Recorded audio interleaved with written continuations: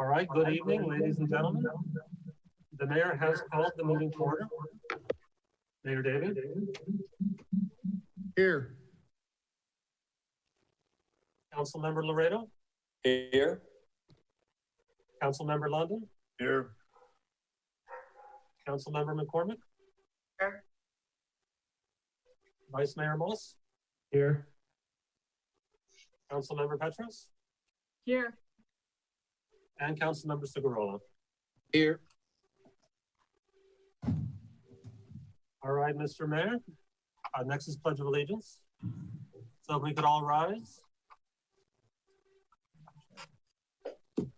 Pledge allegiance to the Flag, United States of America, to the republic for which it stands, one nation, under God, indivisible, liberty, justice for all. Hey.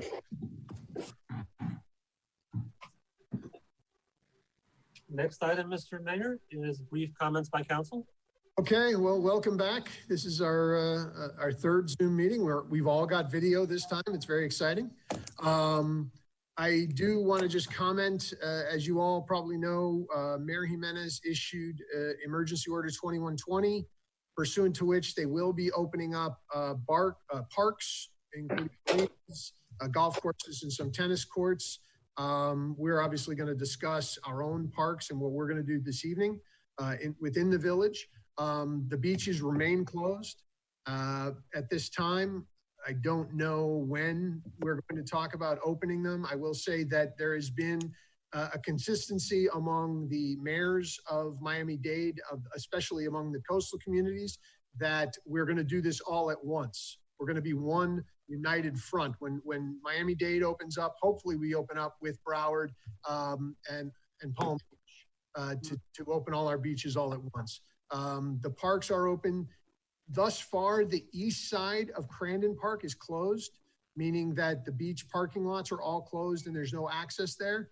But otherwise, the county parks are open. So, and the marinas.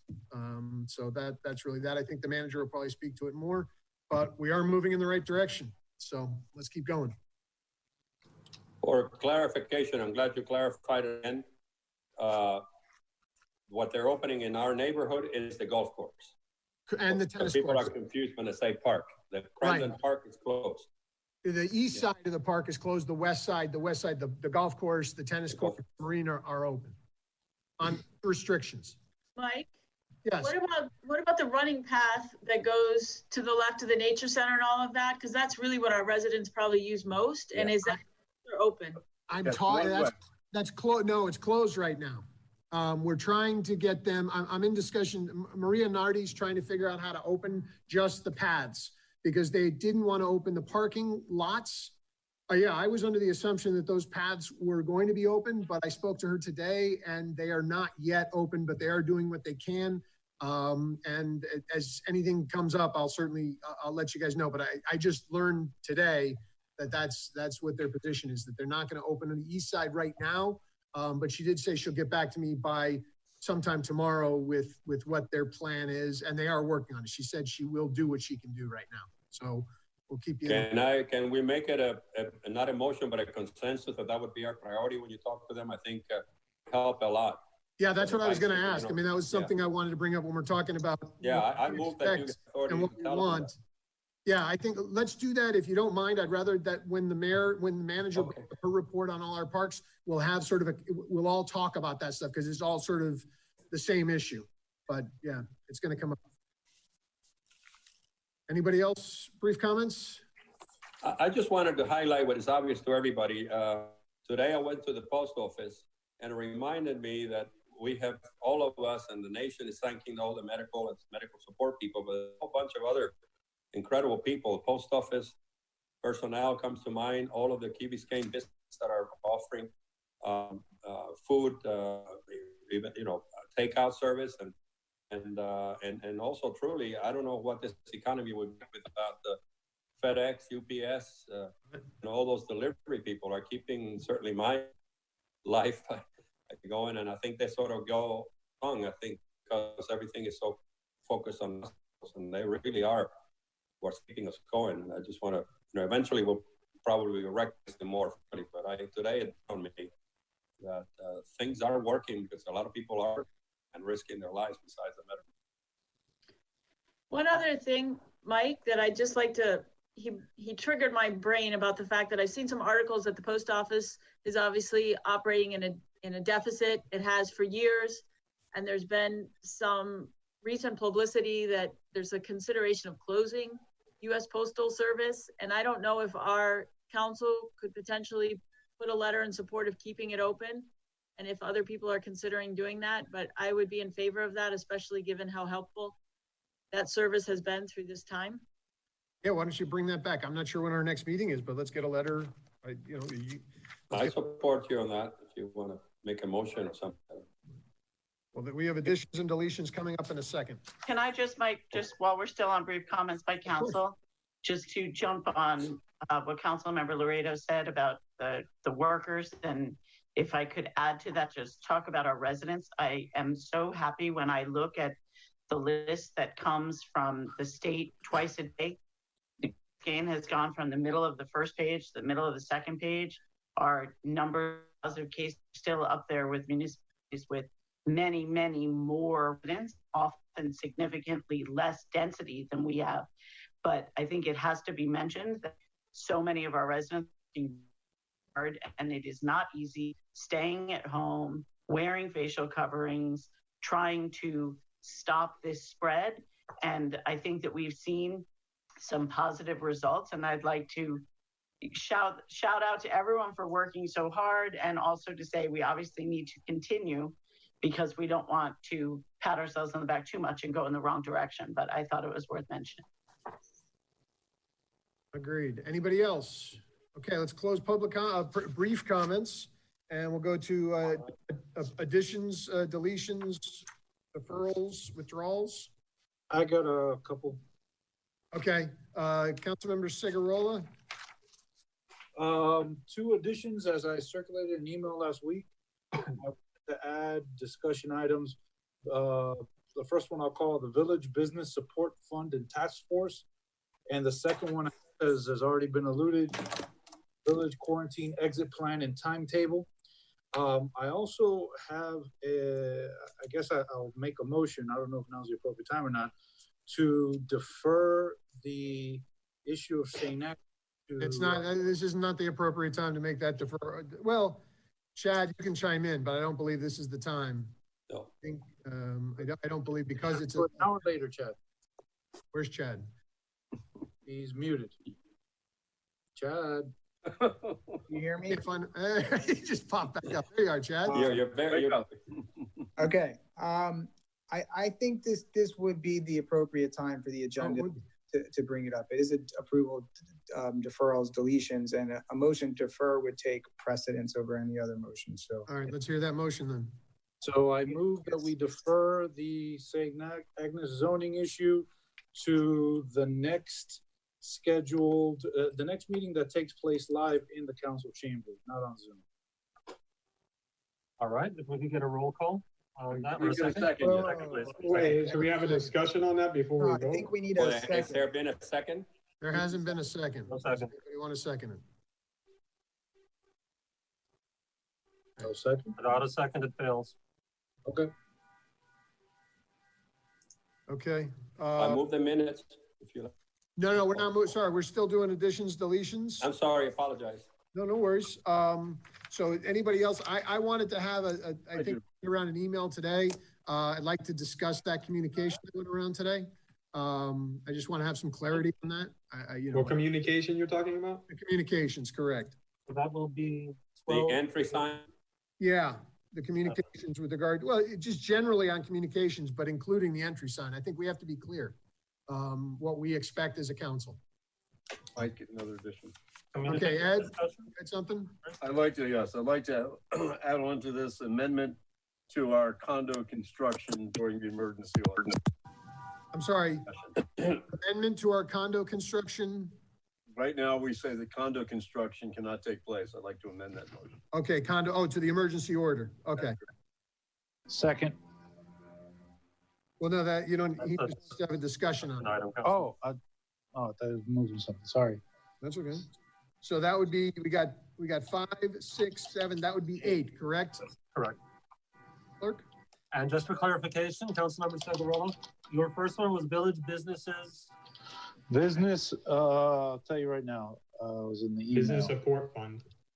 Business Support Fund and Task Force, and the second one, Village Quarantine Exit Plan and Timetable. Okay. You'll explain the first one later? Yeah. Okay.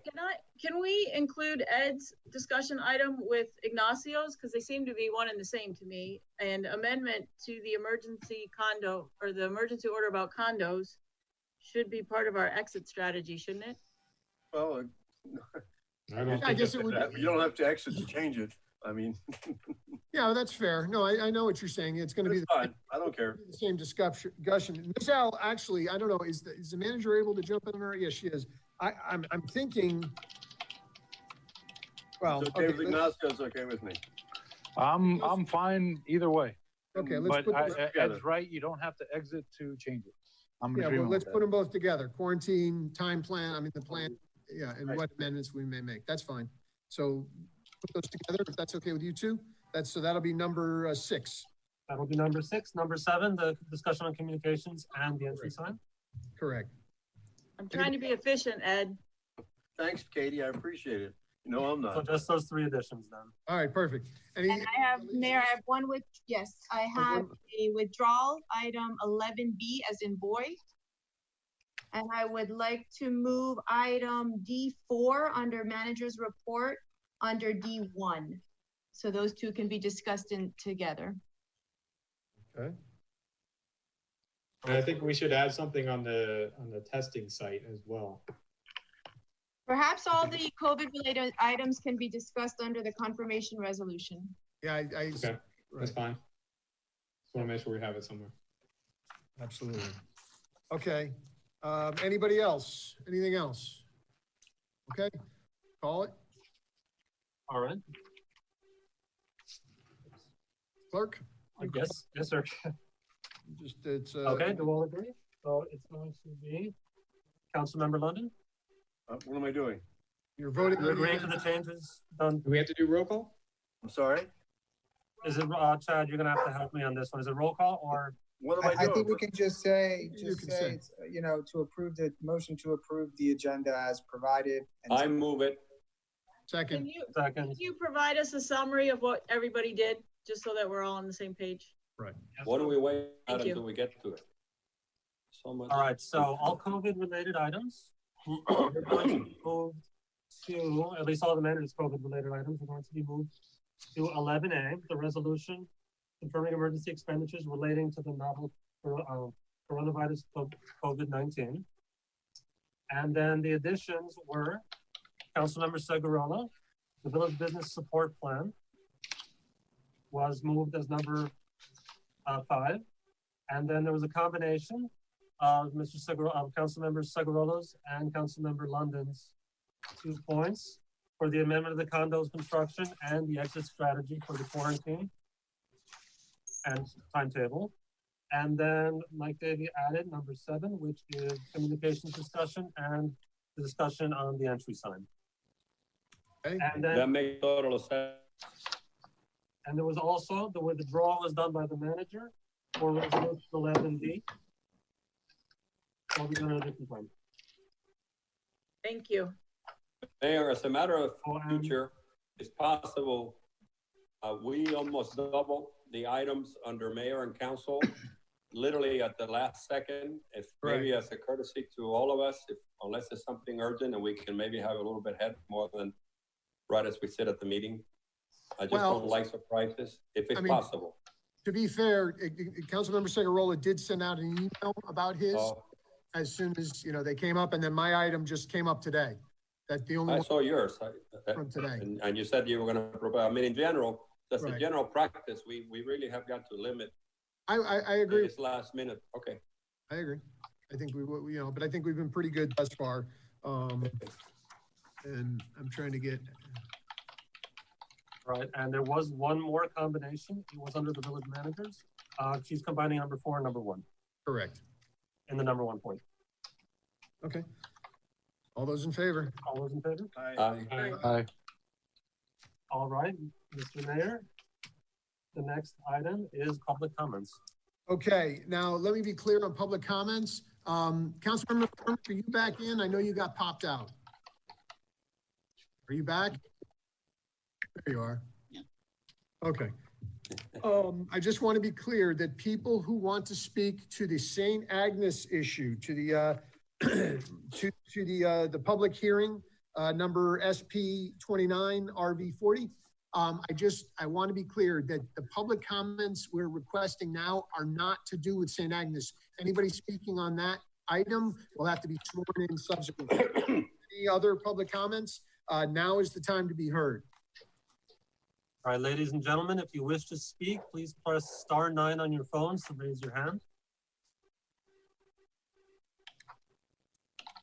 All right, Mr. Mayor, looks like I have 1, 2, 3 right now.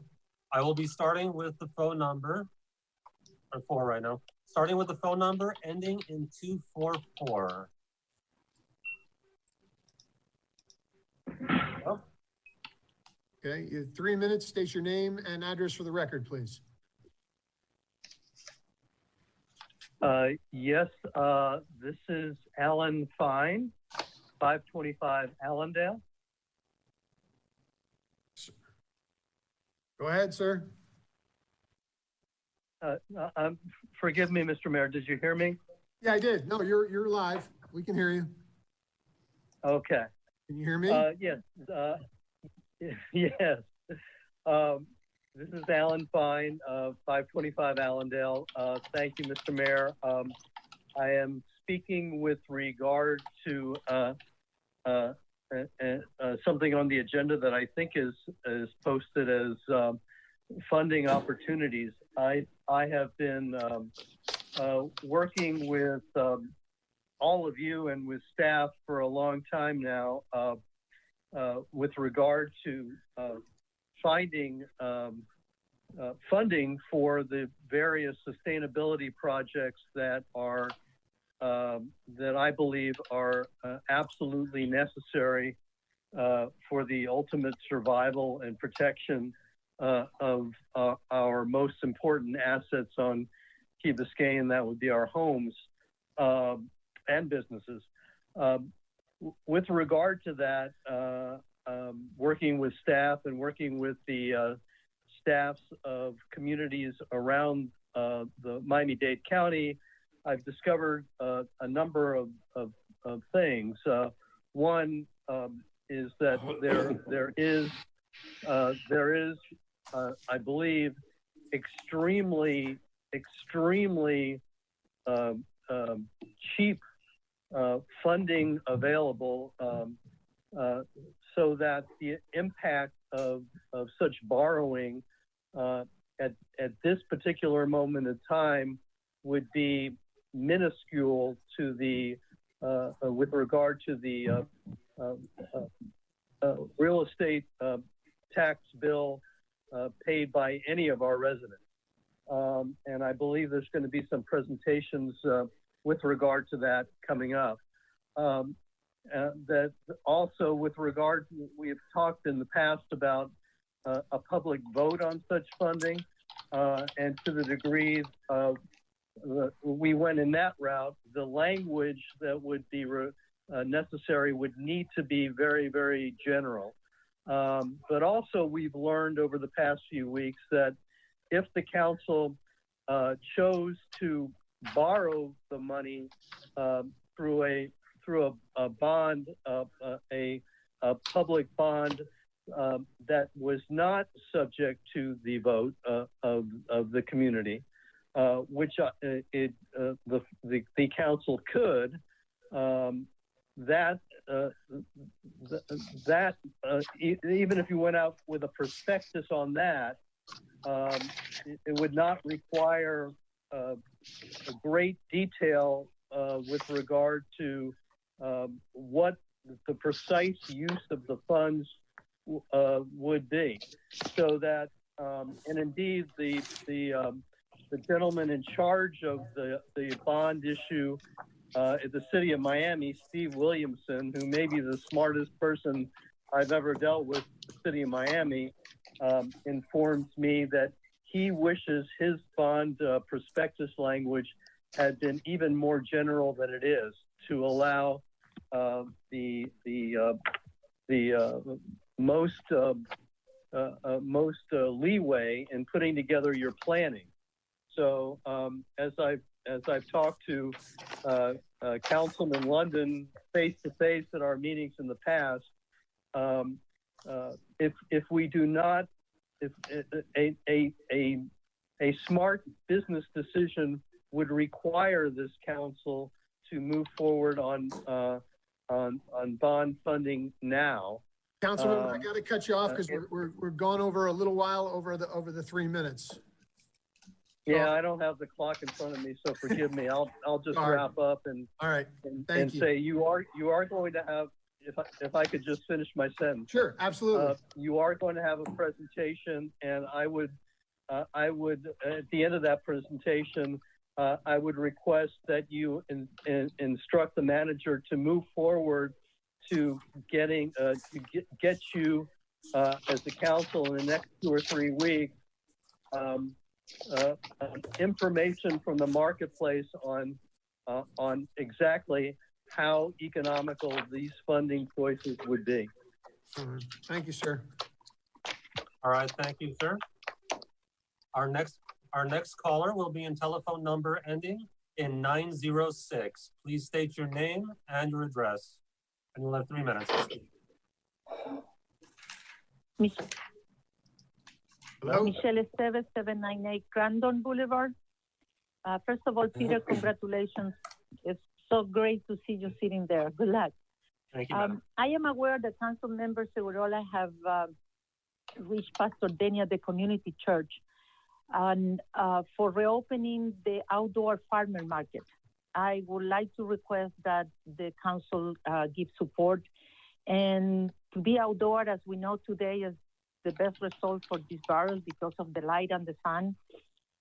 There are many outdoor farmer markets already open around the country, including the Coconut Grove right next to us here. So the person that controls the operator of the farmer market develop a plan, and they make sure that all the customers follow all the rules. So that will be something very good for the community. I would rather to go to the open farmer market that goes inside in Dixie.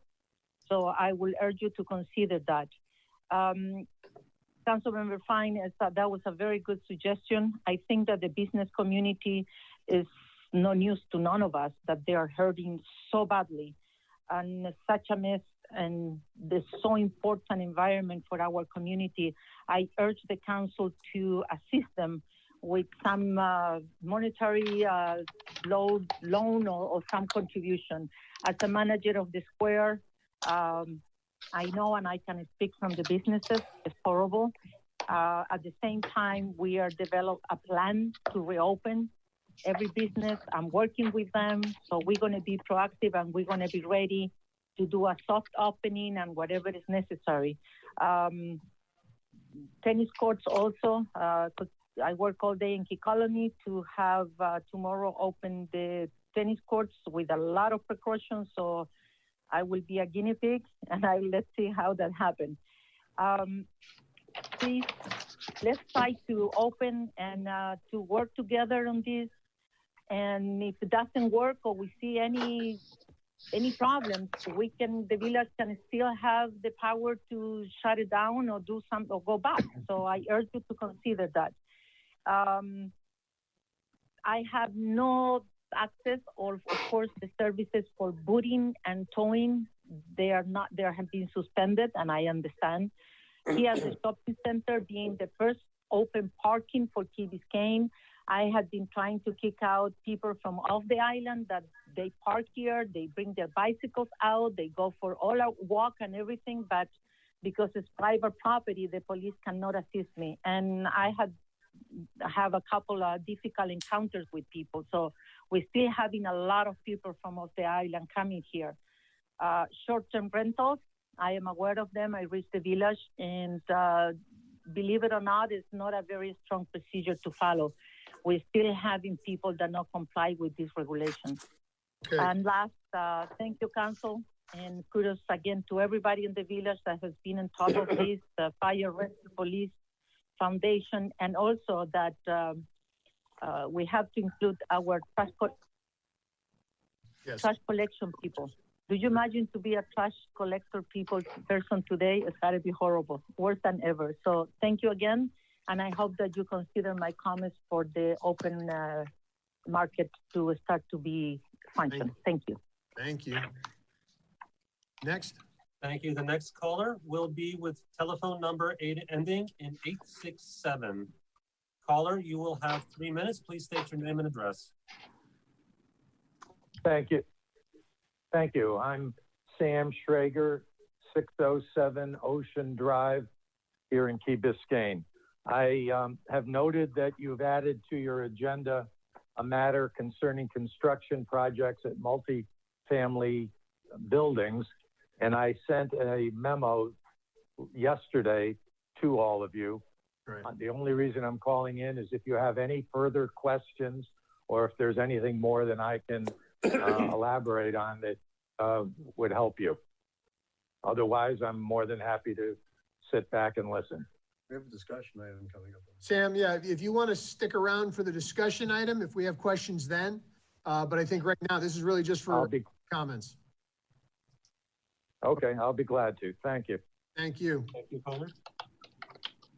Next caller, Mr. Mayor, is on telephone number ending in 970. Caller, you have 3 minutes. Please state your name and your address. Hi, this is Sharon Brott. I'm at 77 Crandon Boulevard in Key Biscayne.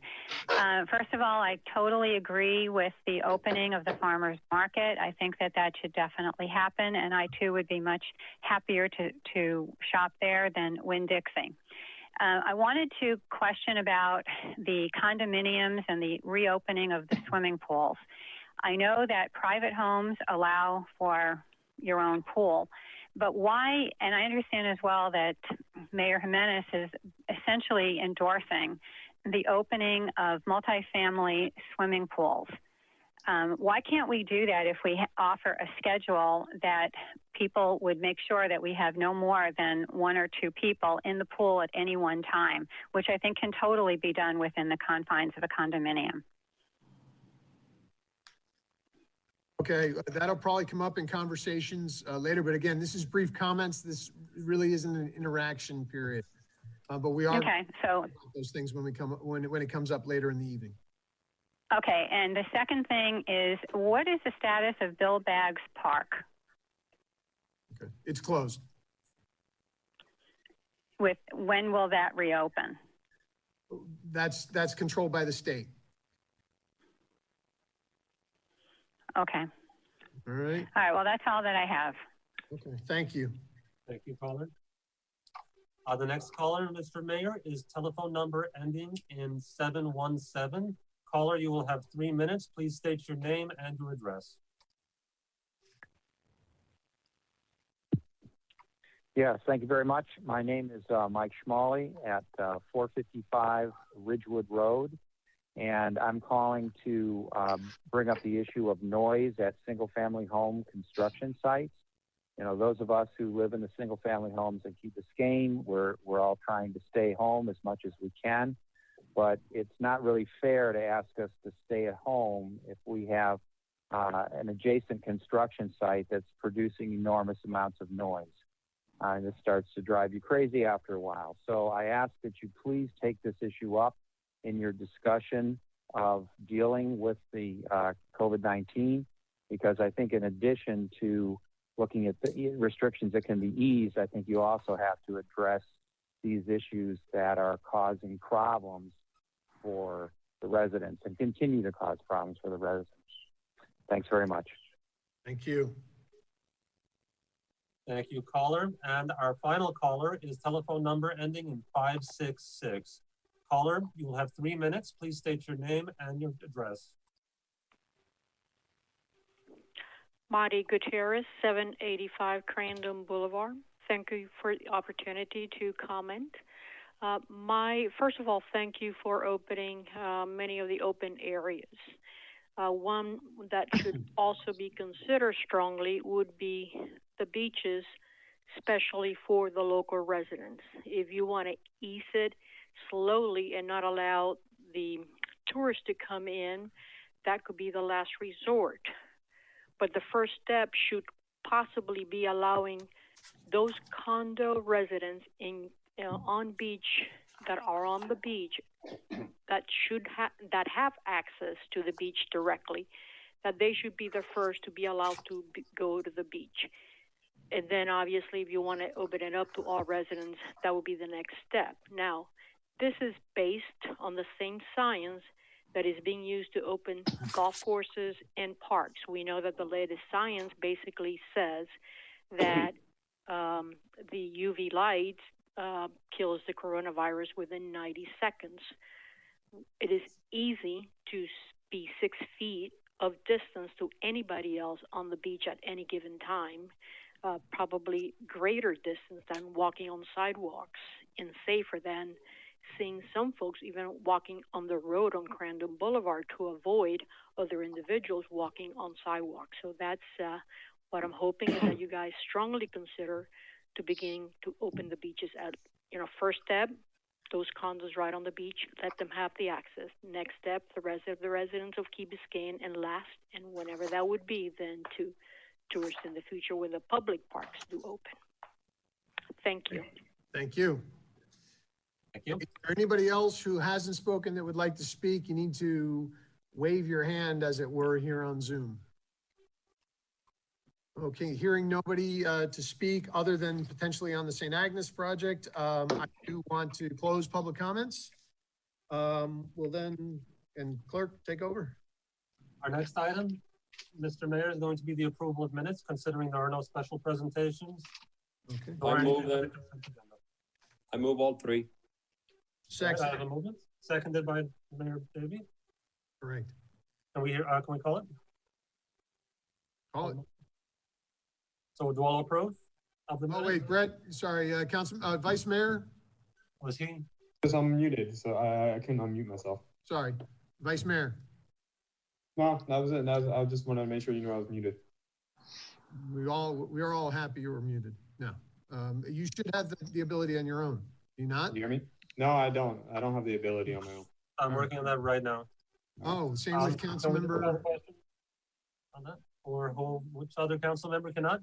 Councilmember McCormick? I can now. You can? Thank you. You want me to test mine? Go ahead, test it. Councilmember Vice Mayor Moss, can you unmute? Try unmuting. No, this is not fun. All right. Yeah, now I can do it. Now you can. Okay. Thank you. I apologize for that. I didn't realize you got knocked off the meeting. Village Attorney, are you able to unmute yourself?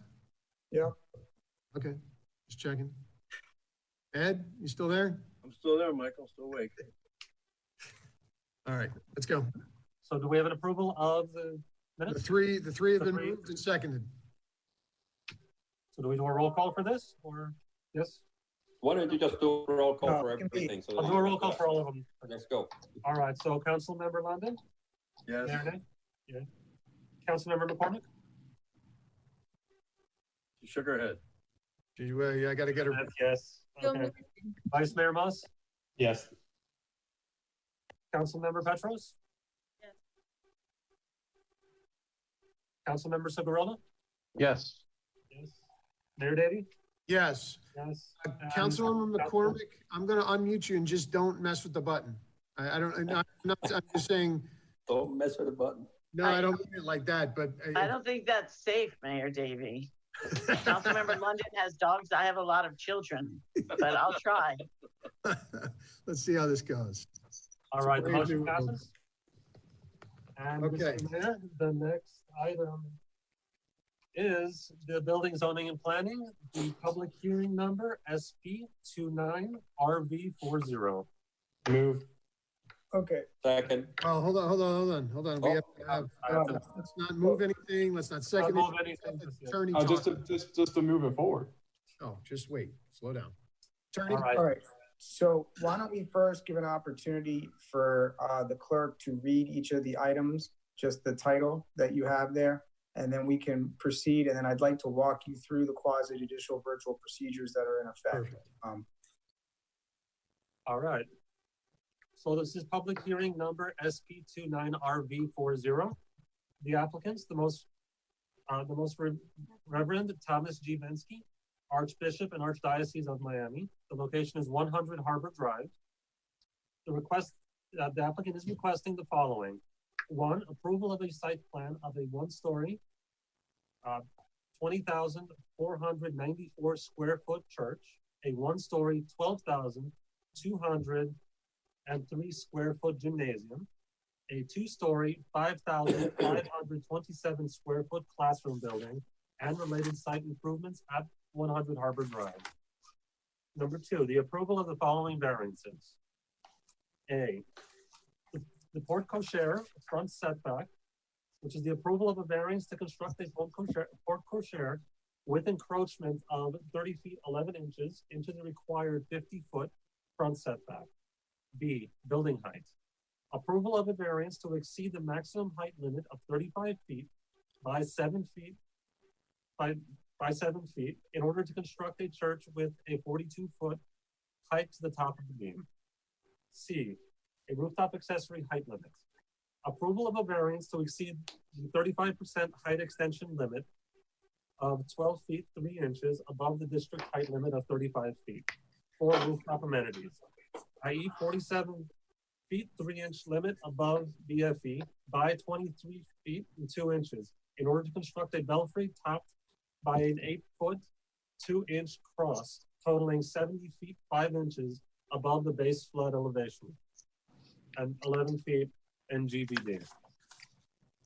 D, floor area ratio.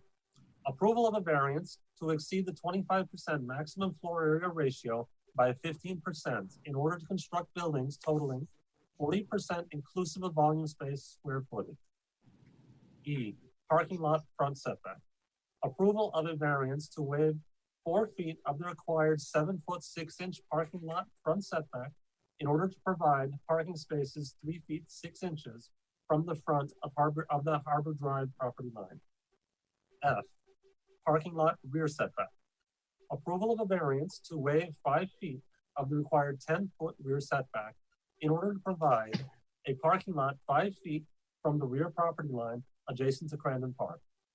And finally, G, parking aisle front setback.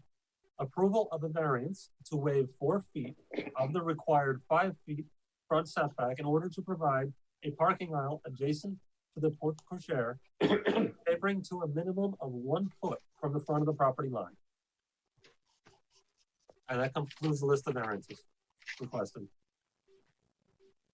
Chad, what's next? Okay, so you guys can do how you typically move and second to just open the items up for discussion, and then I'll speak again. Should they? So, okay, they've moved and they've seconded. I second it, yeah. That's for everything or each item? Everything. For Everything. Okay, perfect. So it's been moved and seconded by, I believe, Vice Mayor and Councilmember Laredo. Or was it? Yeah, it can be all in favor for this. Okay. Councilmember London and Councilmember Laredo seconded. All right, so all those in favor? Aye. Aye. Aye. Oh, What are we in favor of? Just Just moving it talking? forward. Discussing it. item 9. Okay. Next. Okay, did you all vote on that? Yes. All in favor? Okay, all right, so we are now going to hear a quasi-judicial item. We adopted special rules by emergency order to allow this to occur virtually. The first thing, it's going to be a little different than what you've seen or in the chamber, so I want to walk you through it so you understand. The first thing is that the staff is going to make a presentation. It's been pre-recorded. The applicant will then make a presentation. It will be pre-recorded. You will be able to ask questions of the applicant and staff. We will be opening up this item then to public hearing for the members of the public. Prior to anybody speaking, including the applicant and staff, we are going to be swearing those individuals in one by one. So in our typical zoning hearing, we do it all at one time, but because we're virtually doing it, every time before a person speaks, we're going to have them be sworn in. if you want to ask questions of the public, in a cross-examination, you need to ask those questions as soon as that person concludes their remarks, because we can't guarantee that they're going to be around at the end of the hearing. Talking about people making public comments, not necessarily the attorneys or correct staff. Okay, I just want that's correct for everybody. The order of the order that we're going to hear this, we're going to hear all of these items at the same time. We're going to be voting individually on each item. We will start with the variances, and the last item to be voted upon will be the site plan. If any of the variances fail, then we will stop the hearing at that point, and the item would be considered denied. Say that again. So you're going to be voting on the variances first, one at a time, and the site plan last. If any of the variances fail, then we will stop at that point and the item will be denied, because you Would can't you explain that to me? Sure.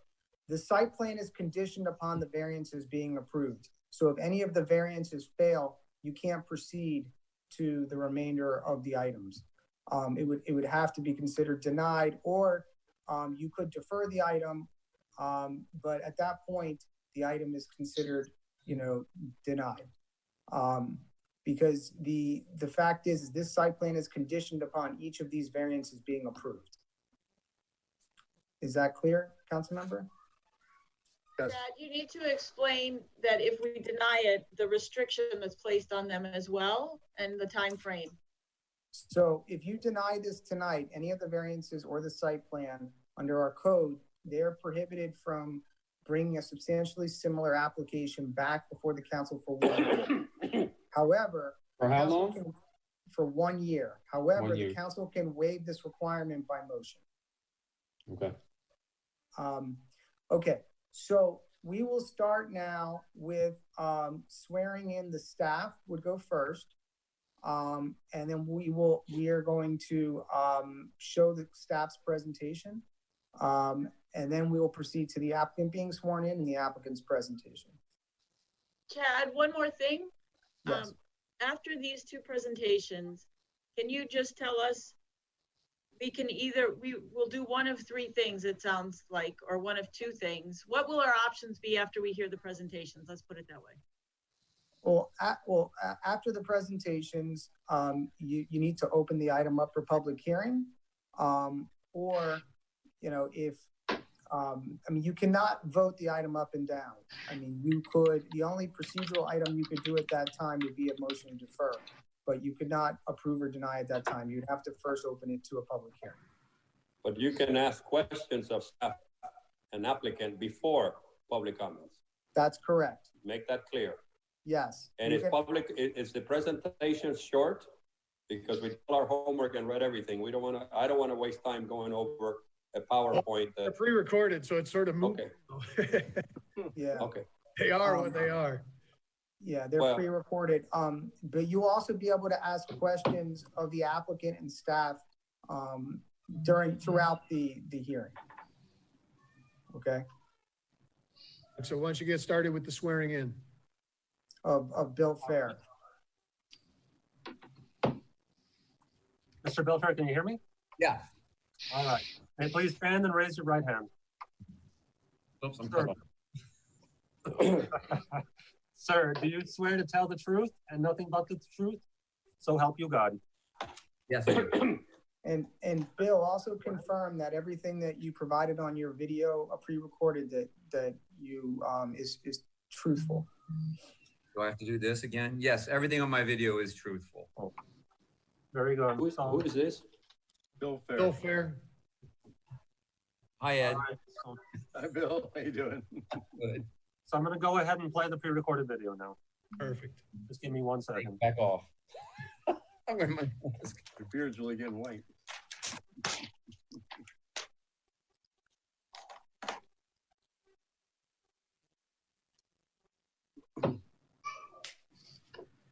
Mayor and Village Council. My name is William Fair, and I'm the Planning and Zoning Reviewer for the Village. I am here to present the site plan review file SP-29, and corresponding variances, file RV-40 for St. Agnes Catholic Church at 100 Harbor Drive, Key Biscayne. The applicant is the Most Reverend Thomas G. Wensky, Archbishop of the Diocese of Miami. His successors in office, Corporation Salt. The church is proposing several improvements on the site, including a new church building, replacing the old, of 20,949 square feet. Excuse me, 494 square feet. New elevated 12,203 square foot gymnasium. A new elevated two-story classroom building of 5,527 square feet, and related parking and site improvements on the site, thereby increasing the total building square footage on the site from 71,000 to 96,468 square feet on the site area of 327,843 square feet. Council has reviewed the plans according to the 8 criteria in our code and found that the site plan as presented meets most of the criteria, although there are a couple of conditions that we would like to impose. But the overall character of the design appears to be beneficial to the community and provides increased space for the campus without increasing density and a safer traffic circulation, as well as more than adequate parking and a beneficial aesthetic with a new plaza in the middle of the campus. Therefore, staff recommends approval of the project subject to the following conditions.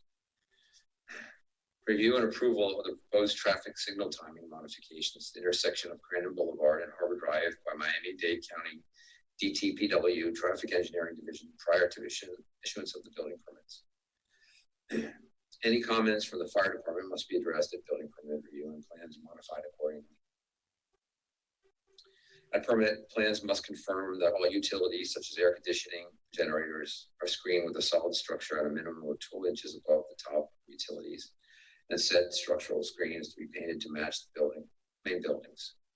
Also, these utilities are not to be located within a front yard facing harbor. The dumpsters shall be constructed of concrete block and stucco. The building material for the gates shall only be comprised of overlapping louver or solid metal. The property contains a variety of palm trees and canopy trees.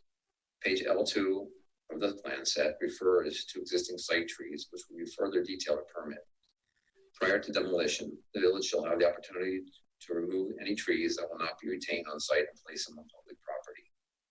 Relocation costs shall be at the expense of the developer. Non-material modifications of the site plan, which do not increase the intensity of development and are substantially in accordance with the site plan, may be administratively approved by the Building, Zoning, and Planning Director. All other changes shall be approved by the Village Council.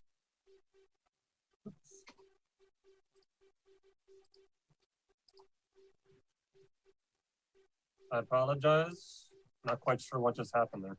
Let me continue that again.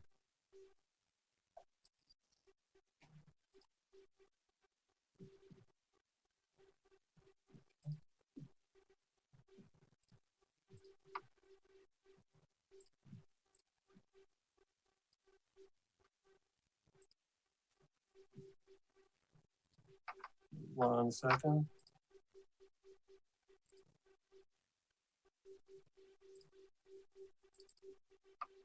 Greetings to the manager, page L2 of the plan set.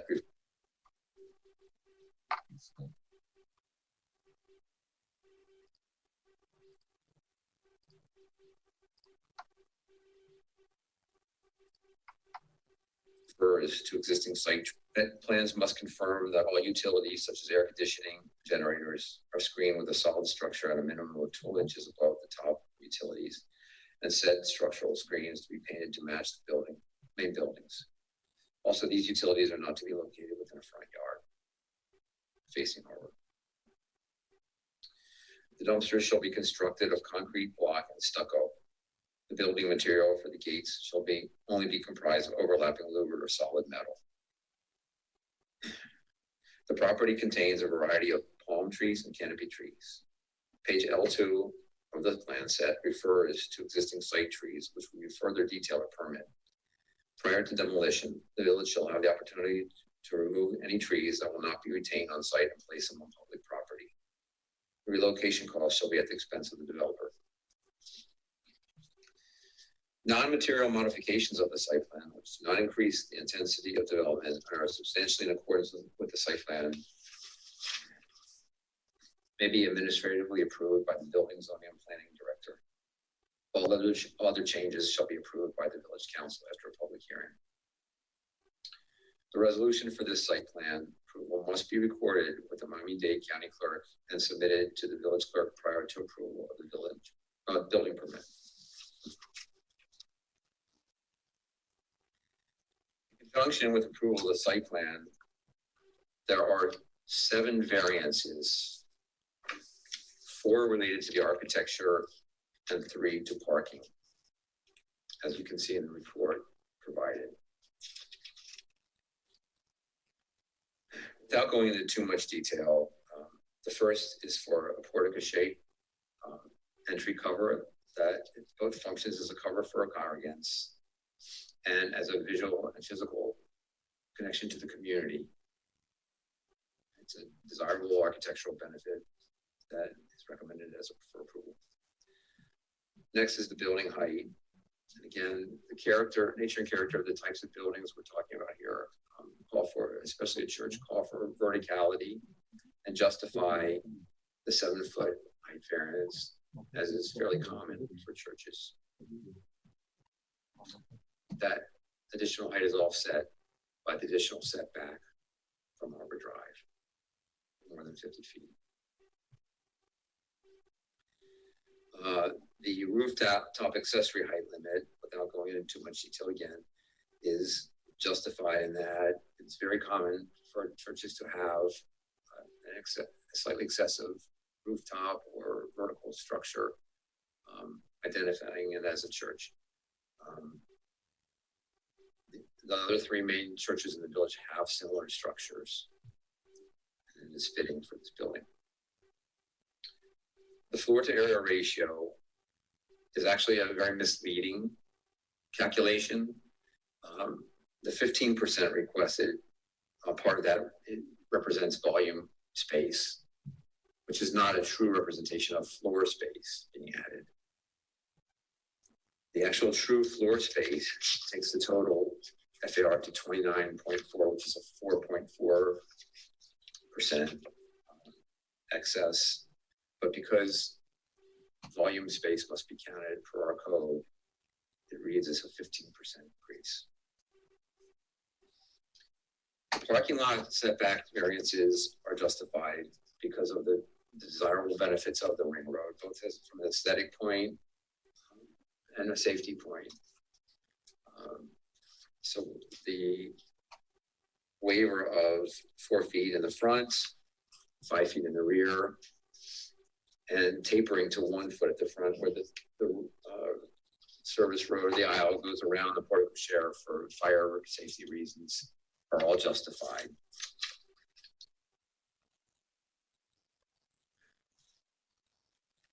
So based on these analyses, staff is recommending approval of variances 1 through 7 subject to the following. The resolution of these variances must be recorded with the Miami-Dade County Clerk and submitted to the Village Clerk prior to approval of the building permit. Without approval of these variances, the site plan cannot be approved.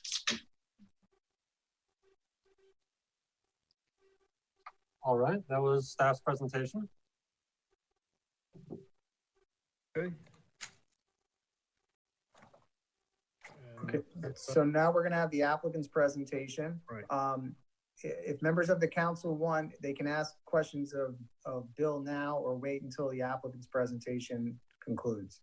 Does anybody have questions for Bill right now, or do you want to wait until after the presentation by the applicant? Are we good with waiting? Good with waiting. Okay, wave if you want to speak. I need you to wave because you're all muted right now. Okay, we're all good. All right, let's go on to the applicant. All right, let's swear in the applicant, please. If I could have the applicant either wave or start their video so I can bring you on board.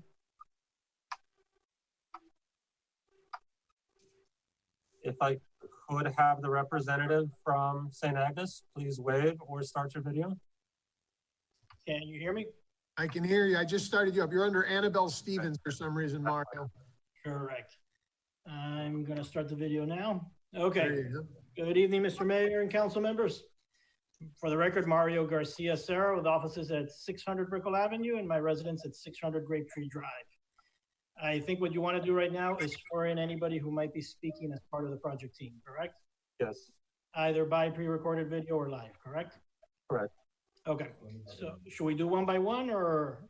Are you all available now? Everybody's within a social distance, so we could have each person come here in front of the camera and be sworn in. All right, we'll do it one by one, just to keep up with social distancing.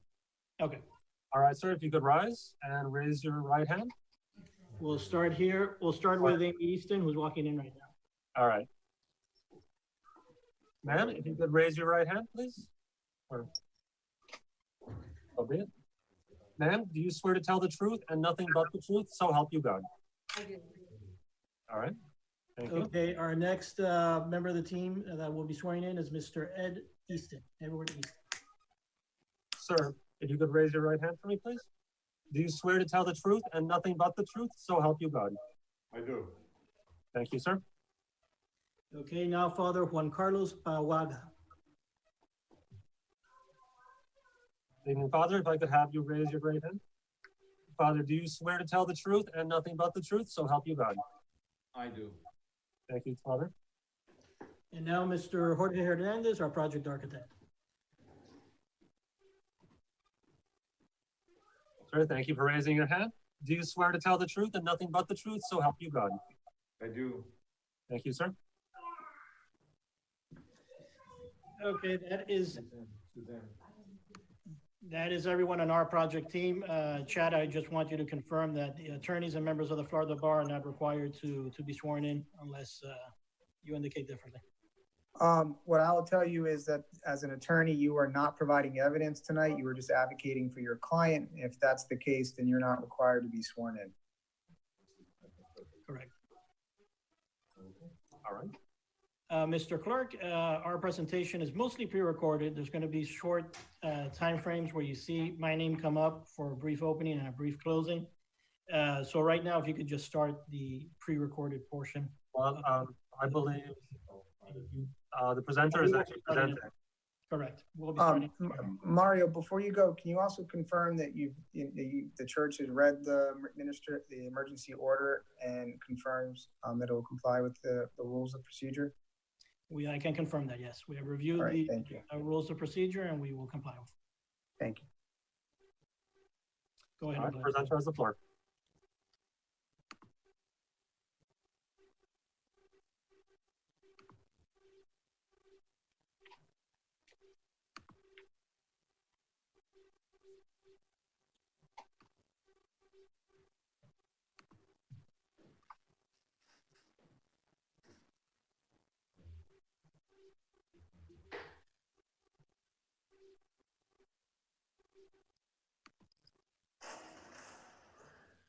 Reverend Juan Carlos Pawaga, 125 Harbor Drive. My dear friends, I am Father Juan Carlos Pawaga, pastor of St. Agnes Catholic Church. It is my pleasure to come before you tonight with this presentation.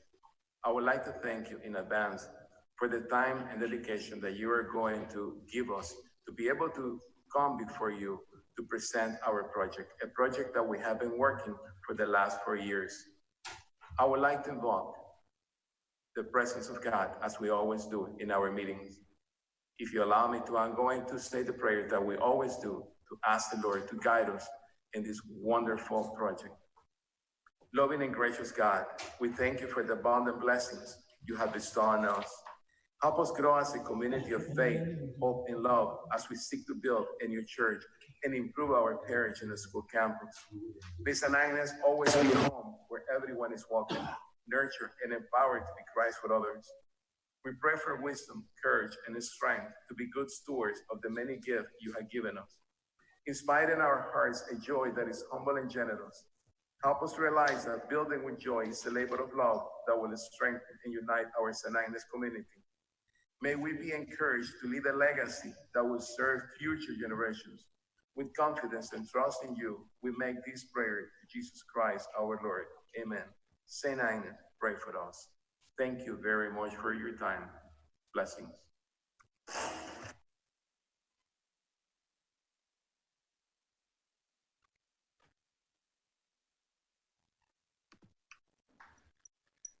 Ed Easton, 18 Harbor Point, Key Biscayne, Florida. Good evening. I'm Ed Easton. This is my wife, Amy, and we are parishioners at St. Agnes Catholic Church and are co-chairs of the project being presented to you this evening. Amy is leading the Building Design and Construction Committee, and I am heading up the fundraising efforts. We also are fortunate to have a committed team of St. Agnes volunteers, plus 2 wonderful priests helping us to bring this project to fruition. What you will be reviewing represents 4 years of planning and due diligence.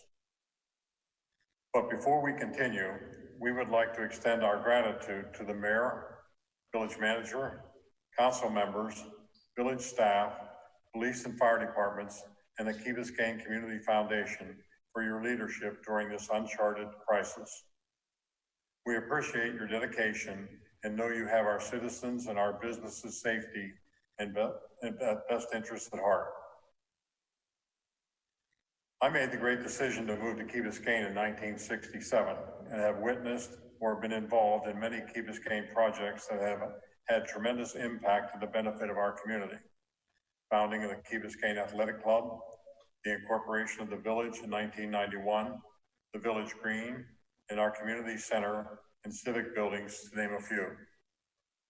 It is our belief that the planned project at St. Agnes will not only serve our parishioners and academy students, but will also have positive community-wide impact. The project, which has been named Building with Joy, was officially introduced to our congregation during Masses in October, but fundraising has been taking place for about 8 months. To date, our parishioners have committed funds totaling over 80% of the project's budget.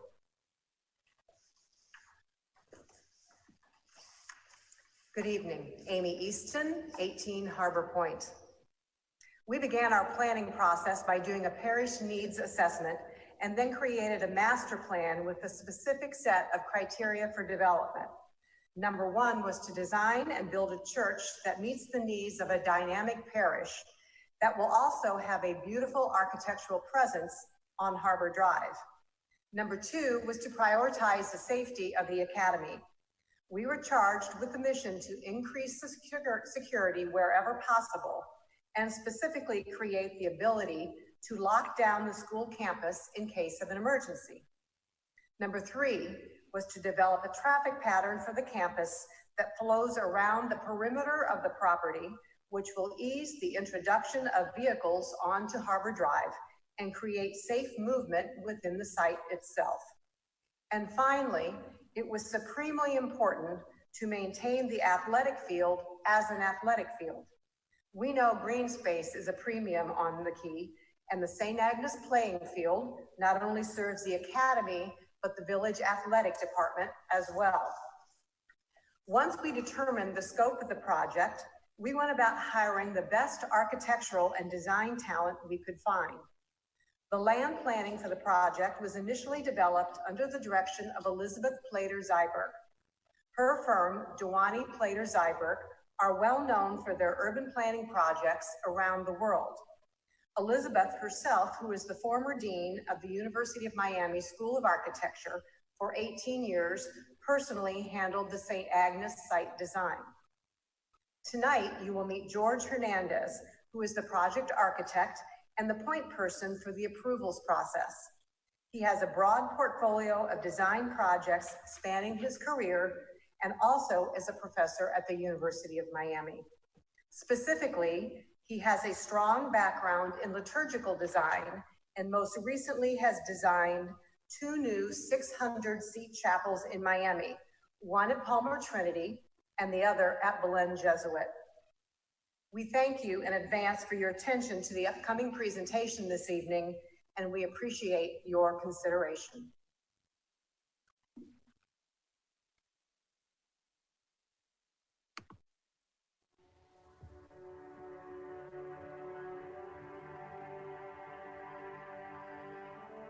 There are no words to express the joy I feel as pastor, witnessing the love that is spreading through our community.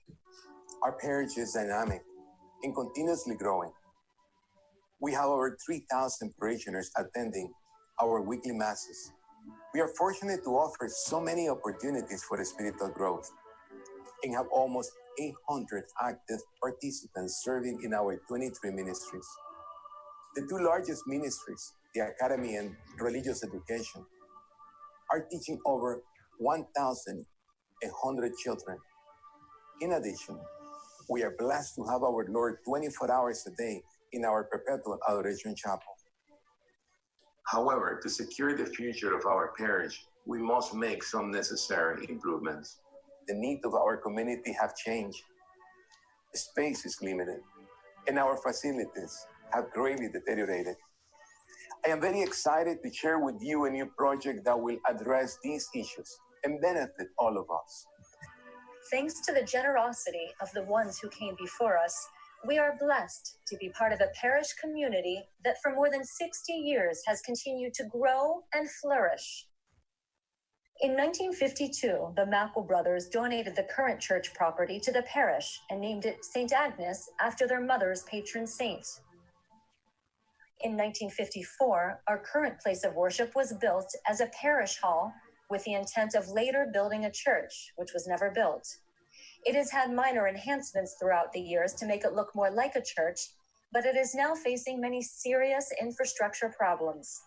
The building was not built on pilings, therefore the foundation is moving, causing the floor to break.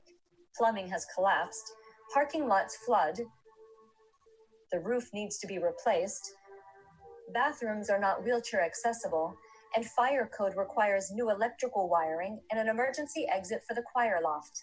These are just a few of the many problems we are facing. In 1973, the Academy opened for 7th and 8th grades only. The middle school building was constructed 18 years later, and soon after, the Academy expanded to include pre-K3 to 8th grade. Then in 2001, the elementary school building was built. One of the most important issues we need to address is the safety of our children. Our school is an open campus and unprotected when faced with a threat, as the Archdiocese and the Key Biscayne Police Department have noted. In addition, our children cross in front of cars to move from one building to the other. Our parking lot is limited, especially when it floods, and we cause constant traffic congestion to the community of Key Biscayne. As a result of our continued growth, there is a general lack of space for all church and academy activities, such as events, meetings, and retreats. Our children have to travel 26 miles to Miami Lakes to play their home games since there's no gymnasium on campus. Our initial efforts were geared toward remodeling the church. However, we quickly learned that wasn't feasible with the new building codes, which require elevating the entire church 15 feet above sea level, nor would it solve all of the challenges we face. Based on all of these considerations, we made the decision to finally build our new church and to make improvements to our campus.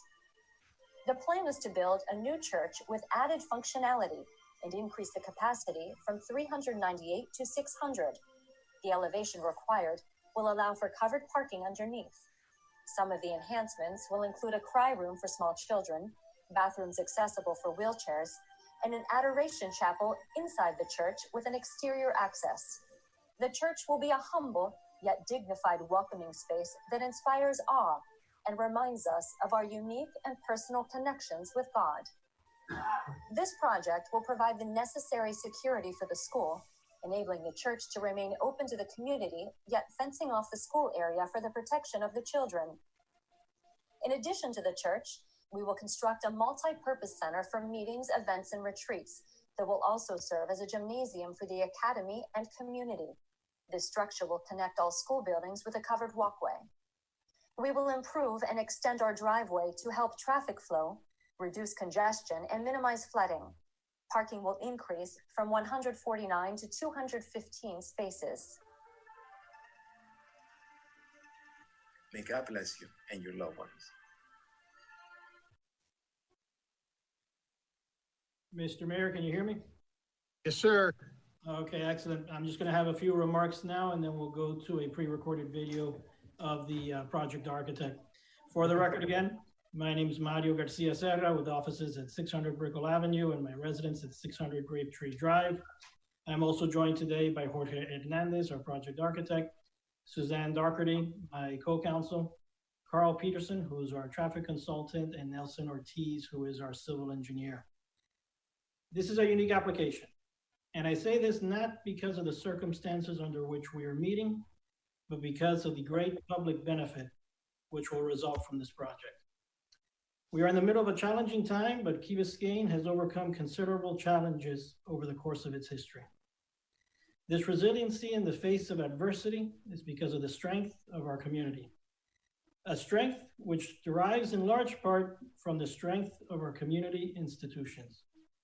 And St. Agnes has always been at the forefront of our island's great institutions. I say this not only as St. Agnes's lawyer today, but also from my experience as a lifelong Key Biscayne resident, a lifelong member of the St. Agnes Parish, a graduate of St. Agnes Academy, and the father of 2 St. Agnes Academy students. The project before you today is a key component in ensuring that St. Agnes continues to be able to serve as a strong community institution for the next 70 years, just as it has done for the past 70 years. And so that future generations can have the same guidance, comfort, and strength which we and previous generations have benefited from. This project deserves to be approved not only because of the great benefit which it will bring to the community, but also because it has been recognized by your village staff in their very thorough reports that the site plan and the proposed variances comply with the applicable legal criteria. The criteria for the site plan are fairly straightforward and almost technical in nature. The criteria for the variances is where judgment is required, or more judgment is required. I submit to you that each of our variance requests are spot on with the applicable criteria, which can be described very simply in 2 different components. First criteria to approve a variance in the village of Key Biscayne is that the variance should be consistent with the intent and purpose of the zoning code and serves to protect the general welfare, stability, and appearance of the community. The second criteria to approve a variance in Key Biscayne is that the variance be compatible with the surrounding community and not detrimental to it. As we go through our analysis of each of these requests, I'm confident that you will clearly see that the answer to each of these questions is yes. The variance requested is consistent with the goals of the zoning code and not only protects but enhances the general welfare, stability, and appearance of the community, and is compatible with the area and does no harm but actually helps tremendously. Please note that the standard for a variance in Key Biscayne is different than what you may see in other communities. In other communities, one needs to establish hardship in order to justify a variance, which is sometimes a very high hurdle to overcome. In Key Biscayne, the applicable criteria, I think, is best described as does it make sense and will it result in a better project? Keep that in mind as we go through the discussion of each of these variances. And with that said, we will now start the architectural presentation by Mr. Hernandez.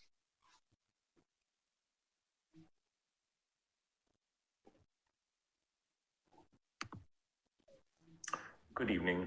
My name is George Hernandez of George Hernandez Architects at 337 Palermo Avenue, Coral Gables. I am the project architect for St. Agnes Parish's new project, Building with Joy, which is before your consideration this evening. Thank you.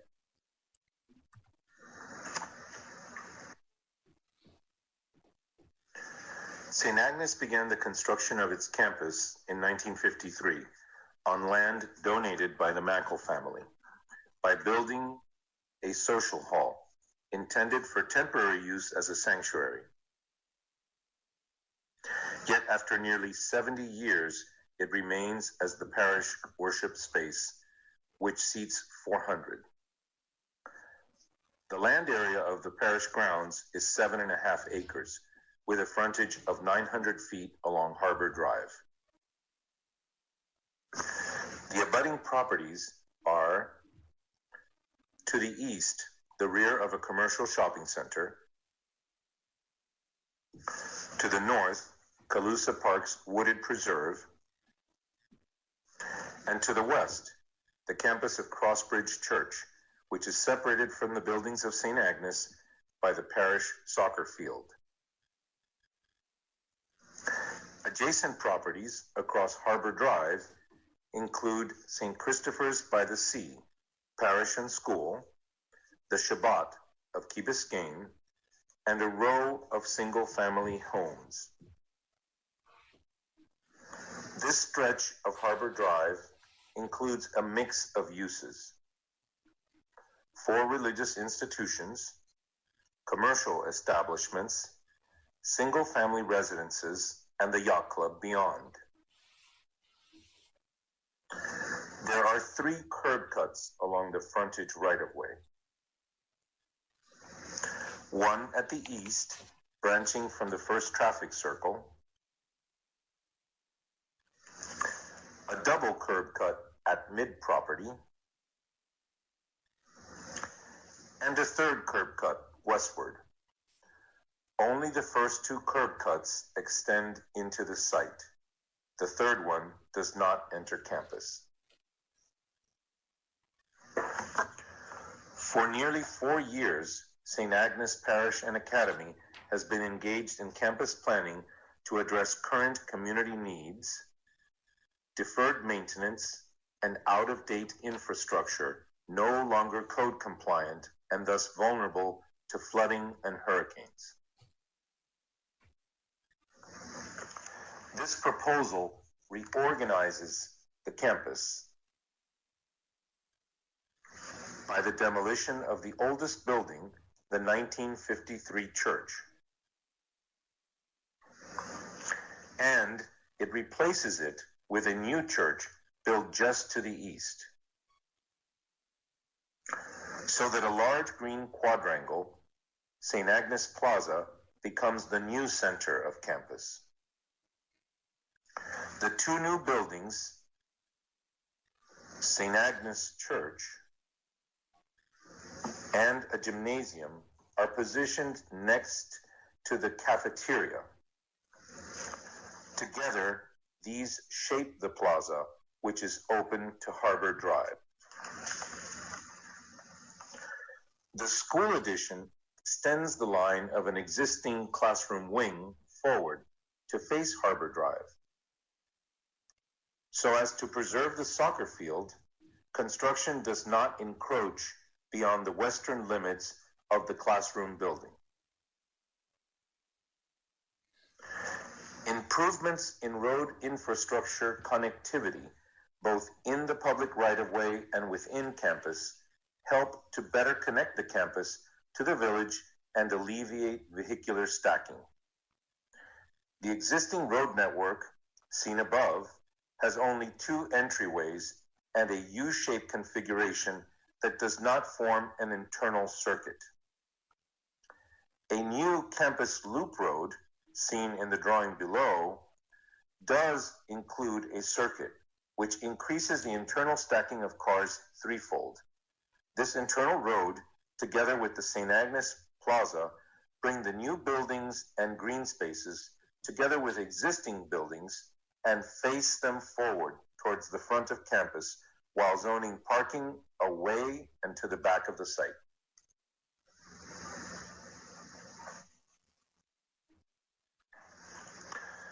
design for the new church is based on the Latin cross plan, developed over centuries by Roman Catholic rites of worship. The entry portico, facing west, is approached from a flight of steps at the upper terrace of the new central plaza.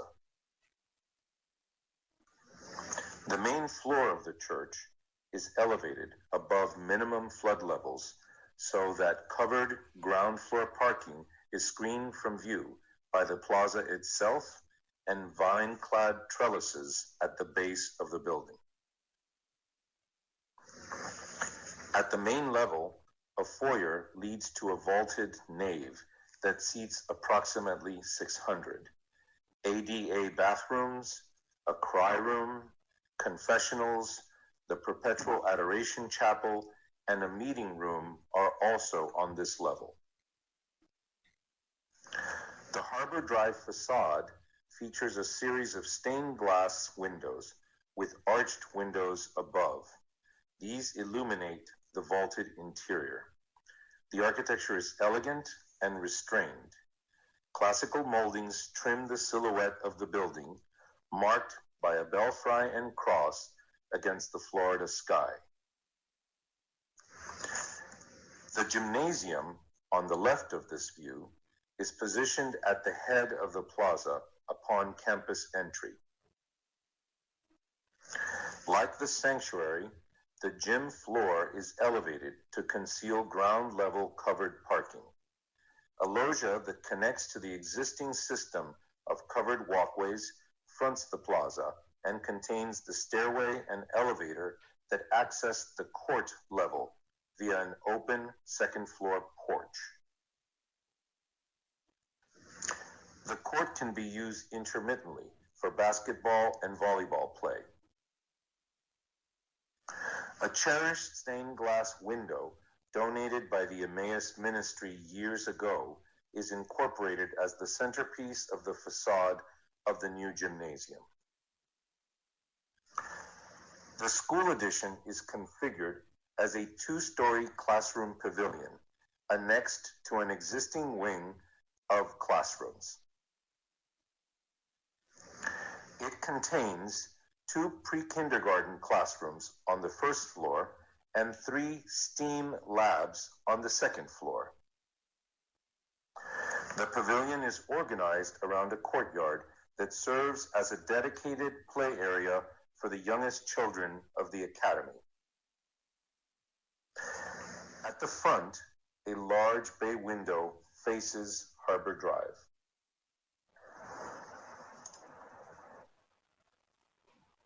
This live-action video of the proposed St. Agnes Parish campus is to facilitate understanding the design for you, the Village Council, and the public.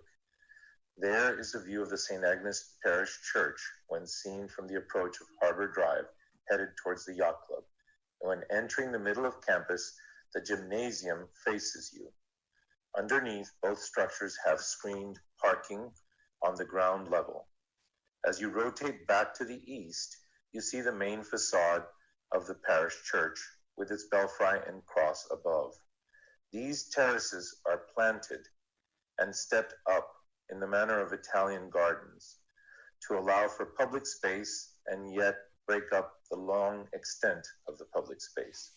The western-facing portico, which is the entry to the church, also protects the building from the harsh western sun, while giving the community a gathering space.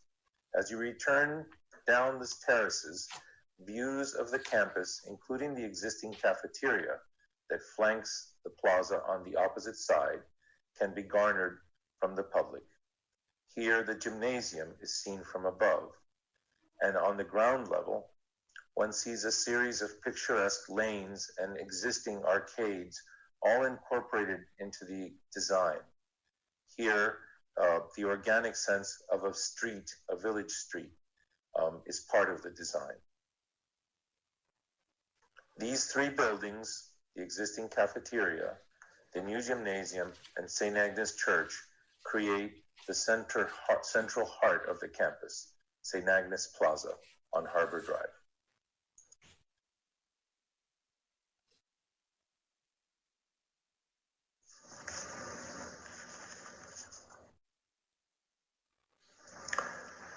This proposal includes a request for 7 variances, which fall into 4 separate categories. Variance number 1 is a porte cochere setback variance. Variance number 2 is a height variance for the main portion of the church structure. Variance number 3 is a height variance for the belfry and cross, which crowns the church structure. Variance number 4 is a floor area variance, and variances number 5, 6, and 7 are parking setback variances. All variances were identified and keyed to your site development plan, seen here. Your staff evaluation concluded that, quote, these variances are necessary in order to accommodate the desired clustering of buildings for an interior campus around a focal outdoor plaza surrounded by a ring road for safer site circulation, improved vehicular stacking, and beneficial aesthetic character. Variance number 1, porte cochere setback variance. To allow a 1-story porte cochere to set back 19 feet 1 inch from Harbor Drive instead of 50 feet. This porte cochere is open on 3 sides and only 10 feet in height. It will protect wedding parties and funeral parties and the physically disabled from inclement weather upon arriving at the church.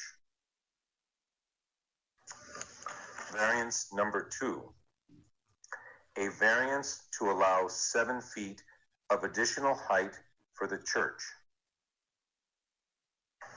for a total of 42 feet instead of 35 feet.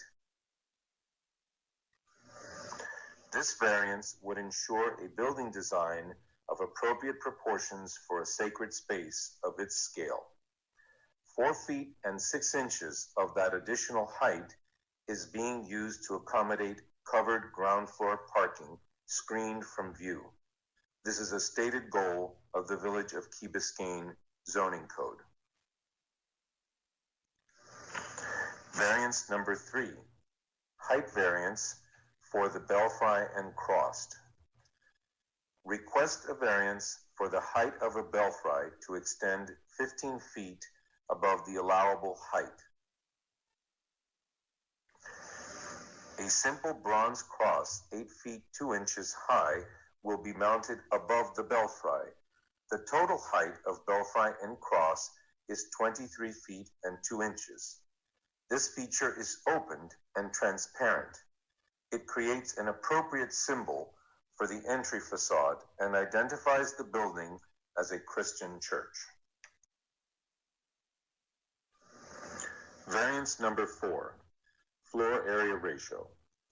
Request a variance to exceed the actual allowable floor area from 25% to 29.4%, a 4.4 percentage increase. This is a reasonable request to address the needs of St. Agnes Parish and the benefits provided by this project. If the volumetric floor area calculation is applied, the existing campus is at 26%, and the proposed campus at 40.6%. This illustration shows actual floor area in blue and volumetric floor area in yellow. Volumetric floor area calculations were not intended for churches or gymnasiums. Those types of buildings, by their very definition, mandate the use of high volume spaces. Otherwise, they are not functional and therefore lacking in design aesthetics. For the church and gymnasium, the volumetric space does not increase the intensity of the building's use. For the church building, seen above, the actual floor area is 20,100 494 square feet. The volumetric area in yellow virtually doubles that number by 17,946 square feet. For the gymnasium, the actual floor area in blue is 12,203 square feet. The volumetric floor area virtually doubles that number at 11,611 square feet. With regards to floor area, your staff report states, quote, the excess floor area square footage is the result of volumetric space required for the church and gymnasium, both of which require higher vertical spaces than standard buildings. The nature of these types of buildings is contrary to the intention of the code definition for floor area. The nature of church design calls for verticality, both for symbolic and auditory purposes. And gymnasiums must have higher ceilings to allow for the activities of play within. So it is contrary to restrict volume space in FAR limits for these uses. Variances 5, 6, and 7. Parking setback variances. These three variances are requested to install a campus loop road, which provides 3 times the interior stacking distance for vehicles than the existing roadway. The internal loop road also facilitates the movement of parking spaces away from the Harbor Drive frontage. It satisfies the code requirement to screen parking areas from views of the public right-of-way. Parking variance request number 5 at the rear of property. See letter A at the top of the drawing. A request for a variance to set back 5 feet from the north property line to the edge of a parking area instead of 10 feet. This parking area does not abut private property. Parking setback variance number 6. Request a variance of 3 feet 6 inches of setback from the south property line to the edge of the parking areas instead of 7 feet 6 inches as required. This is labeled as B in the site plan development drawing. This request corrects an existing condition and extends the line of that existing parking area for an additional 75 feet or 8 parking spaces. Parking variance request number 7. Request a variance for a crescent-shaped lane for fire egress to encroach in the setback. A portion of a crescent-shaped lane that circumvents the porte cochere provides access for fire trucks throughout the interloop road. The 3 parking variance requests are minor and permit fire trucks to have the proper turning radii and access throughout the entire loop road. All 7 variances have been endorsed in your staff report as contributing to planning principles enshrined in the village code, and therefore true to the spirit and intent of that code. This project heralds a new chapter in the history of St. Agnes Parish. The arrangement of new and existing buildings around a verdant central quadrangle, St. Agnes Plaza, is a time-honored strategy in campus planning that will serve the community of St. Agnes and the village of Key Biscayne for generations to come. Thank you.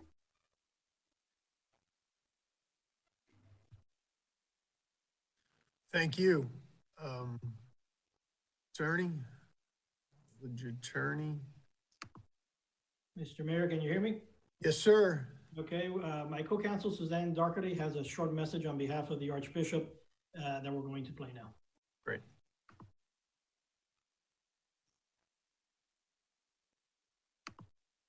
Mayor and council members. I am Suzanne Doherty from the law firm Patrick Fitzgerald and Associates, 110 Merrick Way, Coral Gables, Florida.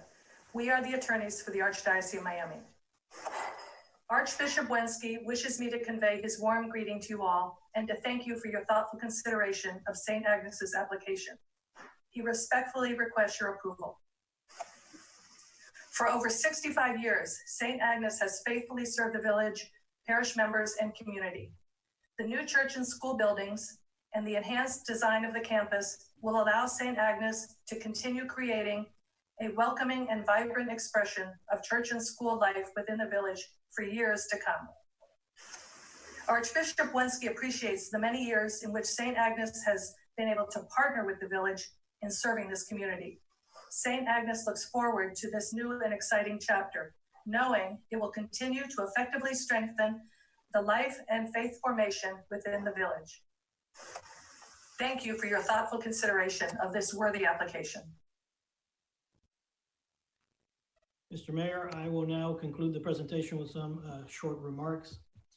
Mr. Mayor and council members, as you could see from George's presentation, this is a very well thought out and designed site plan, which will create a beautiful and well-functioning campus. With regards to the variance requests, let's remember what I mentioned during my opening remarks. Does it make sense?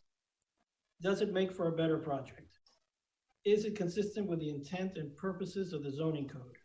Does it benefit the general welfare? We and your own professional staff feel that the answer to all of these questions is yes. Setbacks are supposed to protect the interest of neighboring properties and are especially relevant when dealing with smaller plots of land. Here we have a 7-acre site with Crandon Park to the north, an open field and another church to the west, and one of the widest rights-of-way in the village to the south. I don't think anyone can take the position that these relatively small setback variances that will permit the church to have a much-needed porte cochere for weddings and funerals and an improved parking and traffic flow both make sense and provide for a better project. On the issue of FAR, I think that we have a classic example of the role of unintended consequences. I can understand counting double height spaces as double floor area when one is trying to control McMansions in single family neighborhoods, but I am confident that it was not intended to require substandard ceiling heights in a religious sanctuary or in a gymnasium. Spaces which by their very nature require high ceilings. If the FAR variance was denied, not a single additional square foot of space could be built on this campus despite the great need for it. I do not think that this is the intent of the village's zoning code. Lastly, the height variances are not about ego or wanting to be taller. They have to do with function and aesthetics. The need to make these new buildings resilient to flood and with interior height appropriate for places of worship is what necessitates the variance for the building height. And the architectural feature height variance is what is appropriate aesthetically considering proportions and the large size of the property. In representing various variance applications, I quite often hear the refrain of why should we give you a variance? Just comply with the code. As if the code is some sort of magic one-size-fits-all recipe that can be perfectly applied regardless of the details or circumstances. When a variance means the difference between mitigating a difficult traffic and parking situation and not doing so, a variance is justified. When a variance means the difference between having an appropriately sized place of worship, which is protected against flood and rising sea levels, as opposed to just making do with a deteriorating structure, a variance is justified. When a variance means an appropriately sized gym to be used not only by St. Agnes, but by the village as a whole, a variance is justified. When When certain well-reasoned variances result in putting a valued community institution on the right footing to continue to serve the community for another 70 years, these variances are worth it. Mr. Mayor and council members, these variances comply with the legal criteria, will result in great public benefit. They make sense and will result in a better project. I would ask that you follow your staff's recommendation and vote to approve them along with the site plan. Staff's recommended conditions of approval are acceptable to my client. We have received over 969 letters and emails in support of our application, which are part of the record. There are certain letters which I think merit special mention due to the expertise or community role of these individuals or their proximity to the subject property. One such letter is from Mr. Judd Kurlanchik, longtime resident, former planning and zoning director for the village, and may I add, an individual that was not necessarily very easy to convince of the appropriateness of variances in the past. He has written a letter in support, and I would like to just read an excerpt from it, which is relatively short. The zoning regulations require that volumetric spaces be included in the FAR calculations. This was done to address the massing of single-family homes, commercial and multifamily buildings. It was never intended to include volumetric space in the FAR calculation for churches, as that would prevent sanctuaries from being constructed. Churches, by their very nature, have large volumetric spaces. Again, I enthusiastically support the approval of the site plan and variances. I strongly encourage the council to approve the project. Respectfully, Judd Kurlanchik. Mr. Jose Ortega, well known to many of you, leading contractor here in Miami-Dade County and a person who knows a thing or two about design and good quality of architecture and buildings, also submitted a letter of support.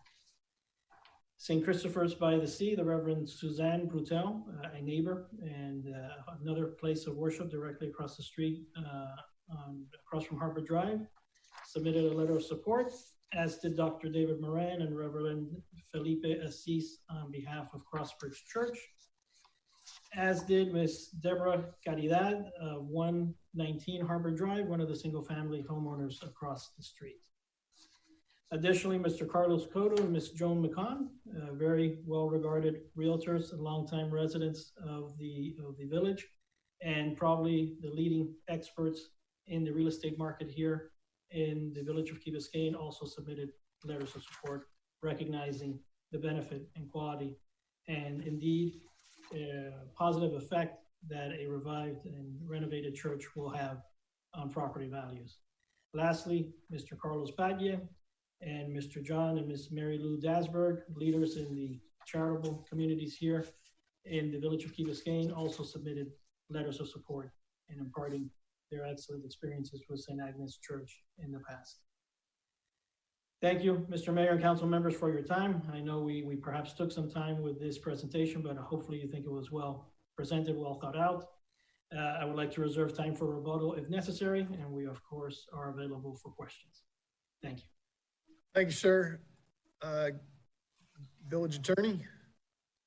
Okay, so at this point, the council can ask questions of the applicant and staff, or the council could open the matter up for public hearing. What's your recommendation on that? I would think I'd rather, if it's the will of council, I would suggest that we ask the questions now before we get into public comments, but I think that it's appropriate to ask questions now. Okay. All right, let's start. Councilmember Laredo, you were waving your hand? Yes, thank you. First of all, I want to congratulate our own staff, our own professional staff, for working on this for such a long time in pursuit of our goals and spirit of Key Biscayne. And a very thorough job. I didn't need all this presentation because I thought they did such a great job in the readings that I did to give me some comfort on making a judgment on this thing, on the merits. And we often don't congratulate our staff, so I want to start by that. Second of all, if I can make an evaluation of the presentations, just would have to say that by far the best was Amy Easton's, and by far the worst was Ed Easton's. But the other ones are wonderful. May I ask the staff, what is the normal, or maybe Ed, height of a single family home floor? Is it 12 feet floor to ceiling, more or less? You're asking me? It's less than that. Either you or the staff. Of some of the houses you built? We have a height regulation, I think it's 22 feet at the beam and 35 feet at the ridge. Yeah, but typical like floor to floor, you're going to be looking about 11 feet from top of floor to top of floor. Right. That's commonly what we see. So if I have my math, there's a lot of information, but the crux there, from what I heard, is a 7-foot variance. So that's about half of a floor. A little over. Approximately. Little more, but yeah. Basically, the controversy or the dispute about the height variance is about, well, it is 7 feet, which is about half of a regular floor. As per our. Correct. Okay. A little more. To put things in perspective.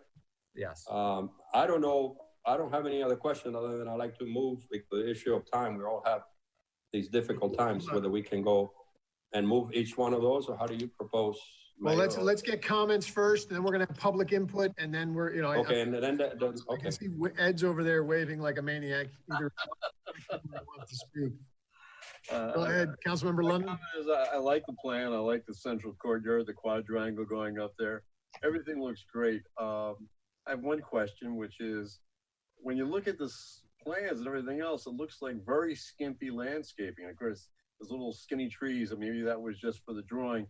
Do you intend to really densely landscape this place so that it will create a nice green environment for us in Key Biscayne when we drive down Harbor Drive or when you go onto the campus? That's my question for George Hernandez.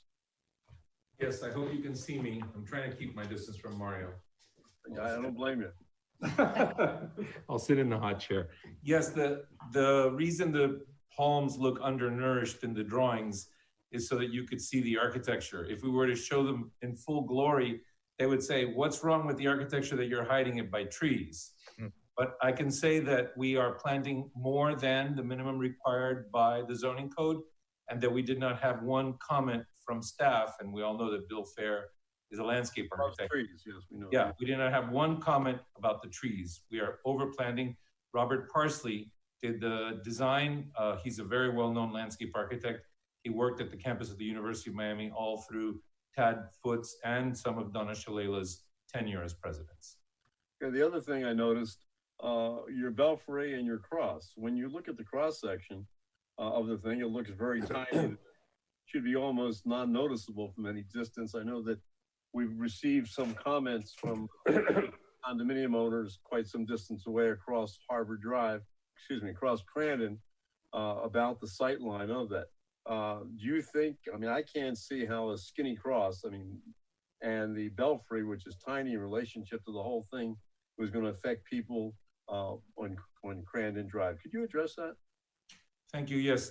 Well, the cross is a bronze cross.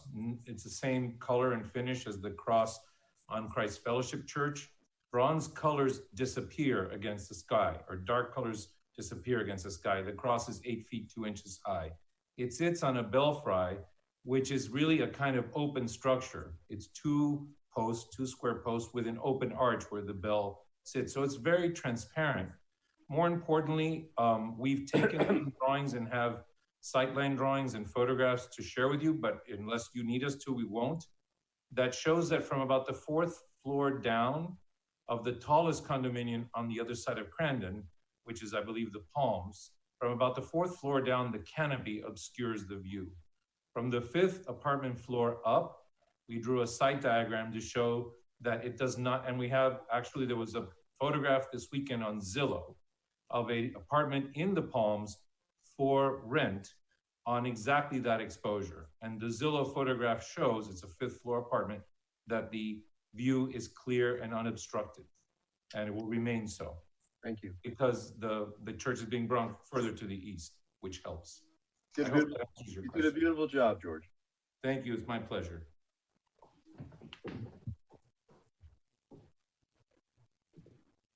Councilmember Petros, sorry, I didn't unmute. Councilmember Petros. And I also think it's a beautiful layout, a beautiful design. My one real concern is the height of this church. And particularly because when you turn right on Harbor and start driving towards this area, is going to be a dramatic difference. And the height is going to feel actually taller than the height of the wood beam because you have a parapet that I believe goes along the whole horizontal end. And I wanted to know, because when I was first told about this building, I was told that the variance would be for the belfry only. And now that it's been presented to me in a formal fashion, the whole structure raised above the level of our current code. And I know that there's parking underneath, so that may be one of the reasons, but I wanted to know if you had originally designed this without underneath parking and whether that would be a consideration to go back to. Yes, you're correct. Of the 7-foot ask for additional height, 4.5 feet are placed to elevate the building's main floor so that we can tuck parking beneath it. This is what allows us to have the extent of planted green space that the plan has. Because when you put the footprint of a building over parking, you're preserving more and more open green space of the campus. So yes, we are parking below, therefore the building goes up 4.5 feet. And 2.5 feet, 30 inches is used for the interior of the space of the church proper. The reason for that is that there is a ceiling of beautiful intersecting vaults called groin vaults, very typical in traditional church design. And the quality of the light that is brought in of those large semicircular windows above the stained glass windows that you saw are going to reflect in those vaults and softly bathe the interior. So it's only 2.5 feet that we're asking for the room, the sacred room, and 4.5 feet for the parking below. Now, the parking below serves two purposes. First of all, we are providing 35 more parking spaces than required, and I think that's important because we don't want to use up the spaces that are in the right of way. But by raising it, we are also raising the flood levels above existing minimum base flood. The FEMA flood zone maps are about to be released. I am working on a project in Monroe County. Monroe County has received its new federal flood maps. Those maps are significantly higher, and they are predicted to be significantly higher for the entire state. We do not want to plan a church now that will be obsolete in terms of flood levels in 15 or 20 years. So that additional 4.5 feet is below the church is serving A, to keep parking away from view, and B, to protect us as we deal with rising waters into the future, and immediately address the unknown, which is the delta of the new FEMA flood levels. I worked extensively with Jean Santiago looking at all the FEMA issues. Can you tell me what the potential new numbers are going to be? Is it going to be 5 feet higher? Because I know your base flood here is at 11 feet up, correct? Not 10. Yeah, that's correct. At 11, because of the splashboard effect, which the village has. This, as you may know, this is a coastal AE zone, which very smartly the village created as a hybrid between the VE and the AE. In a coastal AE though, in the old AE, you would measure from the finished floor up. That would help us. In the coastal AE, you're measuring from bottom of structure. So the depth of the structure is also punitive to us, which is why we needed to raise the interior a little bit. But the blended zone does address splashboard, which is one of the newer elements of flood codes. And in Monroe County, the new levels are trending upwards of an additional 4 feet. Did you originally design this building lower and then it got raised up, or was this the original design? This was the original design, but we had to mitigate those heights a bit to be able to do the clearances on the cars. We always had cars in, and remember, this is a preliminary presentation because we're at site plan review. We have to give ourselves a reasonable size for the depth of structure. The engineers have not finished calculating the depth of structure. And am I correct that there's 18 parking spaces underneath there? There's more than 18. I believe there are 30. If I can take another question and count the drawing for a second, I can tell you in a second. I know that we are in excess for handicap spaces. We're required 6 and we have 13. Many of the handicap spaces are distributed throughout the entire campus, but many of them are also placed in the underneath side so that in inclement weather, handicapped persons may rise. Yes, you were correct. It's 18 under the church. Okay. Yes. Does that answer your questions? Yes, thank you. Thank you very much. Should I stay here until everyone's done? Yeah, I think you're going to be you're in the hot seat as you. That's fine. That's fine. Councilmember, Vice Mayor Moss. Just a quick question. Did you guys consider more golf cart spaces, or is that something not used as much to this church? The village code has no definition for a golf cart space. We have indicated some places where golf carts could be parked, some in tandem, which is fine, and others conventionally. And I think as the project moves along, remember, this is the beginning to allow us to go ahead and develop fully the project. We will stay in communication with the village staff. And I think it makes sense to look at trading some parking spaces for golf carts. But the golf cart spaces that are shown are free spaces because there is no definition for golf cart space in the village code. I have one question about, Ed, just give me 1 second and then I'll come to you. Just out of curiosity, what was the height of the old sanctuary as opposed to what we're putting in now? The old sanctuary is about 28 feet high. I don't know if you saw in the bottom of the drawing of the new sanctuary, there's like a wave. So that was just to put into people's minds where the current flood are esteemed to be. Right. If that wave were drawn in the old sanctuary, a significant part of that floor would be underwater. So right. Obviously, we all were here for Hurricane Andrew. I know I was, but it's a very different world. You can't build any of the churches on Harbor Drive. If a hurricane were to take them out, they would not look like they currently look. They would be significantly taller, obviously for reasons of flooding. No, understood. I was interested in the history. I just learned about the history of the church, the sanctuary, and everything else. That was interesting. Hello? Member Lund? Yeah, George, when I looked at the underneath the gymnasium, I saw you had a column, I guess, after every 2 cars. Yes. Why, with approximately 21 foot on center, why wouldn't you basically go every 3 cars with, say, a 30 foot, a 31 foot, since you have no structure above that to support, and that way you pick up an extra 2 parking spaces? Respectfully, Ed, I don't think we would pick up that much more parking, but I'm happy to do the study. The reason they are closely spaced is that we're using precast joists, which if you don't have the depth, which we are taxed on for reasons we already discussed, then you keep your spans tighter so the floor of the gym is not bouncy. Okay.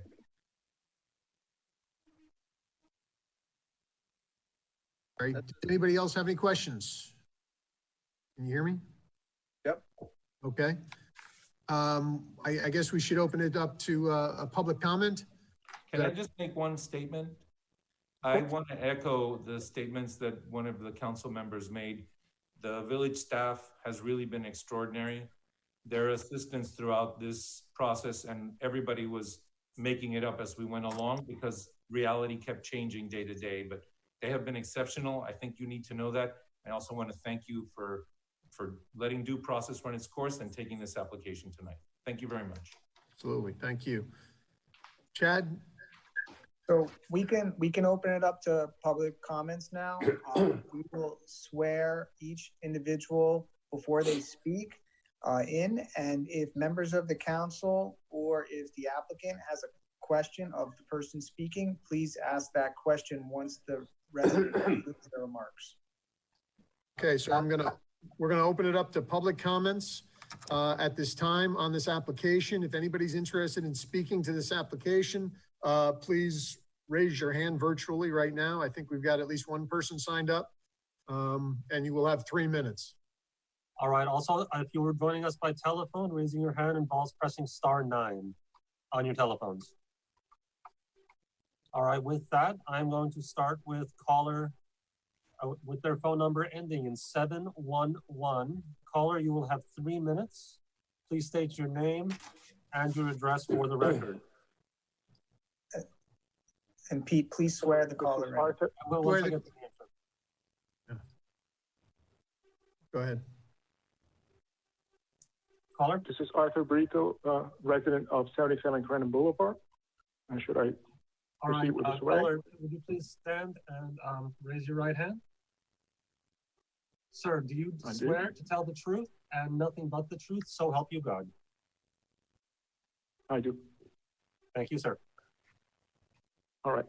So my take is quick. I would suggest this council to not approve the site plan and the variances based on, the recommendation that there's an alleged requirement for a demand expansion of the church from 398 to 600 seats, which is fair. And even though I'm very sympathetic to the case, we have to understand that the church as a function has a catchment area that is directly dependent on its size, which means though we feel that there is a need for expansion, the expansion is like a self-fulfilling prophecy that will bring additional public, thus requiring a further, expansion of that church in coming years. And the nature of the variances are seen conflicting in that matter because the alleged demand for a larger church is implied in a larger FAR, in a larger height, for implementing parking spaces under church, implementing additional area for the church, but also contradicting its purpose.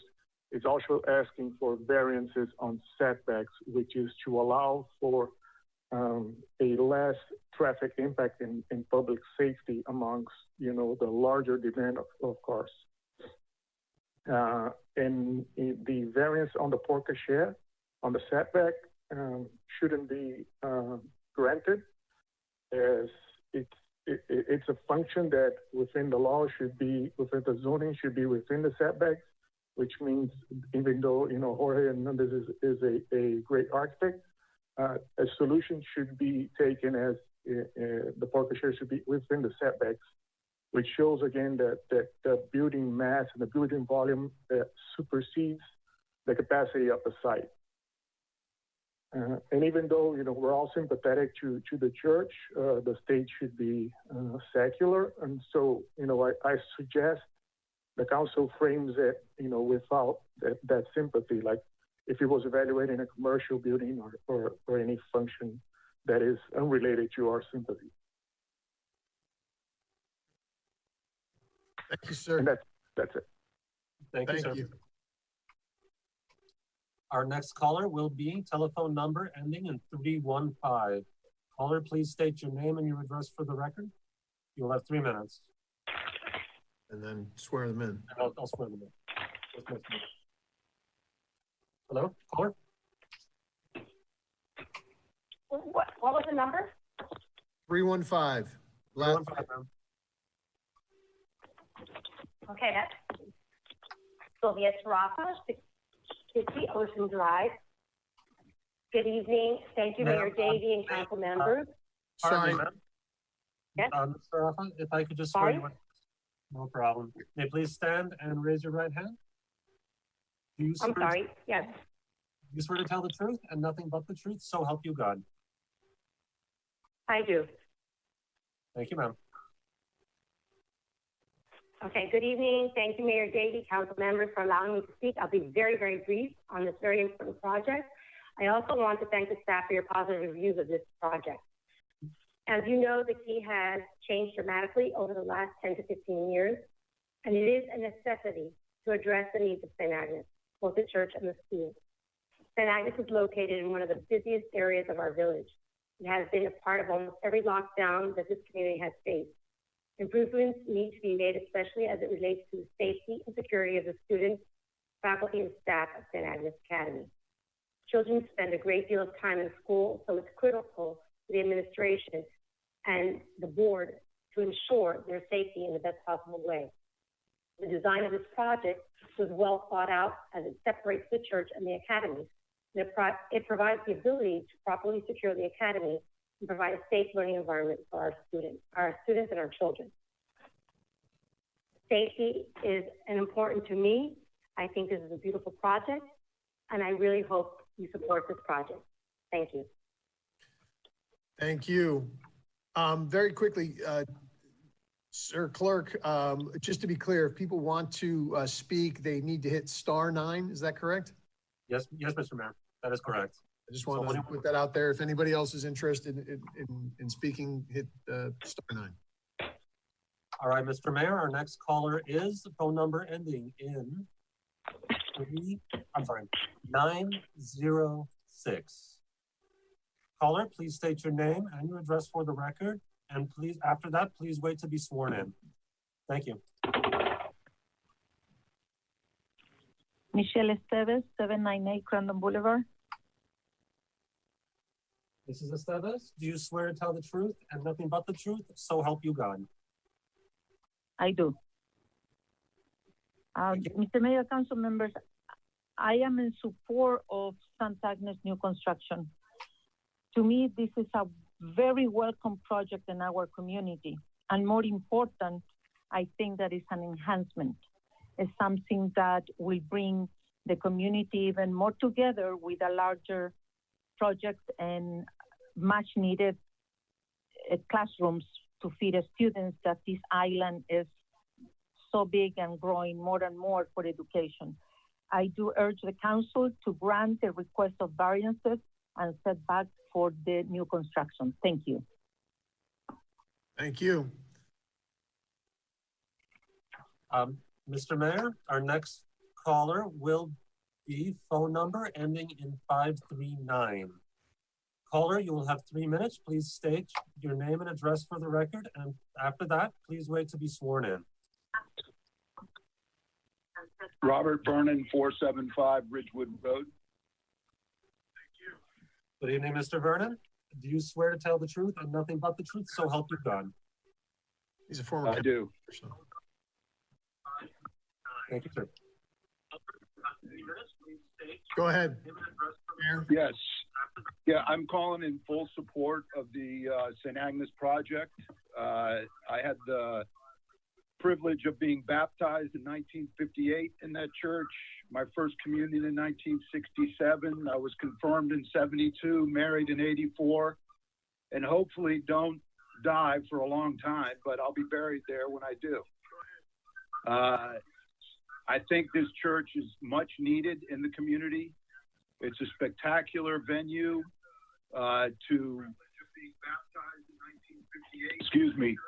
It's a great place to go worship. It's a great place to congregate. It has all the features of education, sports, and it's just a great project. I fully support it and hope all you council members do the same.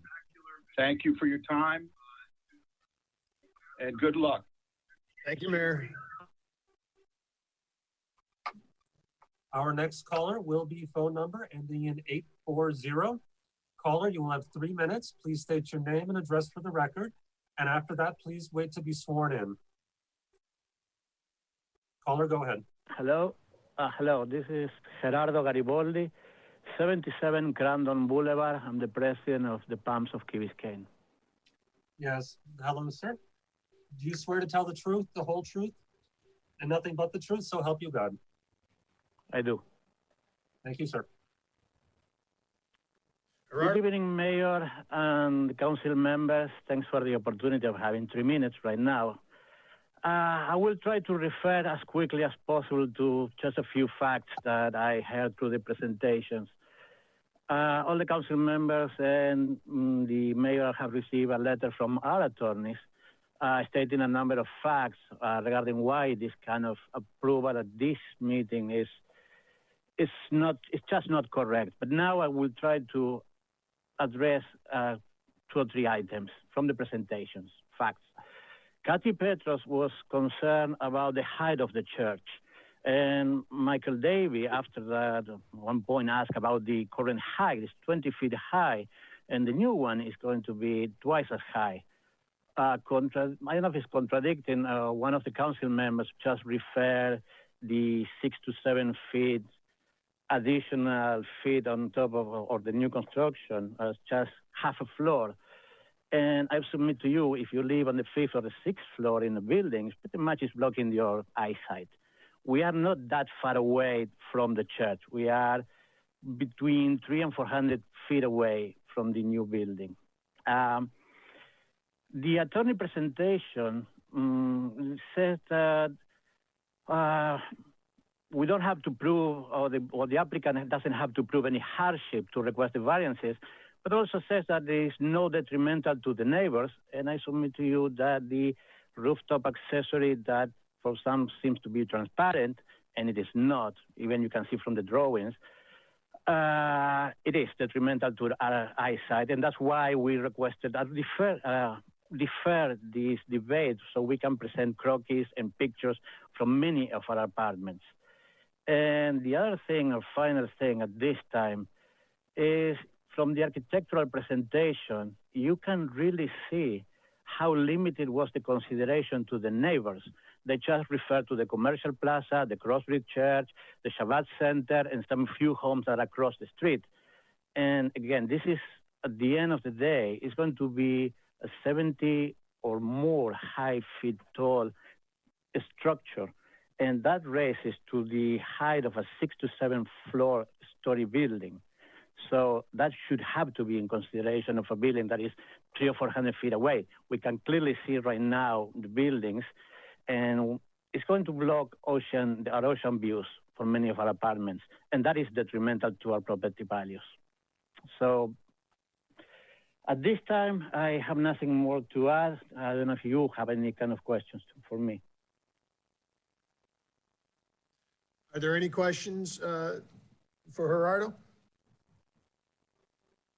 Not at this time. Thank you, Gerardo. Mr. Mayor, the next caller will be phone number ending in 963. Caller, you will have 3 minutes. Please state your name and address for the record. Also, after that, please wait to be sworn in. Caller. Good evening, Anna Rasco, 310 West Heather Drive. Good evening. Do you swear to tell the truth and nothing but the truth, so help you God? I do. Thank you, ma'am. You may begin. Good evening, Mayor Davey and council members. I speak to you in support of the Building with Joy project. This is a comprehensive project which is greatly needed at St. Agnes. As an educator and former principal of Key Biscayne K-8 Center, I want to focus on 2 points. First, the formation of our youth, and second, maintaining a safe and secure learning environment. We know how important it is to involve our youth in meaningful activities and help them develop into caring, productive, and responsible adults. At St. Agnes, in addition to the 1,100 children we educate through the Academy and the Religious Education Program, we have very active youth ministries which meet on a regular basis, one for middle and high school students and another one for young adults. The fruits of this work are bountiful. Our current church does not have enough space to accommodate the activities of the multitude of ministries that we have. In terms of safety, the school is an open campus, which leaves our children exposed. The project will fence off the school area to provide the necessary security for our children while allowing church activities to remain open to the community. The multi-purpose building will serve as the gym for the academy. It will also be used for meetings and events of ministries, potentially the entire community. The structure will connect all the school buildings with a covered walkway. Another important component of the project is the extension of the driveway to improve drop-off and pickup. This will benefit the community at large as it will relieve traffic congestion onto Harbor. All of these things are vital to me as I look at safety through the lens of a former school principal.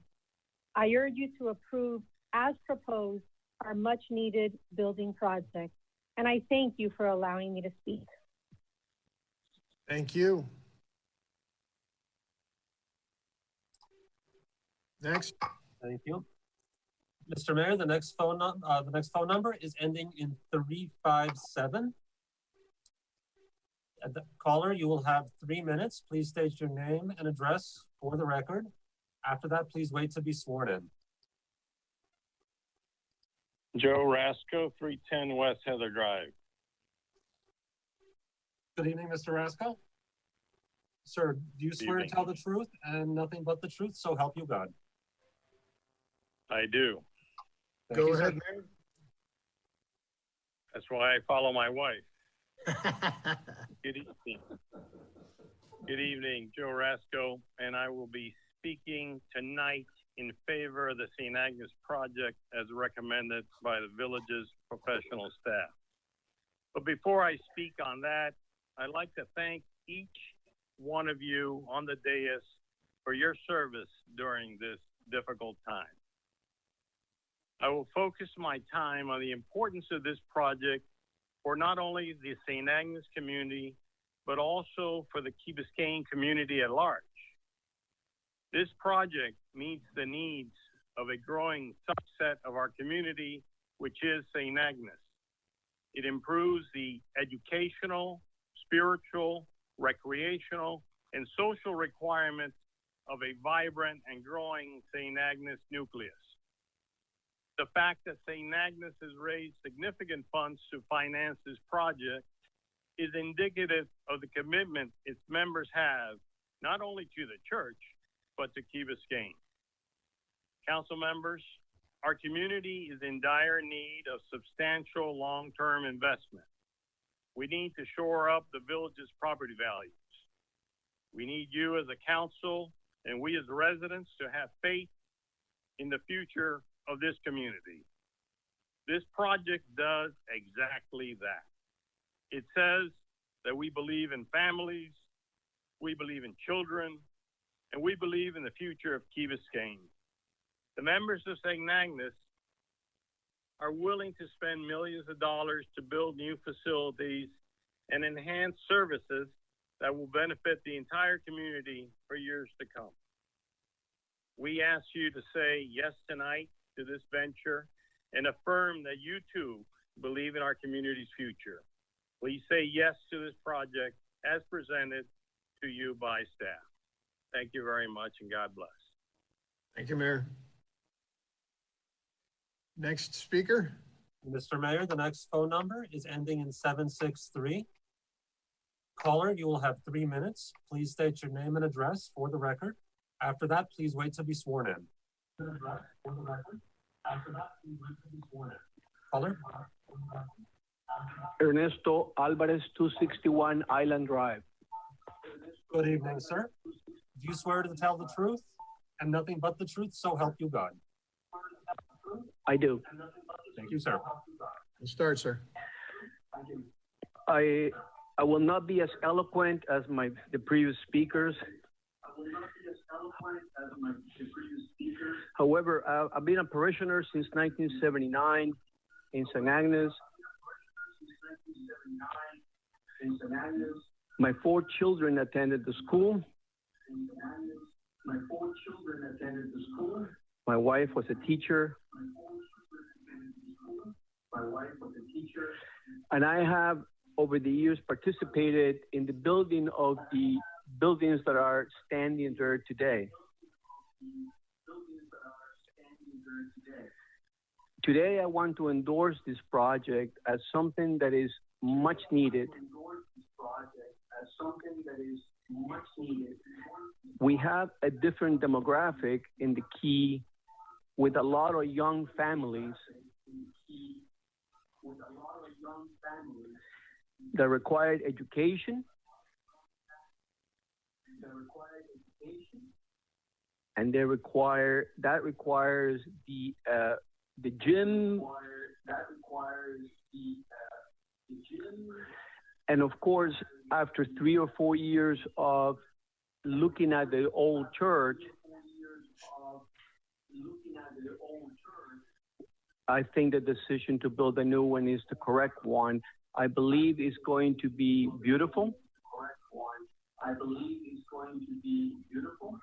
And and it's going to address the needs of our community. I urge all of you to approve this project, and I thank you for your service. Good evening. Thank you, sir. Mr. Mayor, the next caller will be phone number ending in 155. Caller, you will have 3 minutes. Please state your name and address for the record. And after that, please wait to be sworn in.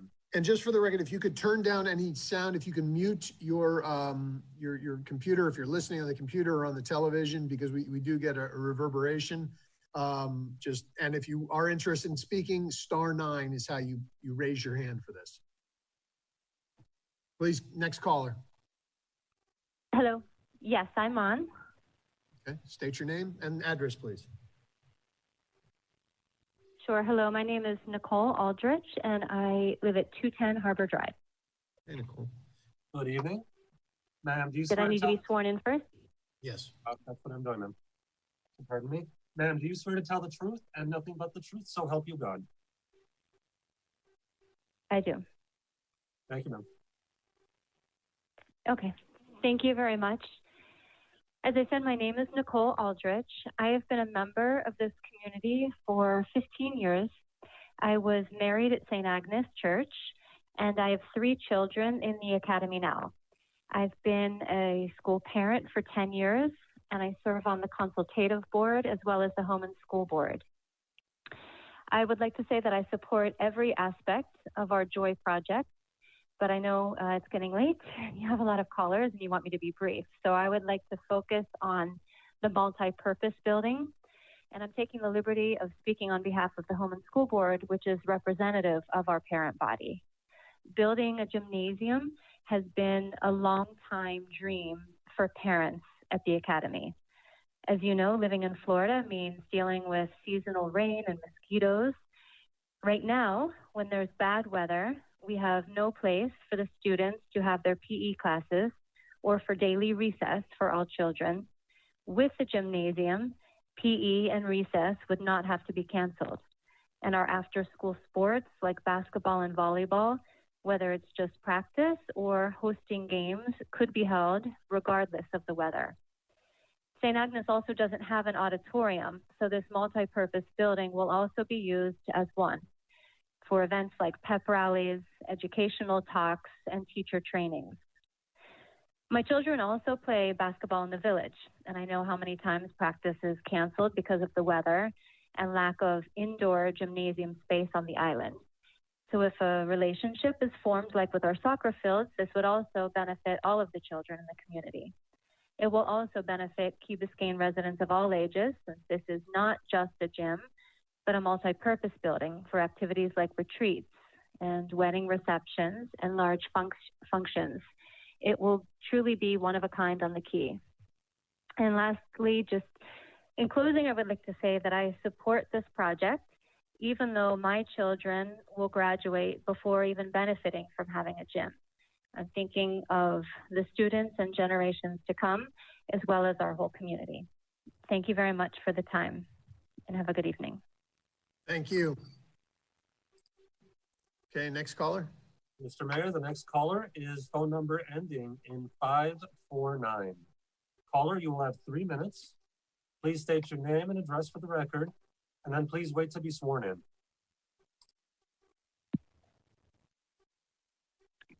My name is Pastor Denny Eastling, 355 Glen Ridge Road, from the Community Church. Good evening, Pastor. Do you swear to tell the truth and nothing but the truth, so help you God? Absolutely. Thank you, sir. The floor is yours.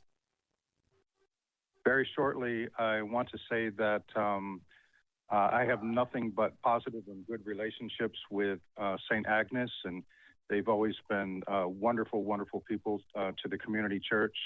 And quickly, I am in full support of the new construction and safety plans for the St. Agnes Catholic Church and the school.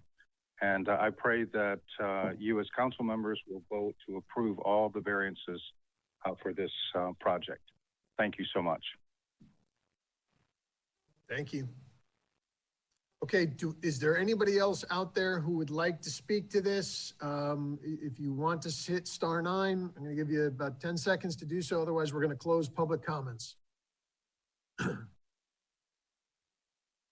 I'm going to close public comments.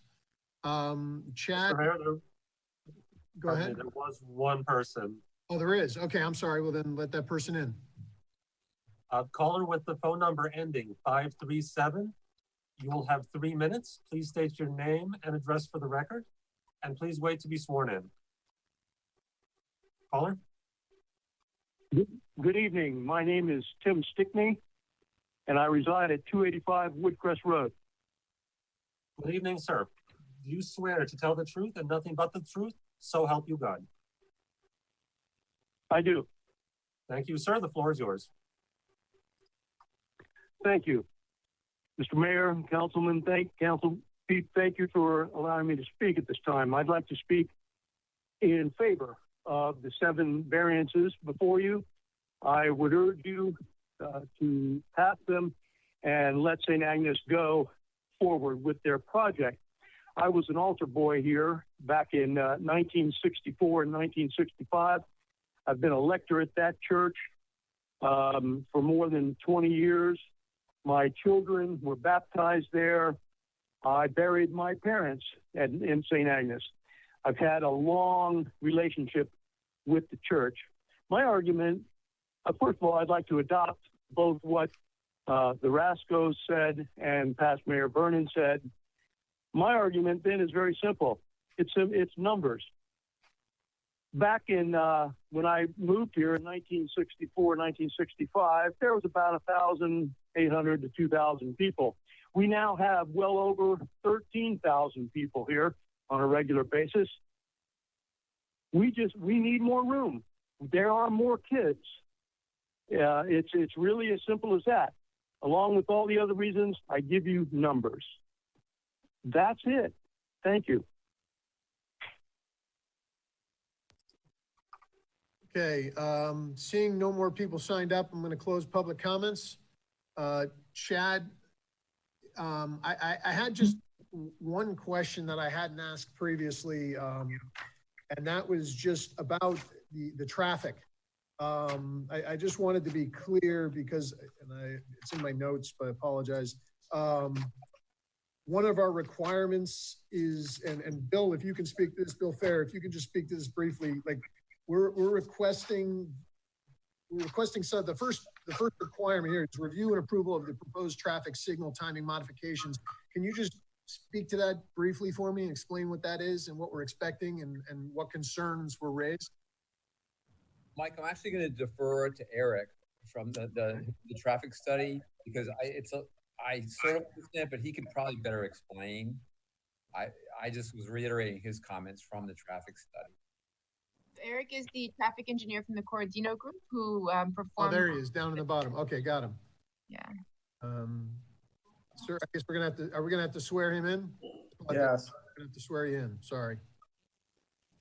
All right, sir, if you could stand and raise your right hand. Sir, do you swear to tell the truth and nothing but the truth, so help you God? I do. Thank you, sir. If you could just speak briefly, that was really one of my questions that I hadn't asked previously. Just explain what we're talking about there. For the one condition of approval, is that the question? Correct. Yes. So the, okay, real quickly, Eric Chinesky, Corradino Group, offices at 4055 Northwest 97th Avenue, Suite 200, Miami, Florida. The traffic consultant prepared a traffic study, and we analyzed data on a Sunday, which would align with the enhancements to the church. And the one intersection that we looked at that was a level service E, which doesn't meet a level service D criteria, was at Harbor Drive and Crandon Boulevard. With adjustments to the traffic signal timings that would be approved by Miami-Dade County Traffic Engineering Division, that level of service would be a level service D. So the request is, before building permits are issued, is that Miami-Dade County approves that traffic signal timing adjustments. It's changes to either cycle splits and cycle lengths for certain movements. So we just want to make sure we had a condition of approval that is approved by the maintaining authority, which is Miami-Dade County Traffic. Okay, do you foresee any issues with that? No, it's just one of those catch-alls at this time. They don't want to issue those changes until the actual additional trips are on the road network. Okay, all right. Okay, thank you, Eric. Appreciate your time. Okay, anybody else have any comments or questions? Okay, Chad, we have to go Councilor. So we can allow, if you'd like to allow the applicant to give closing remarks, that's appropriate this time, or Bill. I don't think Bill has any closing remarks, but I think maybe the applicant does. I don't. No, Councilmember. Yeah, sorry, I've got all the presentations. Staff presentation by itself was excellent, and the supplement. I think we need to do our job of deciding, and I'd like to know for council if it's appropriate to make a motion to approve the I think we have to go 7 variances. My understanding is we have to go variance by variance, correct? Okay, I'll move the first variance. Hold on, let me just, I need to, Chad's got to remind, Chad. Wait, let's just for one second, I just wanted to make sure because, and I'm sorry, Councilmember Loretto, but the applicant has requested.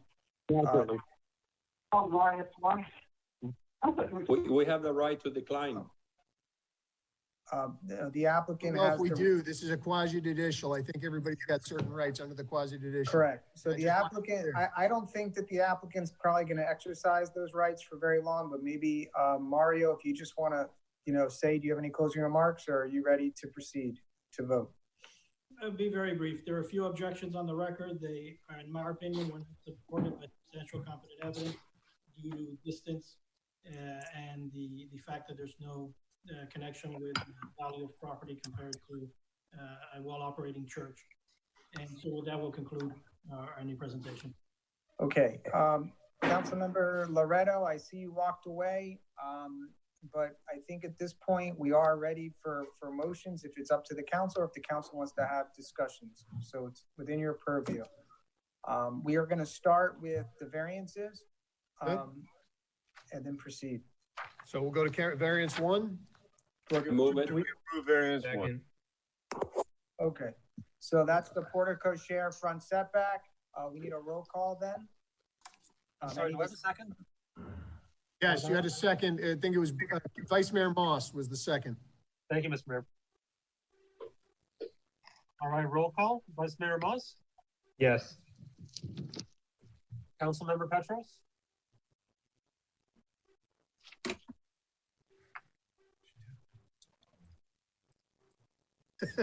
Yes. Thank you, Councilmember. Councilmember Segurello? No. Mayor Davey? Yes. Councilmember Laredo? Yes.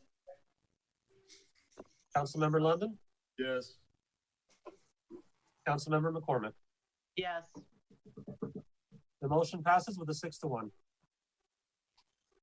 Okay, the next motion would be for the building height. I move B, the second. I'll second it.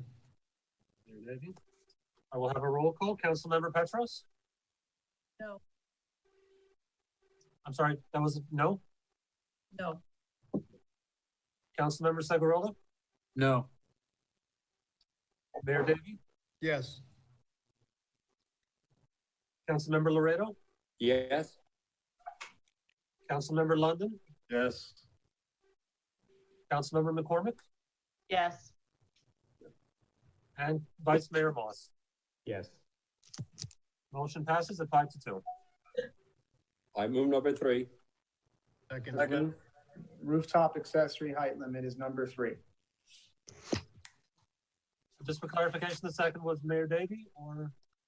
Either or, yes. You give it to Ed. Yes, sir. Yes, Mr. Mayor. So All right, Councilmember Segurello? No. Mayor Davey? Yes. Councilmember Laredo? Yes. Councilmember London? Yes. Councilmember McCormick? Yes. Vice Mayor Moss, Yes. and Councilmember Petros. Yes. Motion passes with a 6-1.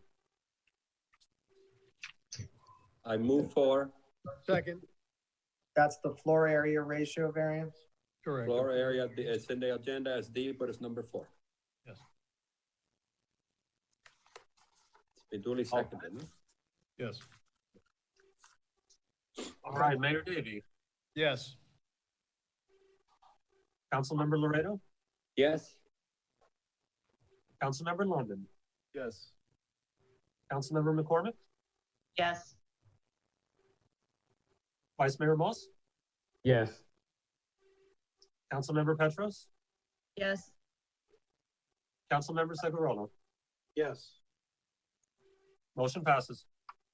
I move C or 5. So that's going to be, you're gonna move the parking The lot. parking lot front setback. Do I have a second? Yes. Second. Yeah. All right, Councilmember Laredo, Yes. Councilmember London, Yes. Councilmember McCormick, Yes. Vice Mayor Moss, Yes. Councilmember Petros, Yes. Councilmember Segurolo, Yes. Mayor Davey. Yes. Motion passes I 7-0. move 6, which is a 6 parking lot rear setback. Second. Second. Parking, The parking lot rear setback. Rear setback. parking lot, okay. All right, Councilmember London, Yes. Councilmember McCormick, Yes. Vice Mayor Moss, Yes. Councilmember Petros, Yes. Councilmember Segurolo, Yes. Mayor Davey, Yes. Councilmember Laredo. Yes. Motion passes 7-0. I move 7 parking aisle front setback. Second. All right. Councilmember McCormick, Yes. Vice Mayor Moss, Yes. Councilmember Petros, Yes. Councilmember Segurolo, Yes. Mayor Davey, Yes. Councilmember Laredo, Yes. and Councilmember London. Yes. Motion passes 7-0. All right, so now we have to Now, vote the entire site plan? yes. For Move the the site approval of the site plan. The entire, whatever motion you require, Mayor. I need a second. Motion to approve the site plan would be. I so move. Second. All right, Vice Mayor Moss, Yes. Councilmember Petros, Yes. Councilmember Segurolo, No. Mayor Davey, Yes. Councilmember Laredo, Yes. Councilmember London, Yes. and Councilmember McCormick. Yes. Motion passes 6-1. Application's been approved. I just want to congratulate you guys. I think this is the first virtual zoning hearing that occurred in Miami-Dade County. I thought you guys did a great job. I will tell you that we are the guinea pigs. Everybody in Miami-Dade County at the Miami-Dade League of Cities is very curious to know. I'm going to get a bunch of calls from the mayors tomorrow because they are all, how are you guys going to do this? What's going to happen? So we are the canaries in the coal mine, I suppose. So let's see how it went. Congratulations. Mr. Mayor and council members, on behalf of the team over here, many thanks to all of you. And good night and good luck with the rest of the meeting. Thank you, sir. Thank you. Peter, my iPad is about to run out of battery and I can't find my charger. I'm gonna disconnect and I can connect immediately on another computer if it's all right. Yeah. All right, Mr. Mayor, shall we? Why don't we give you a few minutes to connect? Okay. Let's take a Thanks. 5-minute recess. Take a 5-minute recess, right? And you guys have not noticed the most important thing. Look, Peter, he's got a coat and tie. I saw. Look at that. I know. Look at that. It's impressive. Unbelievable. Thank you, Councilmember. All right, we'll be back in 5 minutes. Thank you.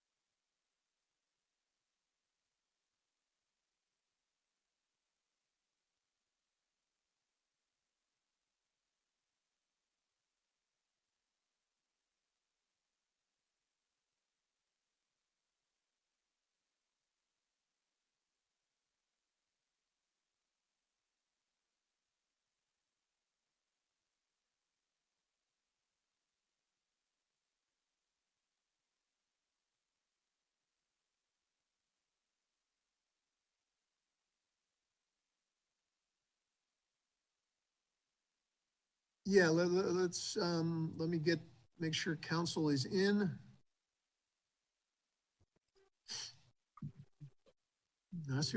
Ignacio doesn't have the nice background anymore. You lost your background. You good? Ladies and gentlemen. Okay, I think we have a quorum, Mr. Mayor. We have our quorum. Okay, Katie's not here and Ed's not here. I'm looking for the attorney.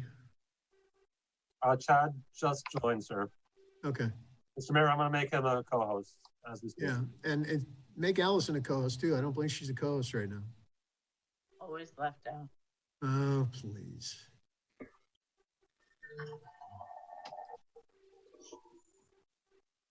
No, you Mr. are. Mayor, she's a co-host. Chad's a co-host. Mr. Mayor, you ready to proceed? Okay, let's get going. Next item. Next item, Mr. Mayor, is a resolutions, and we have one for tonight. Okay, we've got the resolution. Right, one was right. Councilmember Laredo, did you want to say something? I know you concluded, and I wanted to say that you very commendable job.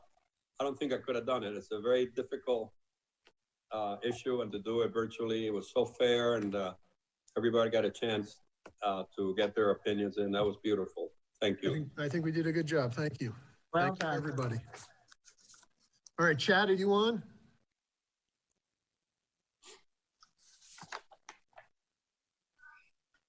I'm asking him to start his video. Okay, let's go. We've got a resolution. And wait, I'm waiting for Councilmember Petros, who's not back yet. Let's give her another minute, I guess. Yes, Mr. Mayor. Unless, did she sign off accidentally and come back on? Oh, no. The name is still there. Yeah.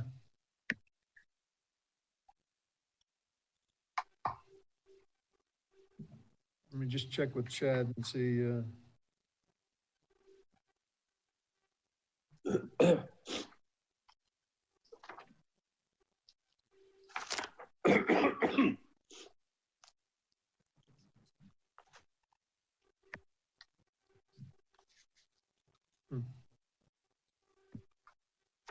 Is it possible she can't unmute herself? Councilmember McCormick, she is a co-host, and I have sent a request for her to unmute herself. And I sent the ask start video. I did the same with Chad.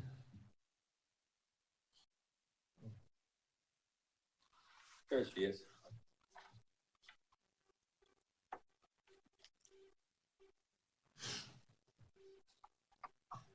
Okay. Got everybody? There they are. He's in. All right, everybody's in. All right, we're good to go on the resolution. All right. Mr. Mayor, would you like me to read it? Please. A resolution of the Village Council of the Village of Key Biscayne, Florida, confirming emergency expenditures relating to the novel coronavirus COVID-19, providing for ratification and providing for an effective date. Brought to the council by the village manager. Move. I move it. I already moved it. I need a second. Second. Second. I have Mayor Daley as the first and Councilmember Petros as the second. Madam Manager, you're up. Thank you, sir. So I'd like to start by acknowledging and thanking all of the staff members for being very, very resilient through a very difficult time for all of us. Things have seemed to quiet down. There's some information about the county starting to reopen of the recreational activities and functions that had been closed down over the past several weeks. This does not mean that this is over. We are not entirely out of the woods. There are there's the potential for resurgence as we continue to move through this. So I thank the staff. I think you guys are doing a great job. It hasn't been easy on all of us, but I think we're doing an excellent job. Our update today, basically, we've issued 2 new emergency orders. One was emergency order 20-6, which required facial coverings indoor essential businesses and encouraged the facial coverings out and about in the community. And then emergency order 20-7, which restricted non-vehicular travel within the village.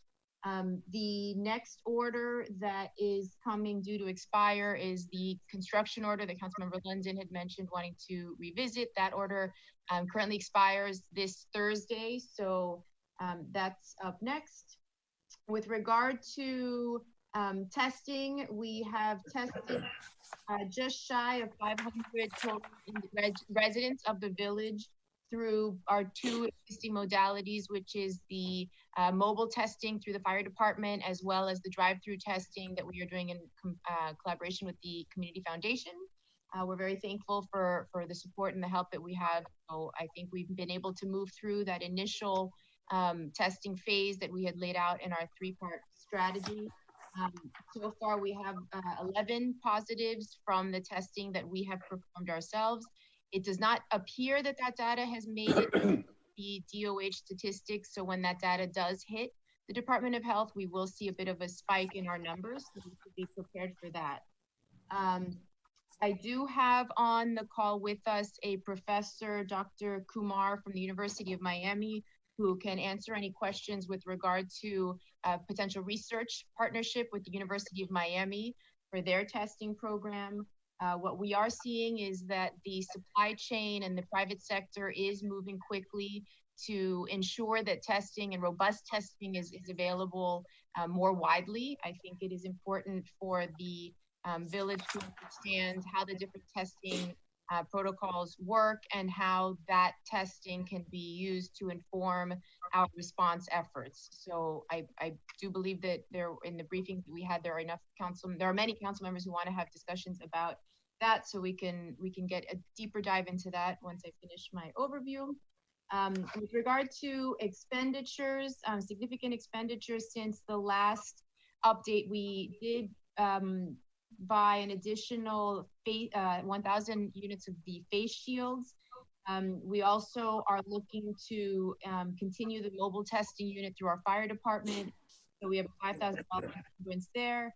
And then we also anticipate out of the about $37,500 expenditure from the foundation for the 500 tests that were authorized under the drive-through testing. We expect about 90% of those tests to be consistent with the CDC guidelines as well as the directive. And we do expect the majority of those to be reimbursed through some of the programs that we've been pursuing for reimbursement. In addition, we do have some overtime that has been requested that is being reviewed by staff. We have also looked at some of the scheduling and the way that we're conducting it to make sure that we are using our resources most efficiently and, of course, not at the expense of our response efforts. So that is a high-level update.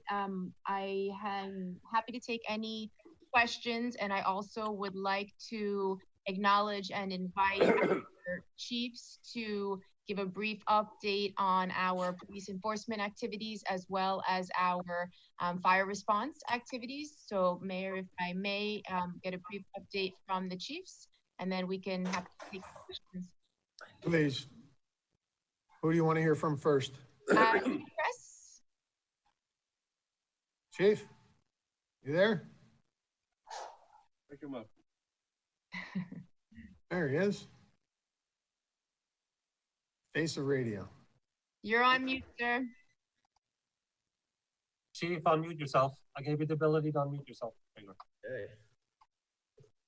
It's nice to have that ability. Good evening, Mayor, Council Manager, and Peter, Interim Clerk. Congratulations. Just wanted to talk about a couple things before we actually get into COVID that we have been doing as a police department. First and foremost, I want to congratulate all of our officers for their efforts out there. They have made a great attitude throughout this entire process. They have been delegated a very difficult job, and that is to enforce emergency orders, deal with people's freedoms, and sometimes during an emergency order, a removal of some of those freedoms. They have done it professionally. They have been strong in their efforts, and we have seen the result of that. I think we all know that through these challenges, people will make or take opportunities maybe to a little bit and to take advantage of some of the rules and regulations. The police department has responded accordingly, and I'm very proud of them. Just to update you all, about 4 weeks ago, in mid-March, we had a grand theft of a motorcycle that occurred, and throughout this whole thing, our detectives have still been doing their job and following up on leads, and they managed to identify both these subjects in the grand theft, and they currently have one in custody at Miami-Dade County Jail and one at large, but he has been identified and they are looking for him at this time. The other was a very high-profile incident that occurred, if you all recall, at the Shell gas station, where we had 4 subjects in a stolen vehicle. 3 of them were apprehended that day. 1 of them escaped the search that we had.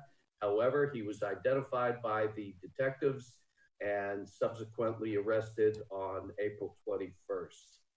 So all subjects were in that case in custody and currently waiting trial.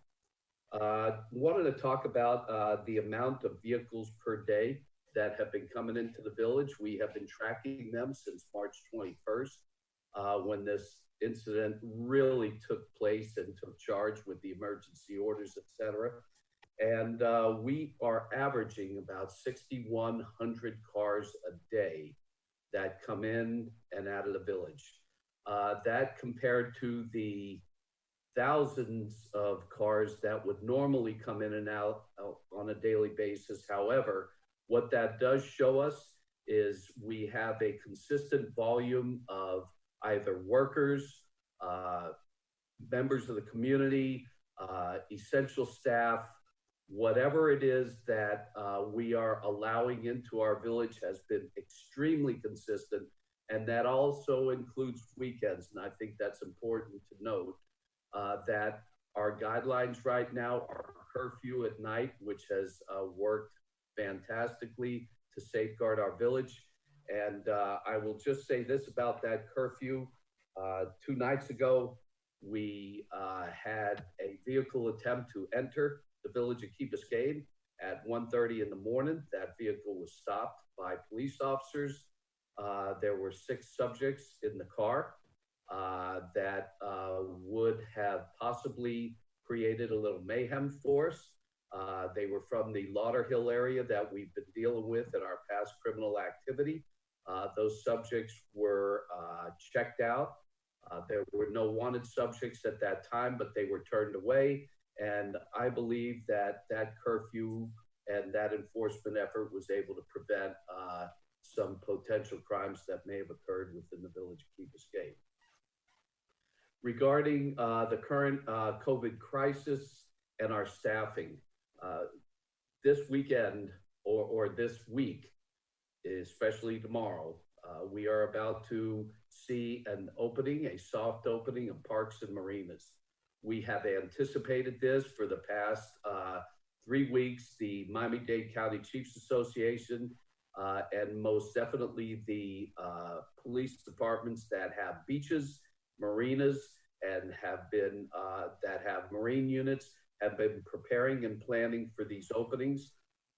We are expecting to have to increase for 1 week only as we judge the amount of use of our parks. We judge the amount of people entering our waterways and coming onto our flat areas, et cetera. We are going to see a slight uptick in overtime, which we have not had a whole lot of throughout this entire event. We probably changed our staffing plan 5 different times to engage our officers and avoid overtime costs if possible. But because we are going to need a Marine Patrol 7 days a week starting tomorrow. And we still have to staff our parks. We have to staff our beaches. We have to staff our emergency order 20-7. We have to deal with the Winn-Dixie in the morning. We have to deal with the issues we've had at the 7-Eleven shopping center, et cetera, and still manage to answer calls for service, et cetera. We're probably looking at a slight uptick of about $4,000 for the week in overtime. We will reassess after 1 week to ensure that if we need it, we'll continue to do so. If we find that we can deal with other staffing and other measures to reduce the amount of police officers that have to be at fixed posts, i.e. the parks, because we have talked through the manager and with our staff about bringing our crossing guards and providing them an opportunity to make money and use them actually as part of our park police to ensure that people are abiding by these restricted rules in our parks. And hopefully our residents, as they have been doing so far, will listen to whatever authority is there and allow us to reduce dramatically the amount of overtime that we would be needing if we had to keep people in parks, keep people on the boats, etc. As far as our burn rates and our use of PPEs in the initial stages of this event, it was very difficult to determine what was safe and what was not safe. However, through the work of our safety officers, with the fire department safety officers, with our medical director, looking at protocols throughout Miami-Dade County, we have gone from using about 20 masks a day initially to using a mask or two every 24 to 48 hours for an N95 mask and 4 masks on an average of the nurses type of masks that allow us to do our job without putting our officers or putting the public in a dangerous situation. So clearly our protocols are working, and at the same time, because we are at full staffing and we are all healthy, thank God, it seems to be the right thing to do from our perspective. Today we wanted to talk real quickly about our staffing, if there are any questions, and I'm prepared to answer any questions on our staffing. Current COVID-19 overtime in total since this event occurred. On the day shift, we have used $19,000 worth, and on the night shift, $10,000 worth from the 21st of March to date. But as I said before, that has been dramatically reduced, and we should see a small amount of that moving forward. And I'm here to take any questions for anybody who may need. Chuck, why can't we have the community center people who don't have anybody going into the community center going into the parks to relieve your guys? We could do that. Instead of calling in the school crossing guard, since we're paying some of the community center people and there's nobody in the community center. Sir, I have no problems with that. I think when we took a look at our crossing guards, they have established a well-connected, I want to say, they're very well respected in our community. Not to say that the people in the community center aren't, or our part-timers aren't, but they're used to directing people. The families in Key Biscayne have been very resilient, very respectful of our crossing guards. The program has worked well. We funded it, we budgeted for it, and therefore I'm offering it to keep police officers out. But whatever decisions are made through discussions with our manager, we're willing to do one way or another. Yeah, we'll make sure that we can keep the cost as low as it can and also deliver the service. So why not using people that aren't working that you're paying?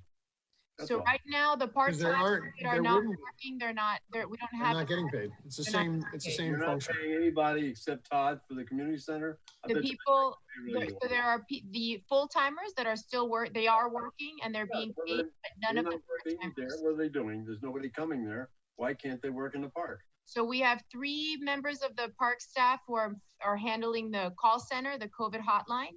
And then, you know, Todd doesn't have the biggest shop. He only has a handful of direct reports. So both Todd and Roxy is working on the senior programming.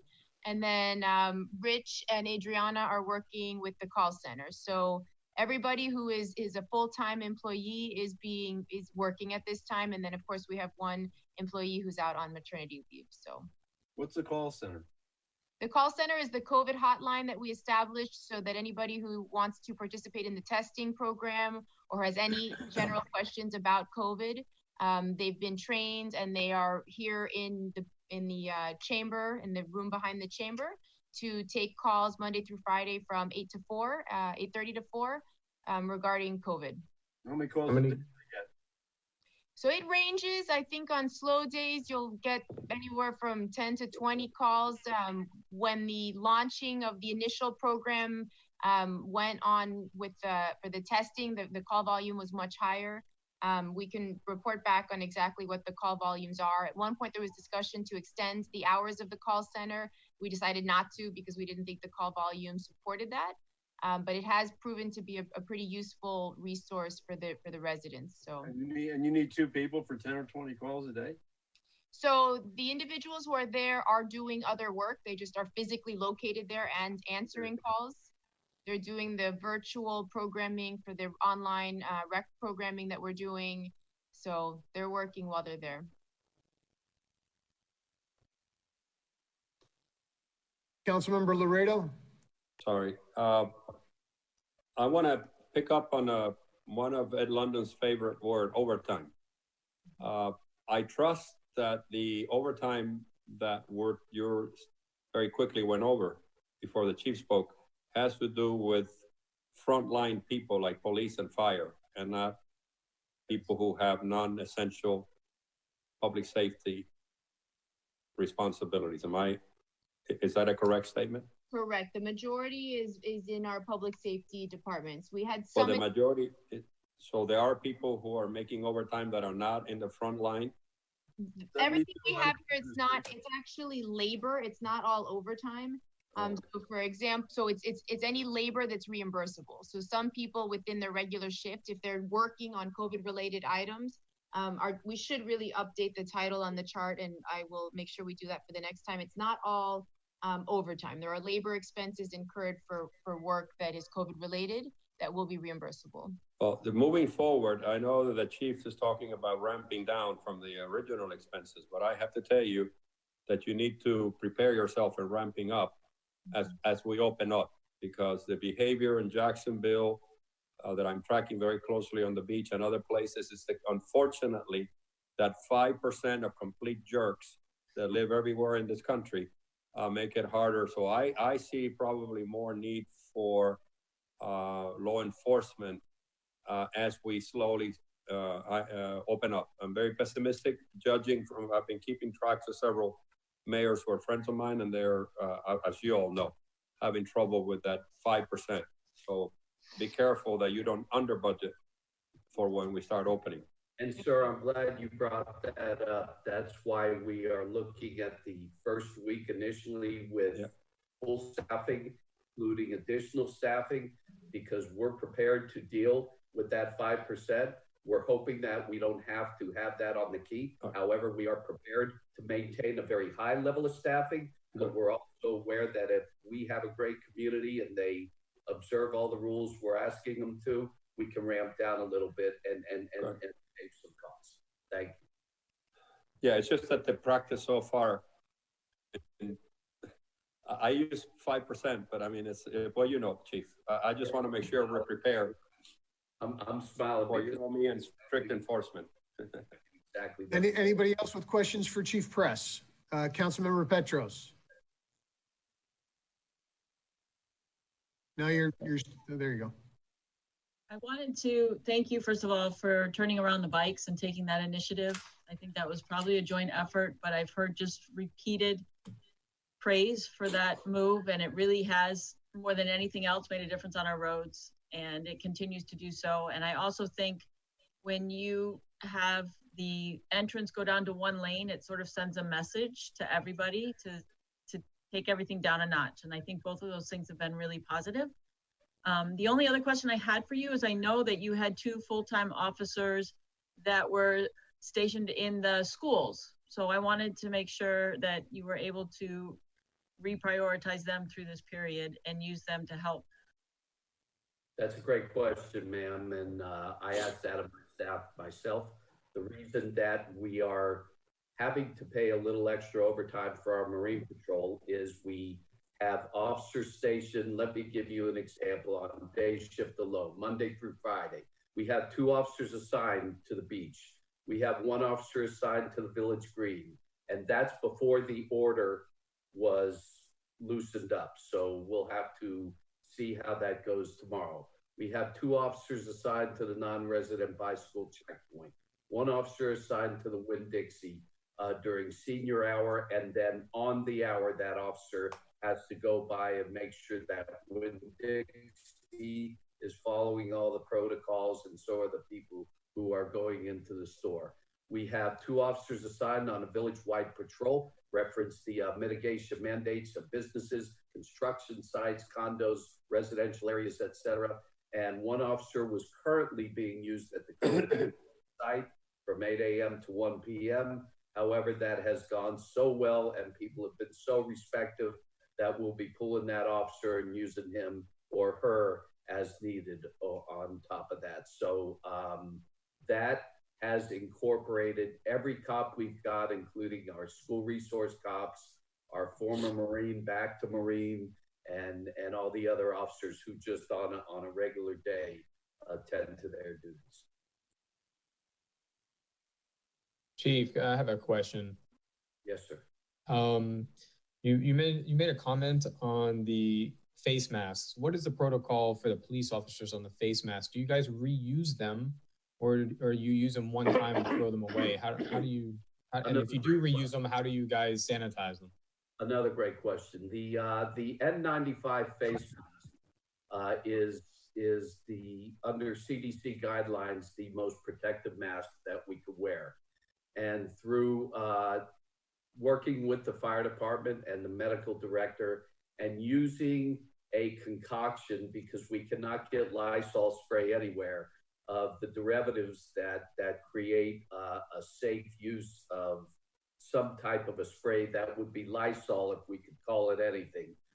Those masks are viable for a 24-hour period. And I don't mean 24 hours one day. That means anytime those officers are actually wearing those masks and being potentially exposed to the public, which may be 2 hours a day, it may be 1 hour a day. So you could see how that protocol has allowed for a longer term use, and at the same time keeping the mask somewhat safe. In fact, not somewhat safe, safe period, to protect our officers from any infection.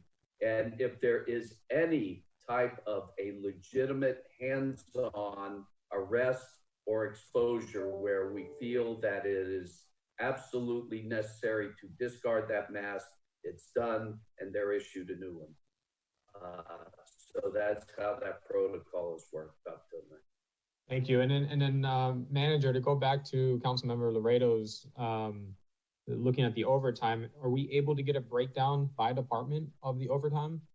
Yes, we have broken down by fire rescue, administration. Oh, I see it here. Oh, okay. I saw I was looking on the other side. Okay, I got it. Thank you. Yes, sir. Okay, so any other questions for Chief Press? Okay, great. So we're going to move to Chief Lang. If you would kindly give us a fire rescue update, sir. Thank you, ma'am. Good evening, Mr. Mayor and Council. A few things. First, I'm glad to see everybody healthy. It's extremely important, and I think that very much represents our workforce. We are all extremely healthy. Chief, you did a great job there. I think you covered a lot of my material, so I'm pretty happy to shorten my presentation. If I could just say something, shout out to my son, Nash. It's his birthday today. So if you see him around, or when you do, wish him a happy birthday. Happy birthday, Nash. So all in all, our staff has done an outstanding job. The firefighters, we've had very few people call out sick. I know that I've spoken about a few of the sick episodes, if you will, at the last council meeting. Our personnel have shown up. They're strong, they're healthy, and they've been ready to work. And everything that we've asked our personnel to do, they stepped up for.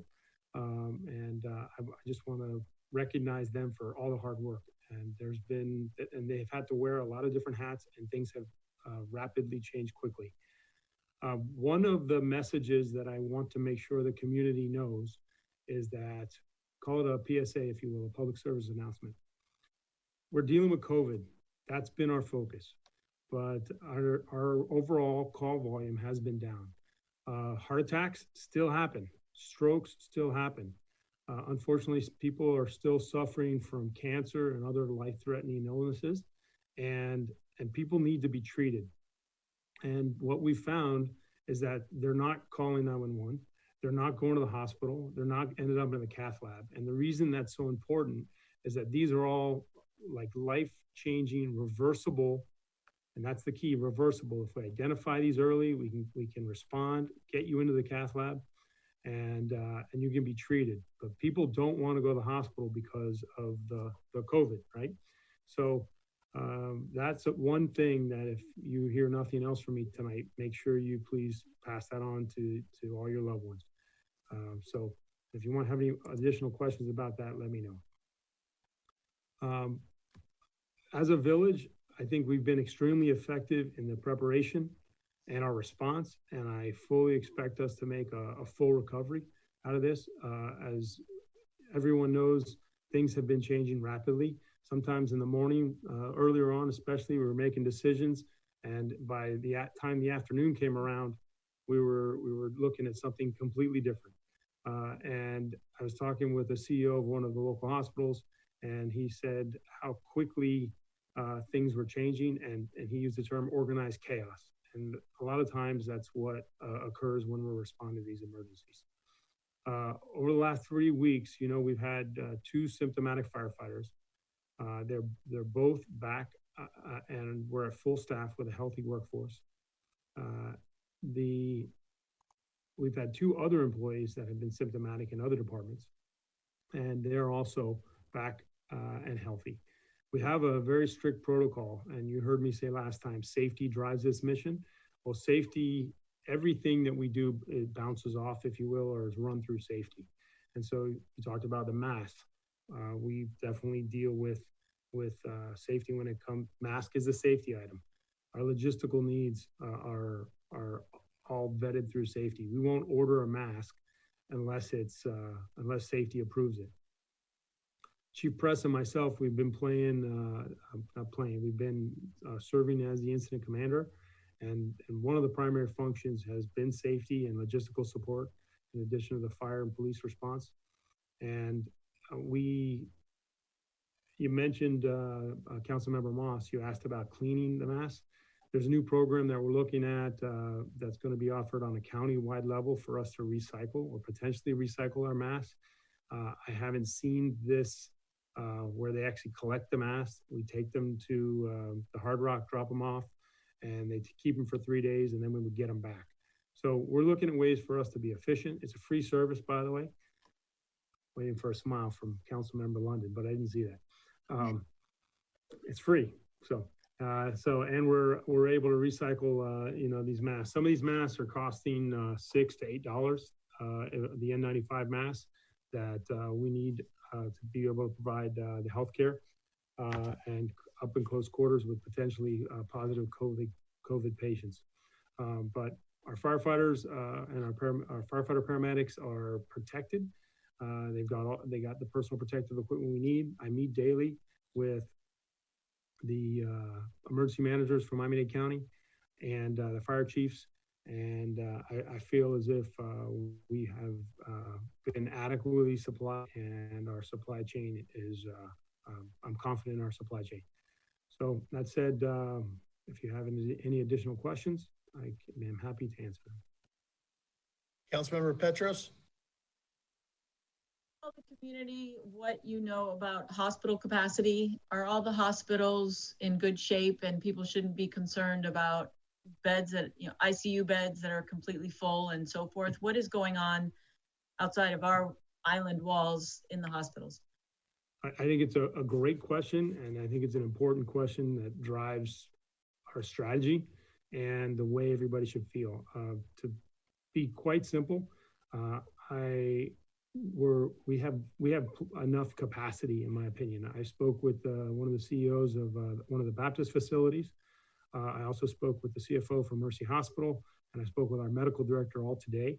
We are currently at 37%, if I'm not mistaken, in our hospital capacity. We have over 8,100 beds in Miami-Dade County, plus we have an additional 1,000 beds that were stood up, as a term we use, which was over at the Miami Beach Convention Center and out in the fairgrounds. And so they did that for this excess capacity. That was the peak, right? That's what we kept talking about. We want to flatten the curve. And the reason we wanted to flatten the curve was because we wanted to allow for, we didn't want to exceed the excess in hospital capacity. Depending on what study you look at and how well we comply, if you will, with the social distancing, it affects the number of people that need hospitalization. And so I've spent a lot of time today talking with professionals in the healthcare field, locally in Miami-Dade County, emergency managers, and I've had several other inputs, and I feel very confident with where we are today with Key Biscayne and the greater Miami-Dade County's ability to handle the surge, if you will. And instead of a peak, if I could create a visual, it's more of a trend, like it's a trending slope that still seems to be positive, but it's not alarming to the professionals. I spent a long time talking today. Yeah, we've very much flattened the curve, in my opinion. I spent a long time talking with all these different professionals and the City of Miami Planning Division. When I say planning, in emergency management, there's a function called planning that looks at the outlook, that's working with our staff, and that's the easiest way to describe it, is that we have flattened the curve. We're still moving towards a peak that's trending at a reasonable slope, but it's within our capacity. So I'm very comfortable with where we're at today compared to where we were a few weeks back, when I mentioned that we were going to be hitting our peak sometime in the first week or two of May, if you remember. I think that should really sort of drive part of our discussion going forward is what are we thinking with regard to all these issues that have come up? I think you're all probably getting emails and calls, but Ed, Councilmember London wanted to make a question, and then Councilmember McCormick. You're muted, Councilmember London. I'm looking at the overtime. That's the police at 4,700 requested, paid out 4,700. Information technology, Mike Fleming, 1,388. You paid him 1,388. Administration, Andrea, 7,195 in overtime. They paid out 70. Then I looked for fire rescue. You requested 50,717, and they paid out 12,828, which basically paid you 26% or 25% of what you requested. What's the other 75%? I can speak to that on I'm asking Eric. Well, sir, if I may, he's part of my team, so I'll take the first pass. So there is documentation that is required when we submit for reimbursement. So we need to make sure that those forms are complete and comprehensive and signed off on. So when documentation is provided to our finance department, we're making sure that everything is being quality controlled and checked so that we can capitalize on the reimbursement. My question is, are they entitled to 50,000? You gave them 12, or are they entitled to 12 and you gave them 12? We are still working through it, which is why we have the two separate columns. So hopefully by the next meeting, we'll have fleshed out our system a little bit more. And we're also, to your point, Councilmember, in our briefing, we spoke about at what point the overtime is authorized.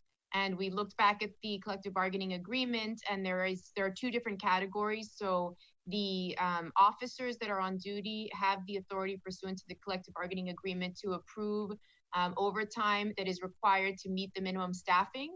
And then any supplemental work beyond that is the responsibility of the chiefs. So they do not take that responsibility lightly. And I assure you that the work that they are performing, and with a lot of questions for me, and it's been difficult for the chiefs and I, it hasn't been an easy path, but we are looking at the way we do business, and we are shifting the ways that we do business to make sure that we can continue to deliver the level of service without driving up our costs unnecessarily. My question is, as council, do we anticipate 50,000 in overtime, or do we anticipate 12,000 in overtime? So the way paperwork, will we actually spend 50,000?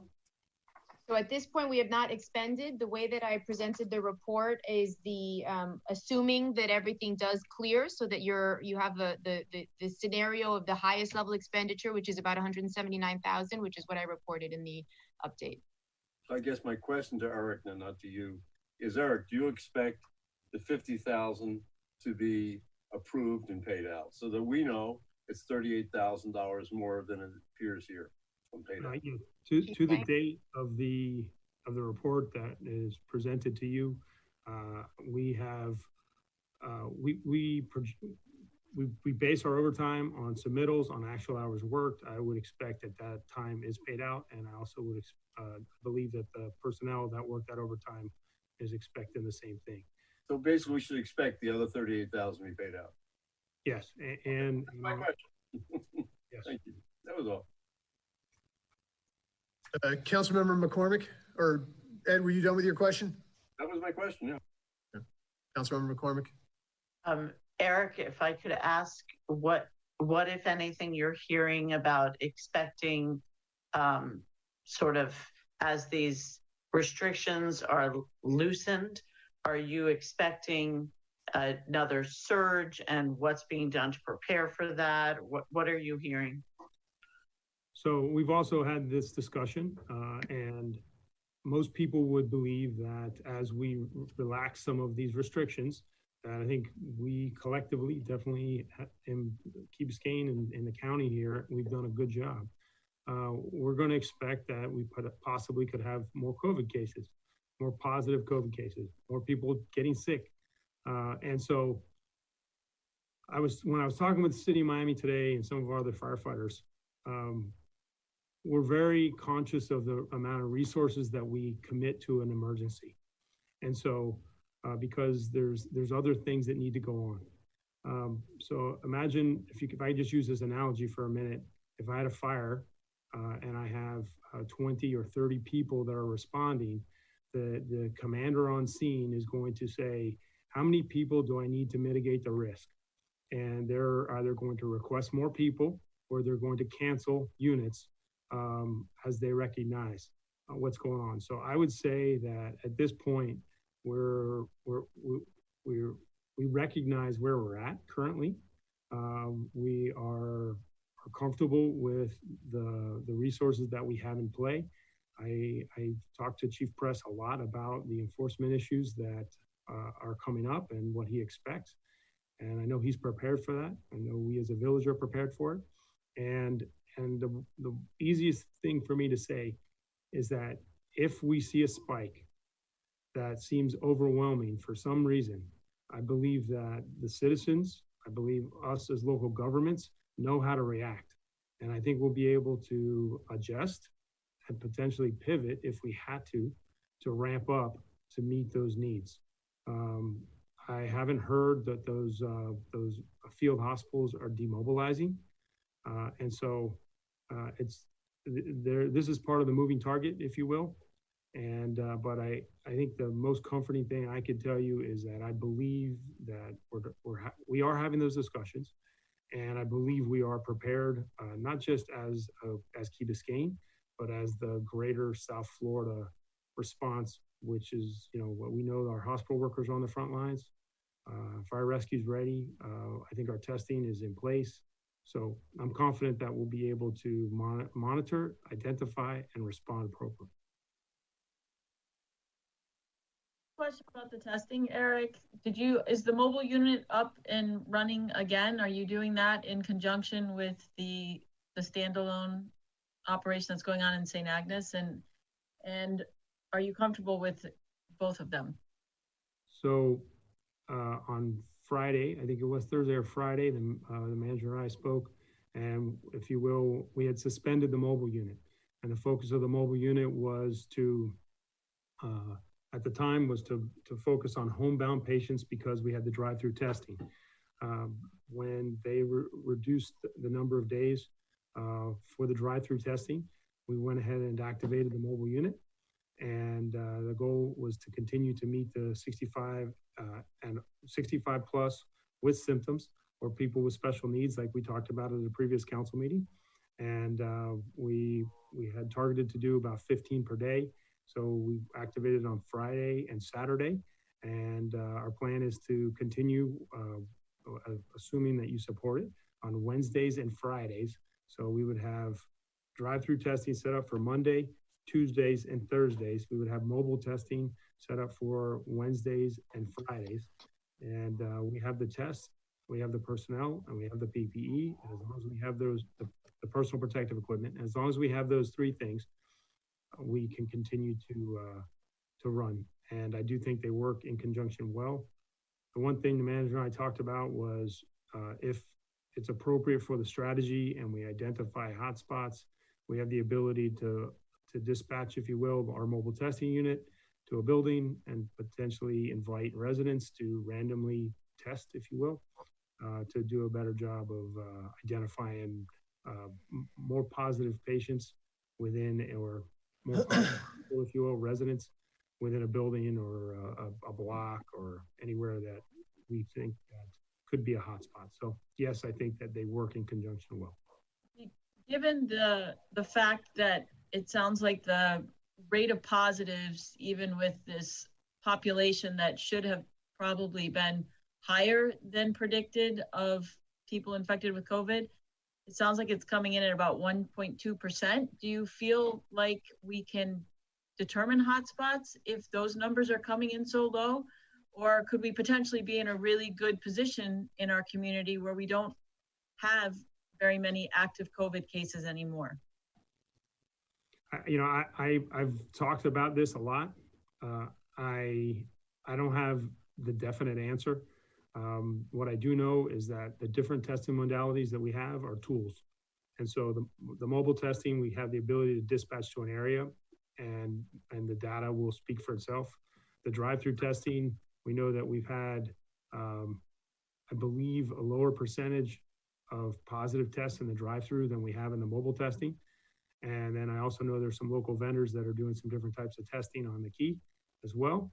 And so, in a perfect world, we bring all those data points together and draw a heat map out while protecting the people that are potentially positive to be able to make better decisions, which is the strategy piece that we've been talking about for a long time, along with the other modalities that managers already laid out. Councilmember Moss. Chief, and this is also to the entire council. If we're starting to, if there's going to be an ease of restrictions that may be coming, not from only us, but from other municipalities and authorities, this is something I think we should go back, and I think it's starting to become more important to try to find asymptomatic people. And I think that maybe we should start looking at our policy that we started out with, where we were looking for people only with symptoms and people at risk, to opening that up to finding people who have been in contact with other people who have been positive, and try to find out if any of them may have it but don't have any symptoms. Because if we are easing these restrictions and parks are opening up, and then after that beaches are opening and even buildings are opening up their amenities, it would be good to try to find those people so that they know that, and more importantly, to stay in until they come back with a negative test. Do you agree with that? And maybe we can bring this up to council to talk about that as well. Councilmember Moss, you're asking me if I agree with that? Yeah, to kind of go in that direction. That does make sense to me. One of the things the manager and I spoke about was the direction of the council was the 65 plus with symptoms, which was a pretty narrow band, if you will. And so if it's the will of the council that we expand that, it will make the ability for us to test a wider sample of people. I think it just makes it easier for us to collect the data. And I think there's one factor that, we're assuming those volunteers, people are going to volunteer to come test. Yes. Councilmember Cigarrola and then Councilmember London. He had his hand up first. Councilmember Cigarrola? Hello? Hello? Hello? I can hear you now. Hello? Got to stand, yeah. No, we're not getting it. I think it's your mic.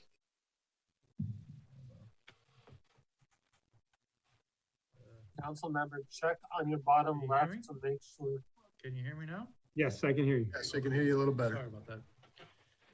I guess as an add-on to what Councilmember Moss just said, and maybe it's I'm jumping the gun and bringing it up a little early in the meeting, but one of the things that I discussed with the manager last week was the next step in testing will be through the University of Miami, that it would involve random sampling all over those to get an idea of people outside of the CDC guidelines, if they may have been infected or not. Manager, is that something you want to discuss now or later? Or? Yes, we can. Actually, that's a nice segue. Thank you, Chief. Well, hold on a second. Councilmember London still had a question for the chief. So okay. Let's hold that. And Councilmember London, what's your question? And then we'll go back to the second. Thank you, Mayor. Question for Eric. What do you think of randomized testing, maybe stratified as far as age goes, to really get an idea of what kind of incidence we have on the key of those with the disease, those with the antibodies, to find out where we are? Roland Samimi, which is one of our newest employees, it's something that we discussed. I was just looking for his name here. That's something we discussed early on. You were, I think, with us at a meeting early on over at St. Agnes when we were setting up the drive-through testing. At the end of the day, we have tools in our toolbox, and we have to figure out the best strategy to implement those tools. And I think that there's people on staff, and we have resources that we can come up with the best strategy in place to, make informed decisions. At the end of the day, that's what this whole thing's about. What's your opinion of the excuse me, of random testing, maybe stratified for age? I think it makes sense. This is a moving target, right? If there's people that are walking around that are asymptomatic, which our projections said early on were 75% of the population. We said 50% of the population was going to be impacted. 75% of those were going to be asymptomatic. If they're out there spreading the virus, go back to the risk factors that we were talking about earlier. If you're 65 and older, you're at high risk. And if you have somebody that walks into your house or you're interacting with them and you're not practicing social distancing because they may be a family member or a close person that you trust, and we can identify an asymptomatic person that is, below 65 or at any age group, I think it's a better tool for the community and families to make decisions. That's what I think today. I'm agreeing with you. I mean, basically, I'm agreeing with you, but I'm going one step further by doing a random testing, a sampling, a properly constructed sample. Again, a stratified for age, and supposedly the infection rate on younger people is very minor compared to older people. Wouldn't that give us a better idea to know how we're going to spend our assets and resources to know what further testing we should do? Because if we find out, like you say, there's X percentage of asymptomatic people, which we then go for the population versus those with it, et cetera. we can really know where we are. Again, that's just a statistical type of model that I think we should consider. I'll talk to Samimi and you after this. Happily talk to you. Thank you. And I will, and as will I. So Councilmember London, to your point, part of the proposal we're looking at with the University of Miami does include a random age stratified sampling approach. They want $133 a person. It's too much. 200, which includes a trisomy, which is both of the antibody tests plus the viral testing. And we actually have Dr. Kumar on the line with us. So if What are they charging fish around, $17 or $19 for an antibody test? The University of Miami has a facility on Fisher Island. So they took care of all the logistics and everything was in-house, and they did use the antibody test, which was reportedly $17 per test for about 800 families on the island. And we should pay $200 for the 2 tests. That makes sense, yeah. Andrea, how large of a sample size would the random test be that University of Miami is looking for Key Biscayne? So based on their proposal, it was 300 individuals. We did ask if they would, in addition to the science, if they would be willing to supplement the existing 2 modalities we have and offer a third way to provide the service to the residents if that is what we want to do. And they said they would provide that for us at cost. Councilmember Laredo? Yeah, Mayor, just as a point of order, I'm lost. I also because of interest time, I may. The resolution that I move is this the whole, or is this the man's report? We've been all over the place. I mean it unintentionally, but maybe with a resolution and then. Well, I think the issue is there's a few more points. Yeah, your point is well taken. I mean, we have a resolution on the floor that would approve everything that's been done to date. I guess I have some questions because, again, to Councilmember London's point about multifamily construction, I did want to bring up swimming pools, and there's also talk about the tennis courts. So I wanted those issues to be brought up, but they're all sort of part and parcel of this whole of the resolution, because you also do have the test. So if we want to hear from Dr. Kumar, that's certainly a point to move us along on that portion of it. Does anybody object to that? About what? I'm lost. That's about the testing. I guess I'm one of.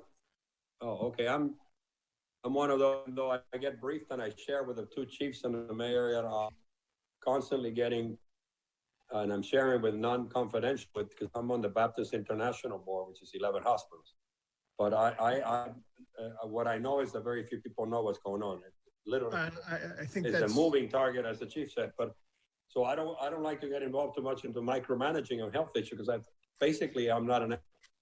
And I think few are. I just want to try to get an order because of so many things. You're right. The Ed's point on the homes and all of that, but I don't see how that fits here. But it's okay. I'll follow your lead on this. Okay. I mean, how do you all want to take this?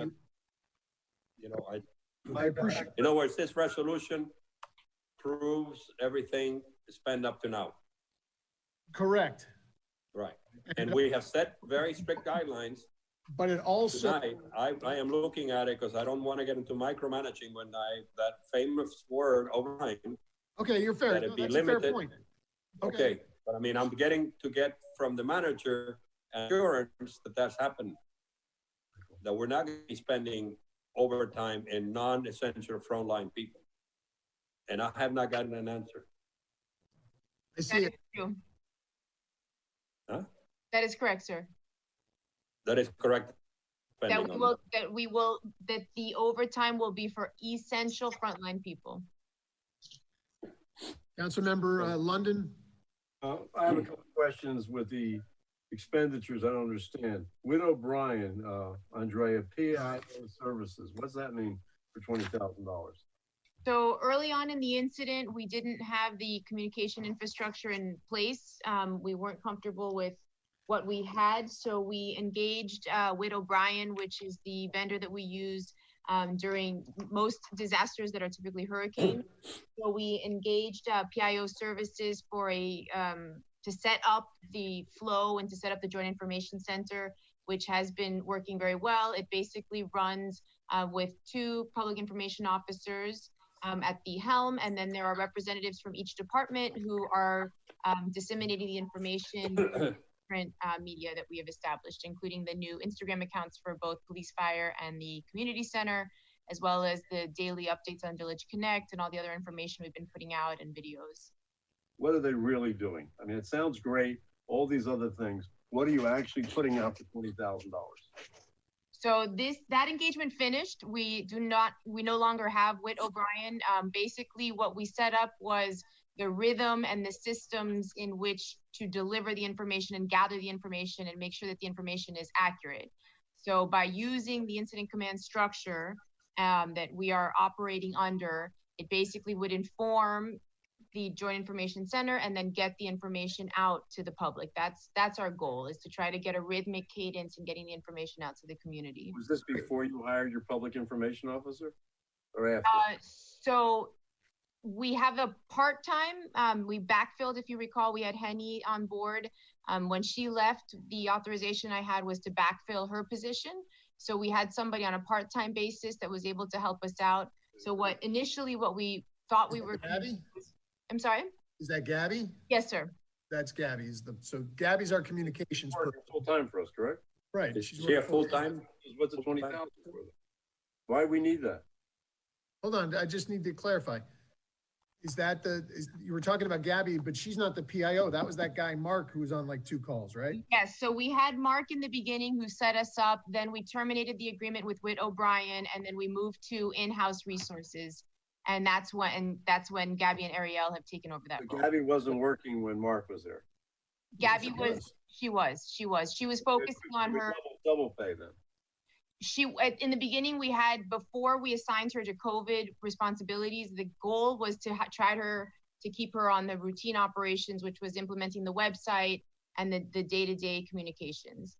Then we found that there was more of a synergy if we were to use Gabby in a greater capacity. So we let go of the PIO from Whit O'Brien, and then we engaged with Gabby and Ariel to increase their commitment and work on the COVID response. How many Polaris type vehicles do we have in the village?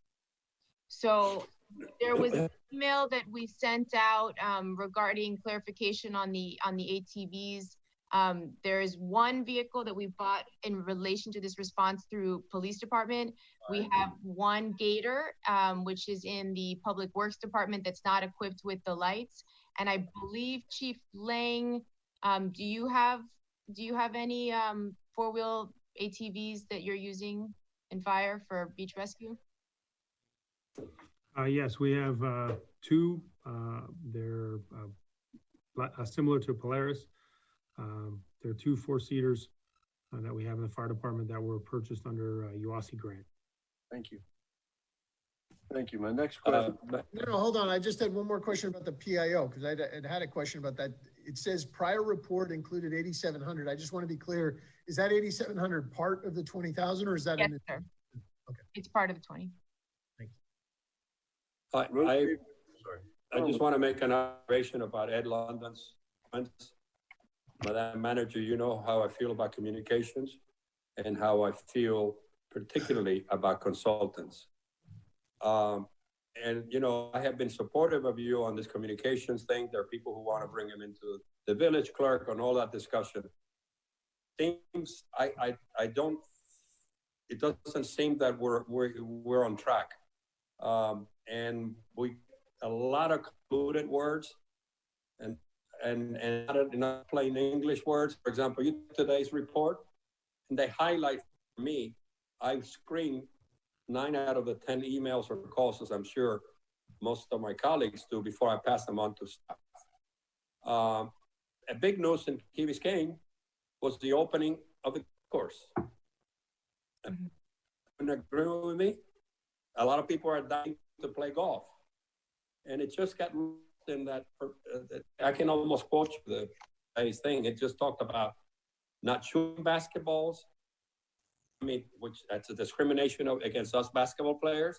But I mean, all joking aside, I just don't get plain English communications. And I just don't understand why we have a person, which I suppose that is doing this, plus the incumbent manager has to be a lead communicator itself, and I think you should be our communicator. And then have done on top of that. I mean, on the other hand, I think we're making a lot of progress on communications. Don't take me, but here we go. It's 10,000 here, $1, 5,000 there, 50,000, and then we're gonna start getting on time for police. I'd rather use that money on the people we have than people on the outside. But I've said this at least 20 times. The thing about me, you might agree, but boy, I clearly and transparently, we got to get off the consulting stuff. We really do. Or we just go to the middle of Weston. They have one manager and everything is outsourced. And it works. But we can't have a duplication function with salaries and benefits. And every time, we're in a problem, we bring in a consultant. I'm sorry, I got a little, but as I discussed with you privately today, I mean, I got blindsided on the people who assume that they're elected official would know, we have communications with the mayor, or do I need to call him? I went to high school with him. You want to call Jimenez? It was big news because we, quote, consider that golf course our golf course. Right. Yeah. We get lost in the forest and all government speak. Okay, I mean, I don't know. It's constructive criticism. I think it is right. I think I take it as such, and I think we have done, we're doing a lot better than we had in the past. I will remind us that, in prior emergencies, there have been teams of 5, 6, 7 people that had been assembled to perform communications under the emergency function. So, but Madam Manager, yes, please, this is a $35 million company. This is a 12,000 at the peak population. Keep it simple. Case management, keep it simple, stupid. We keep getting very sophisticated. Not enough just plain stuff. There soft stuff. I think I don't want to get microphone that you include. And I thought you'd be surprised how many people call me, and I don't know about the Pleasant or seeing our how to pronounce it, Dr. Simons's daughter. Her little pieces about, because people are fed up at news, and all of a sudden she shows up, talking about plants. That was hard, but I mean, I just hope that we better. And it's not rocket science. It really isn't. Yeah, I think there's a style to communications, and I appreciate the feedback that you're getting, and the feedback that we're getting, I think, is useful. The village has never had a professional communications program in place, so I think it's a growth process, it's a maturation process for us, and we are trying to simplify. So we don't have any other consultants on board. We're leveraging resources in-house, and I think you will continue to see improvements within communications. So thank you for the feedback. Hey, to Councilmember Laredo's original point, are there any other comments about the resolution and about that? I think I would like us to speak more about, what's that? Got 2 more items to ask Andrea Okay, about. bring them out. Come on, fire.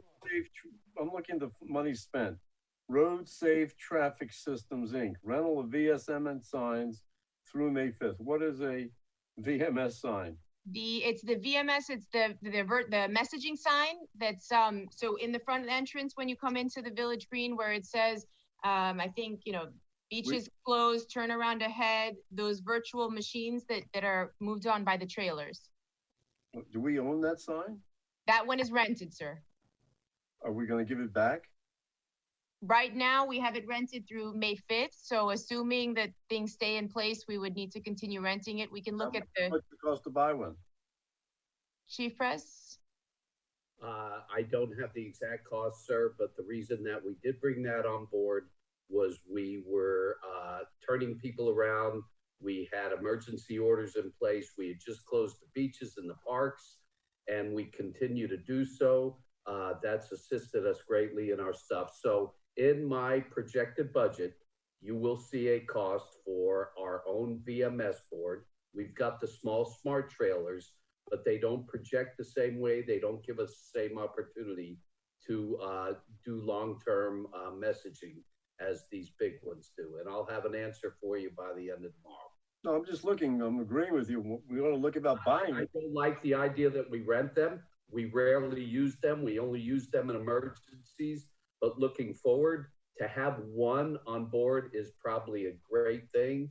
And I'll present that to my boss, and she'll present that to you all during our budget session. And as you do, Andrea, as well, on this remember sign- we have a Wait, storage. I'm sorry. Let's hold on. Councilmember, let's go. Councilmember McCormick, then Councilmember Laredo, and then. On this sign, the difference between buying and renting, is the cost of buying reimbursable as an emergency expense or only renting?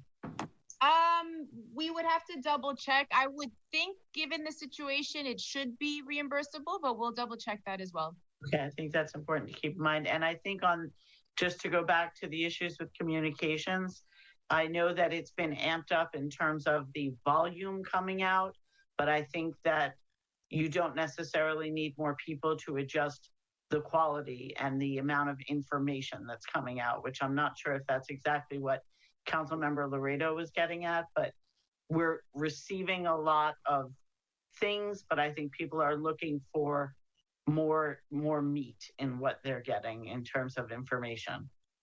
Okay, so please keep the feedback coming in. As we develop the program, we'll incorporate that feedback and fine tune it so that it meets the expectations of the council and the community.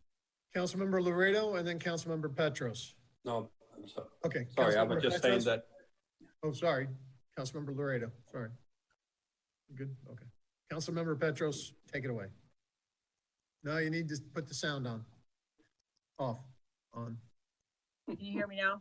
I can hear you now. Mine was a quick point that if we look to buy it, a lot of times when you've rented something from a company, they'll put that towards the purchase price. So maybe that could be looked at if you're looking to buy one of those signs. Will do. All right. And Mayor, one more Yes, thing. Councilmember Yeah, I'm Laredo. sorry, I didn't want to say also that the storage problem, we already have parking issues. And I don't know that this is necessarily something first of all, I applaud using it now. It's necessary at the time renting is the right thing. Let's think it through because it also covers our parking.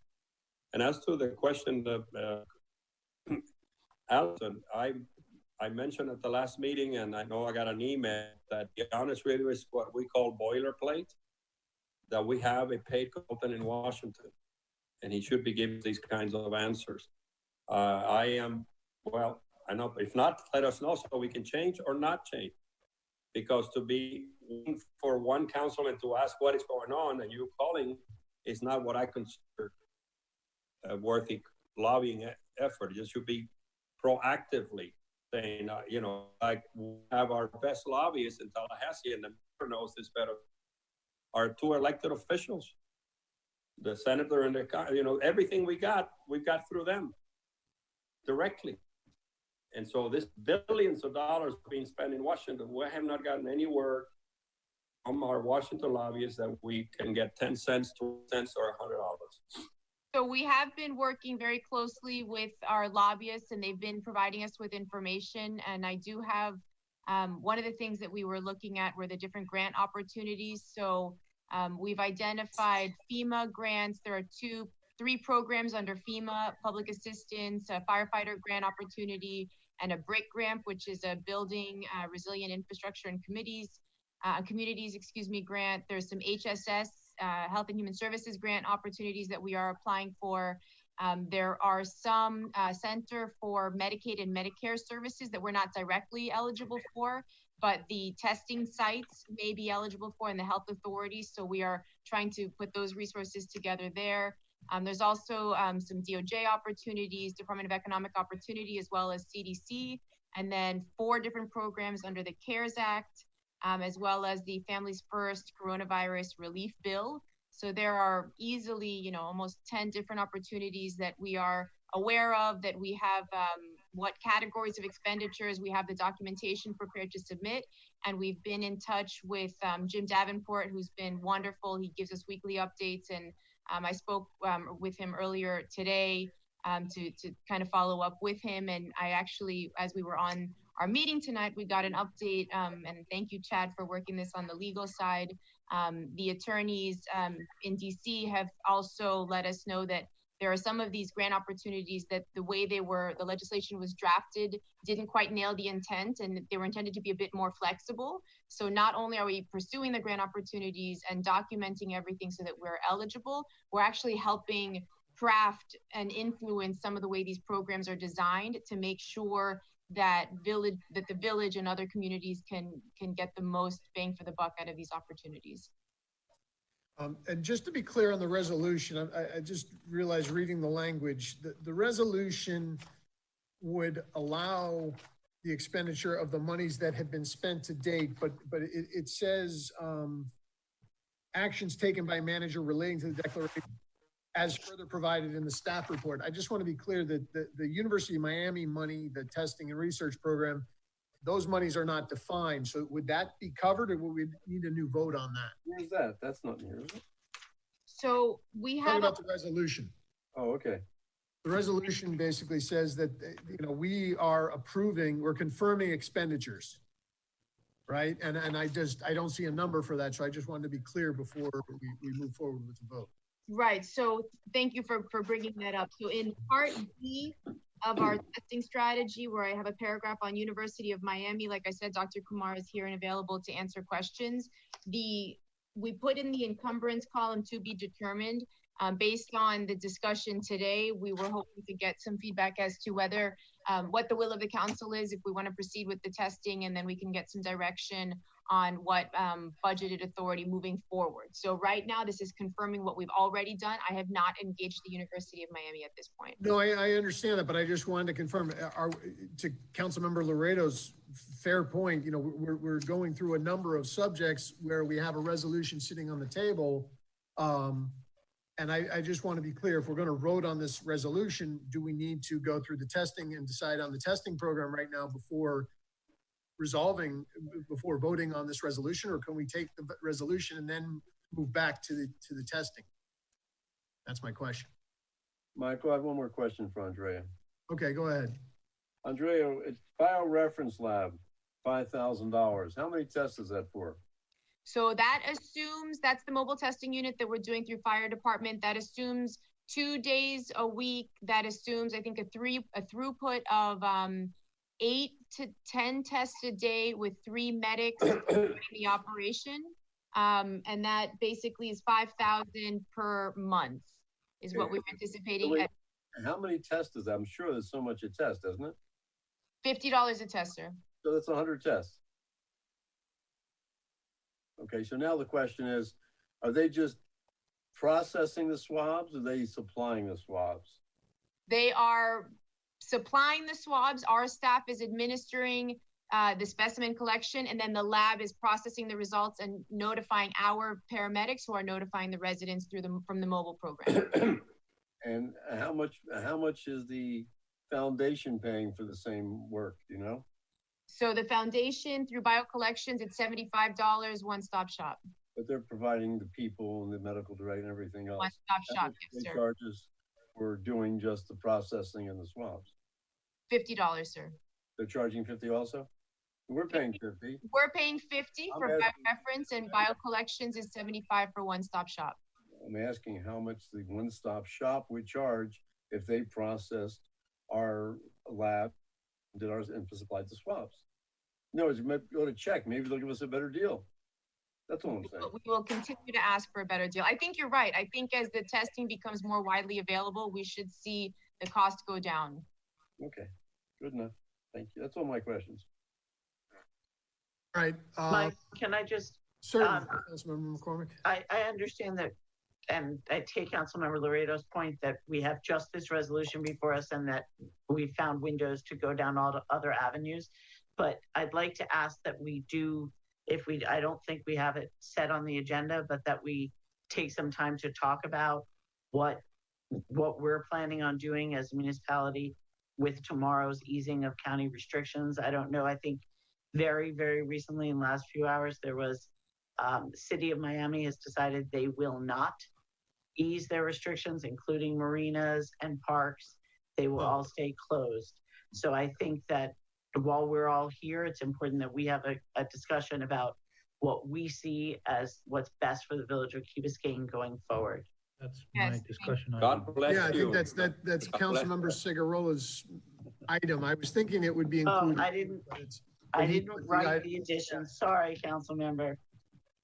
So, Mayor, Councilmember, Vice Mayor Moss. Yeah, so I just wanted to bring up again, because this was put to this item. I would like to either make a motion or get consensus on relaxing the strict testing requirements. I think it should be open to any age and anybody who has had contact with anybody. So anybody, any age with symptoms, or anybody who has had contact with anybody. And I don't know if by doing that will affect what we're about to vote on. And I don't know if we should be doing that first. Yeah, I think that's a fair question, because all of a sudden you're going to open it to the entire key. And I assume we're going to see a dramatic increase in the number of people. Everybody wants to be tested, right? Everybody wants to, whether they've had it or they have, and so if you're not putting any constraints, I think we'd see an incredible increase in tests. We got 13,000 people at $50 a test. That's what, $260,000? $250,000. 260,000. 650. 260. We have to determine what in the overall public interest is the best way to move forward on this. Right. That's why I talked about the randomized testing. Yeah, I think the randomized testing is not going to give us, if we start easing our parks and other places, it's not going to show us a possibility of an asymptomatic person who's out and about that has it active and spreading. It's going to show us a percentage of people, assuming we take a good sample to get a 95% confidence rate of how many people are asymptomatic, or maybe we're just very lucky and we don't have very many on Key Biscayne. Can I just have a show of hands of how many of us have an immunology degree or a virology, a degree in viruses? Because I'm getting a little concerned that we're, to Councilmember Laredo's point previously, we're getting into the weeds of what, I don't know this stuff. I mean, a lot of this is our educated, guesses.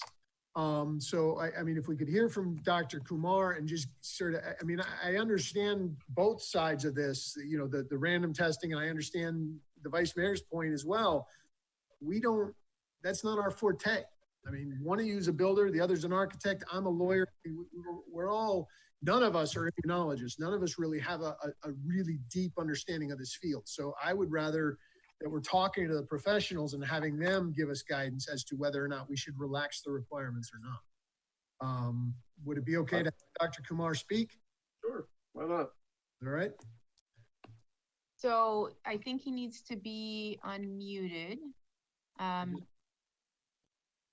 sir. Hi, everybody. Hello.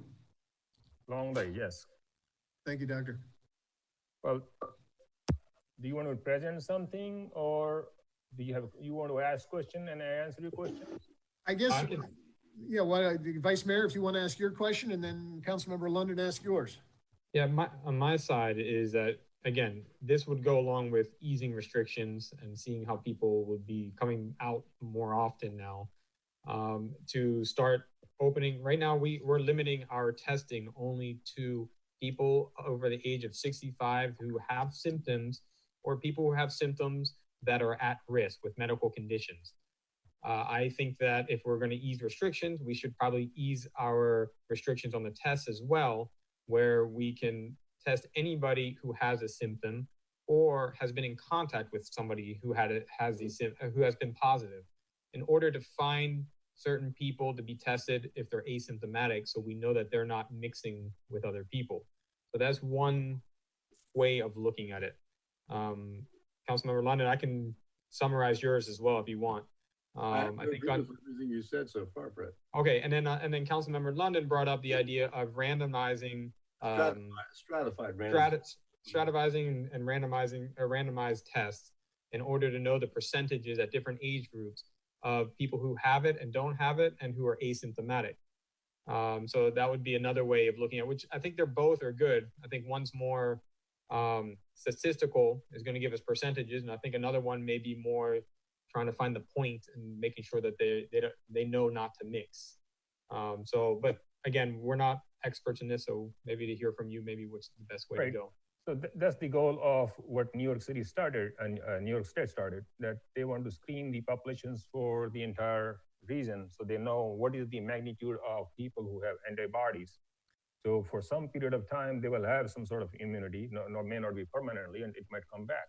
And that's why you need a sampling strategy in order to say, in Key Biscayne, what fraction of the population, in what age group, in what gender, or what ethnicity, or what health risk factors, if you collect all these data, are immune to or might have been positively tested for COVID-19. So the sampling strategy has to be such that you are able to capture that information for the entire community. And based on that, you can make decision, should we be now allowing female within this age group, male within this age group, et cetera, et cetera. So randomization will be one of the things that one has to propose in order to sample for it, but it's not kind of volunteer sampling anybody and they can come say, I want to get tested. In this case, you will stratify, create a list of all the household that you want to sample on, and from there, you randomly select, rather you have to oversample these individuals, because if you're shooting for 300, likely 300 may not participate. So to keep the margin of error, how many might drop out? So you want to substitute for them.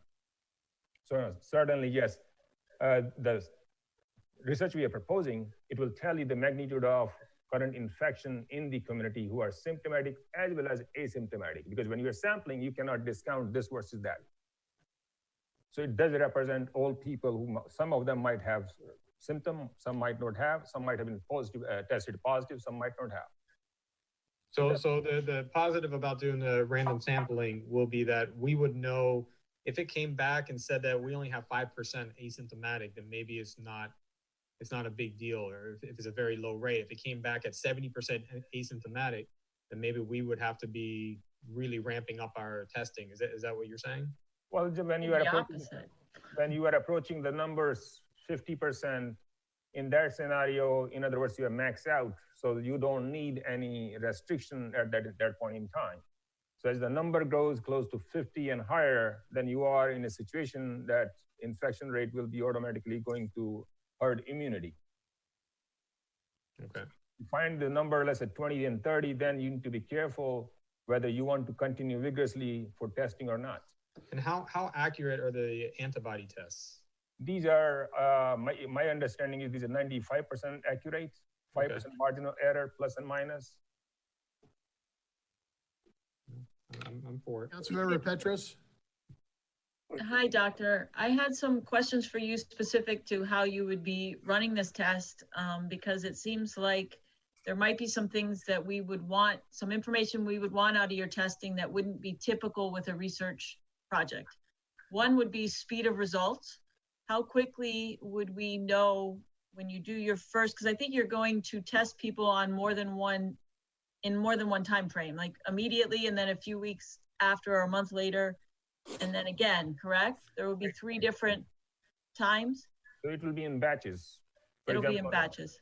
So 2 days a week, you invite people for the blood collection. So within a week, some of the results will be ready. And those results in can be shared given all the requirement for HIPAA regulations. Would we be able to know and inform people if they were positive that they were actually positive, or would it be a blind study? No, yes.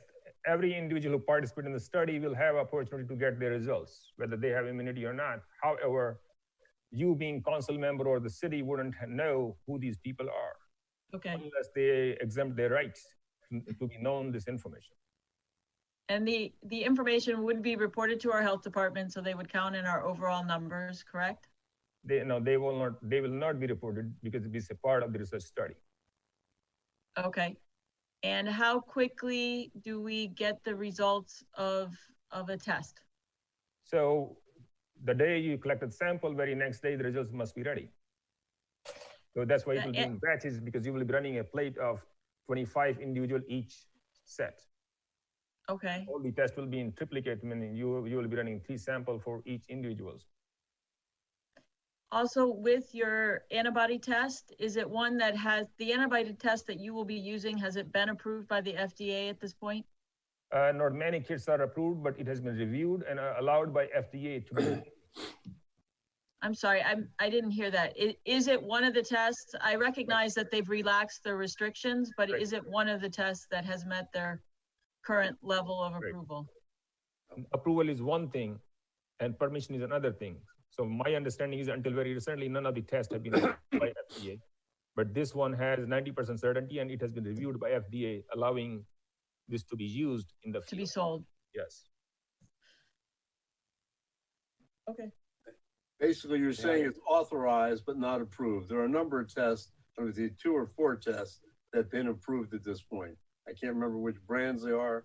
I want to say Celgene or CellX, but there's been maybe 30 or 40 have been authorized under emergency authorization because the Chinese who make these tests, most of them, they've said they're good, but they really haven't been tested yet. Now the FDA is going through a process to start testing the tests that they've authorized.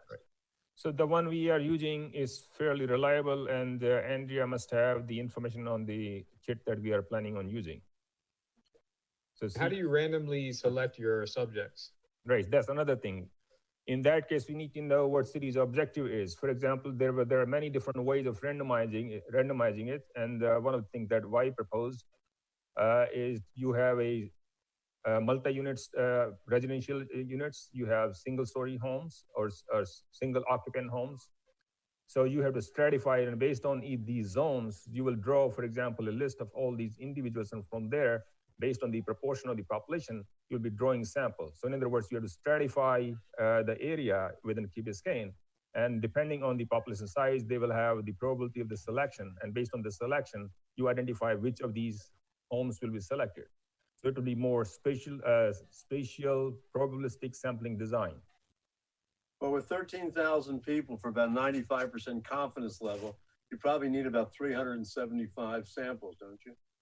Well, we did some power calculation depending on the prevalence rate. Our number was suggesting about 300, but there is another, depending on how much reluctance you want to have, alpha error, the margin of error, and your assumptions of 95% confidence. Yes. 95% confidence based on our assumption, the number was 300. But again, you change your assumption, your sample size will change. In your case, go ahead. Yes, please. 3 years since I took statistics, so I guess I'm wrong. Yeah, just get back a little bit, step back from what Councilwoman McCormick's point, sort of a test, and I understand this all new to us, so I'm not saying judgment on anybody, but this is a test of our system of government. We designed 28 years ago, the policy-making council and an administrator. I don't understand half of what you guys are talking about. I'm not qualified, and I try to read also because of my service at Baptist Board. So, and here we are talking about cost per, and she said, the people I speak to, maybe I'm just a strange person, or 7 of us, want to know stuff like, when are we going to beaches? When, in other words, policy decisions. And it's getting lost. Even this, we started at 6, it's 10:30. And we have tomorrow morning, they're gonna ask all of us, hey, they open the course, when are you gonna open the Big Rock Confused?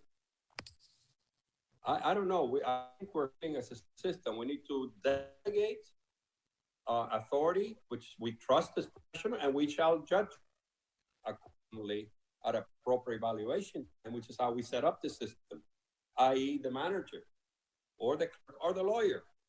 But for me to be trying to determine what kind of, let me tell you what I know, or what my sense of the medicine in this, nobody knows, doctor. With all due respect, nobody knows, because I've spent hours listening to all this moving target in the medical field, both as to the, that's why we over-prepare, thank God, on the beds. I didn't want to jump on the beds issue that Petros earlier.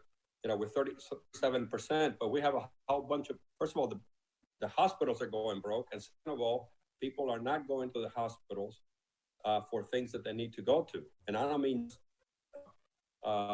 it's elective surgery. So what I'm trying to say, Madam Manager and my colleagues, can we get back to policy and leave the managers, the professionals that we've hired, run this thing that literally moves on a daily basis, because it's not a judgment against the medical profession or the public administration. It's not possible unless we, maybe we should change our methodology and maybe meet for the next month once with 1 or 2 items on the agenda and leave the rest of the stuff out, because I'm tired, you're tired, everybody's frustrated, and we still like 10 items.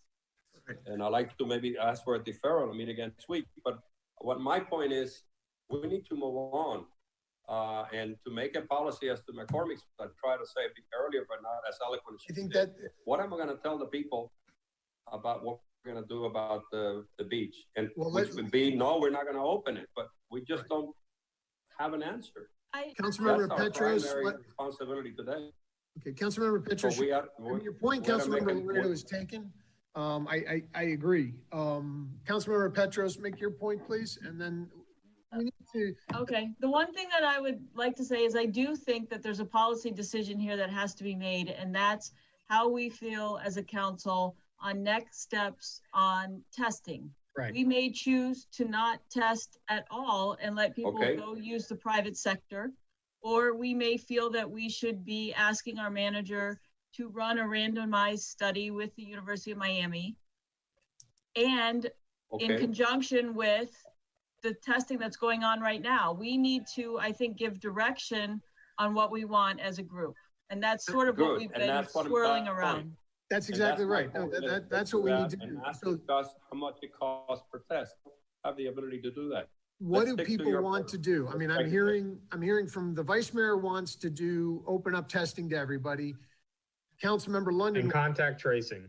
With contact tracing, and Councilmember London wants to do stratified random testing. Is that? I also agree with Brett, both of them. Okay, so you would like. But remember, mine is open to everybody with symptoms. With symptoms, and contact tracing. Okay, that's with symptoms makes a difference to me. Do we have a motion for? I move that. Councilmember Segurola. Do we have any idea what this is going to cost? Yeah, randomized testing for 375 people at 75 hours is $28,000 to $30,000 bucks. But let's put a restriction on the amount of testing we can do. Everybody can't talk at once. Councilmember Segurola. But now we're talking about opening up to everyone. So with symptoms. But the symptoms, I mean, honestly, symptoms is everything under the sun. If you have a scratchy throat, if you have sniffles, everyone qualifies for that. Temperature. Gotta have temperature. Well, the thing is, it's still not going to tell you what fraction of your population is immune, the way you are proposing. Unless you randomize it. That's two different things. The random is one thing and the other one is the other. Yeah. I personally. Go ahead, sorry. No, that's okay. No, I was gonna say, let me just speak real quickly. Brett, I respect what you're saying, but when I think about it, then I think of us as basically being medical care providers as a community. And it only tests a point in time. It's not going to further anybody's comfort level or allow them to change any behavior with that type of methodology. And we'll be spending quite a bit of money. So I would be very hesitant to move forward with such a wide net as a council directed initiative. Well, I think, go ahead. Go ahead, finish. I just wanted to say that you have to look at it at two parts. So again, if we're easing and allowing people to do more things and we're slowly, and I'm sure we'll get to this with Councilmember Seguirola's talk, as the exit strategy is happening, the reason why you're testing anybody with a symptom is to see if they do have it. And when you do find that they have it, you ask who else has had it around you and you test those people. And if people are going to the beaches or whatever, if I find out that somebody calls me and said, hey, you were near me and I have it, you should go get tested. I get tested with no symptoms. And they say I have it. Trust me, I'm going to stay inside and not be around people as much as I can until I get tested negative. Let's remember also that the county does have testing over at Marlins Park. I mean, there are ways for people to be tested outside of the village of Key Biscayne. I think our point is, I would rather go, frankly, at this point, I would rather stick to the CDC guidelines for the village of Key Biscayne and I would go with the stratified Randomized that we're talking about. Those would be the two ways I think we're going to get going forward. Councilmember Segarola. I would go with the random testing to get a snapshot of the village. Every single day, the private sector moves further and further ahead. Now we have at-home testing. You can order a kit. I think it's $119 if somebody wants to do it themselves. Mayor, as you just said, if somebody wants to drive over to Marlins Park, they can get it done there. I think what we need is a snapshot of the village so we can have an idea of what we're dealing with. But the testing of everyone is just going to open up a Pandora's box of costs that I think would be unsupportable. Because if 13,000 people want to be tested, that's... No, that's not what I'm saying. I'm saying anybody with symptoms or contact, and we can limit it to the amount of tests. We can say 100 tests put towards that. And Councilmember McCormick, and then we'll come. It's my understanding that testing is reimbursable. Is that what we're going with, Madam Manager? Yes, to a large extent, yes, especially if we follow the CDC guidelines. We're confident that we are going to be reimbursed for that testing. So, and people with symptoms, CDC guidelines, yes or no? Or they have to be 65 and over or immunocompromised? I believe 65 and older or immunocompromised, right. Look, if the CDC guideline, that was my point. Let's put it to the CDC guidelines. Let's not set the age or whatever. Let's say we'll go by the CDC guidelines. Which is what we're currently doing. Correct. I believe that's right. But Brett's point is, if people have symptoms and they're 63, they don't come to CDC guidelines, and they might be having it and spreading it to other people. So that's why you want to test them. So if they do have it, he's saying if they have symptoms, test them. What do you do about it, Ed? You have a temperature gun at the test site, and they put the temperature. If you don't have temperature, we don't test you. That's that simple. But it's more important to find the contacts of those people. So once you test That's them, what you do about it. That's what I'm talking about. Huh? What you do about it is you find who they're in contact with that may not have symptoms. Right. That could in be the Free spread. Society, then we put them in jail. We fine them. We do what? In jail. No, they're doing that. They're doing that in Miami. In Miami Marlins Park, they're doing To that. Petra's point, I think we're a small community that we're taking on incredibly complicated medical practices that are moving, as Segurola meant, almost daily, just technology, with costs attached. And truly, we're going to go down the road of consultants because there's nobody on the staff that I know of that is an expert on this. I'm not one on this council. So I just think that we ought to make a decision on policy, and that's it. If you wanted the CDC standard for another week. Well, I think we asked the manager, to Councilmember Laredo's point about going to the professionals that we do hire. We asked the manager to put together a plan for testing. She did. It's before us. And we've tried to educate ourselves. We've tried to figure out what we think about it. But we need to decide. I mean, it doesn't sound to me like people have a tremendous amount of support or confidence, or I don't know what it is. But we did ask her to do this. Do we want to vote to do it or not?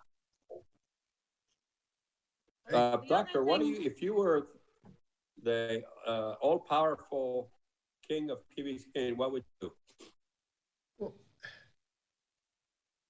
Can I put a motion on the table and we can vote on it? If you guys don't want to do what I want to do, we just move on to the next one so we don't keep going in circles. So my motion is that we do the testing on anybody, any age with symptoms, and anybody who has been in contact with somebody who had a positive result. And we can do up to 500 tests to start. If you're gonna make that concept, or if you're going to put that forth, Brett, we can't limit tests because that's not fair to the whole to all the residents. I mean, we either have to commit. We didn't do anything other than have guidelines that we said we could do testing based on capacity. We had a mobile unit that had a very small bandwidth, and then the Community Foundation took the lead and put something forth and used those parameters. But that wasn't us necessarily. So right now, At the Monument Park, they're doing the exact same thing. So all we're doing is being at par with what they're doing at Monument Park. So if we run out of tests, they can still be doing it at Monument Park. All right, we have a motion on the floor from Councilmember Vice Mayor Moss. It was seconded by Councilmember London. Amendment to the motion, Michael. What's that? Amendment to the motion, friendly amendment. We don't do the testing. The community foundation does the testing. We reimburse them. Right. Well, that's fine. I accept it. Fine. Wait, question. We reimburse them for the testing that falls within the CDC guidelines, or we reimburse them for all tests? This is for what Brett proposed, people with symptoms. Of any age and contacts of people with positive. All those in favor? Aye. Aye. All those opposed? No. Nay. I don't know how many there were. There were 4-2. Sorry? What? Do a roll call? Roll call. We gotta do roll call. I think we should let's do a roll call, guys. I know we're do a roll tired. call. It's difficult with. Yeah, no, that's fine, Pete. Do a roll call. Right. So motion as amended? You gotta vote on the amendment first. Well, the amendment was accepted, so it's a friendly amendment. You don't It's a friendly amendment. Test anyone, any age, with any symptoms and all contacts, up to 500 tests. Have the community foundation do the tests, and we will reimburse them. Right. Councilmember Segurola? No. Mayor Davey? No. Councilmember Laredo? No. Councilmember London? Yes. Councilmember McCormick? Yes. Vice Mayor Moss? Yes. Councilmember Petros? I didn't vote. No. You killed it, baby. Motion fails. All right. I would like to make Ed, you Or go ahead. Councilmember McCormick made a point. We've appointed the manager. She put forward a plan for testing, the 3-part testing strategy. I would recommend that let's take the strategy. They've been doing a lot of work on this. Let's move this forward. Did you look at it? Motion. I move to adopt the testing strategy that's been proposed to us. Second. Discussion. I second. Okay. I'm assuming this strategy is the test with the University of Miami, and that we're committing the resources to that because that's the next phase. Is that correct, Part A Andrea? is the pilot mobile testing by the fire department and a pilot outsourced scalable drive-through testing site within the village. Part B involves contracting with the University of Miami for research and self-administered mail-in testing, antibody testing, and potentially an indoor air sampling study. Costs range between $7,500 and $47,500. Part C involves using the data collected from parts A and B to provide a tailored and focused response effort. Michael? Yes, Councilmember London. You're talking about the air sampling. So you're going to go test these air filters, as I read the thing, and then go test them to see what kind of viruses they have on them. When normally the viruses die after a certain point in time.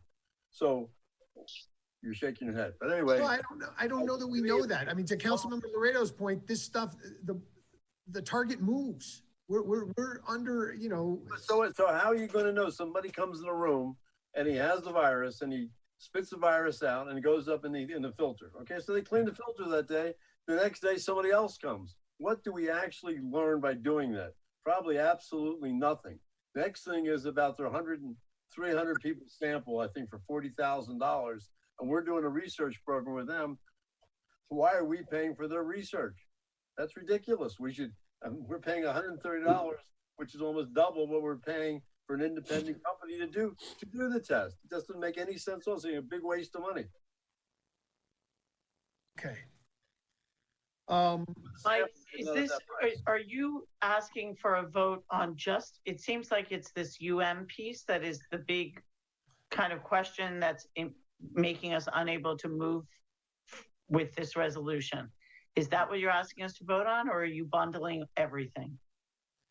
I was bundling everything. I'm willing, if you want to make a friendly amendment and pull that out, but that we do some testing in that format and then have the manager go out and price it out again, that's fine. My understanding, the is doing 3 tests, correct? They're not doing 1 test per person. They're giving you 3 tests per person. Correct. Dr. Kumar, please. I have to let you in. There you go. Okay. To answer the first question, that yes, viruses are dead within a few hours, depending on surface and the material. But this is not a kind of regular test that you get. It's a gene sequencing for the entire viruses, bacterial, and mold found in people's home. So that will be a gene sequencing base. So it doesn't really matter whether viruses are dead or alive as long as we extract the RNA. Does that make sense? Oh. And Madam Manager, Yes, sir.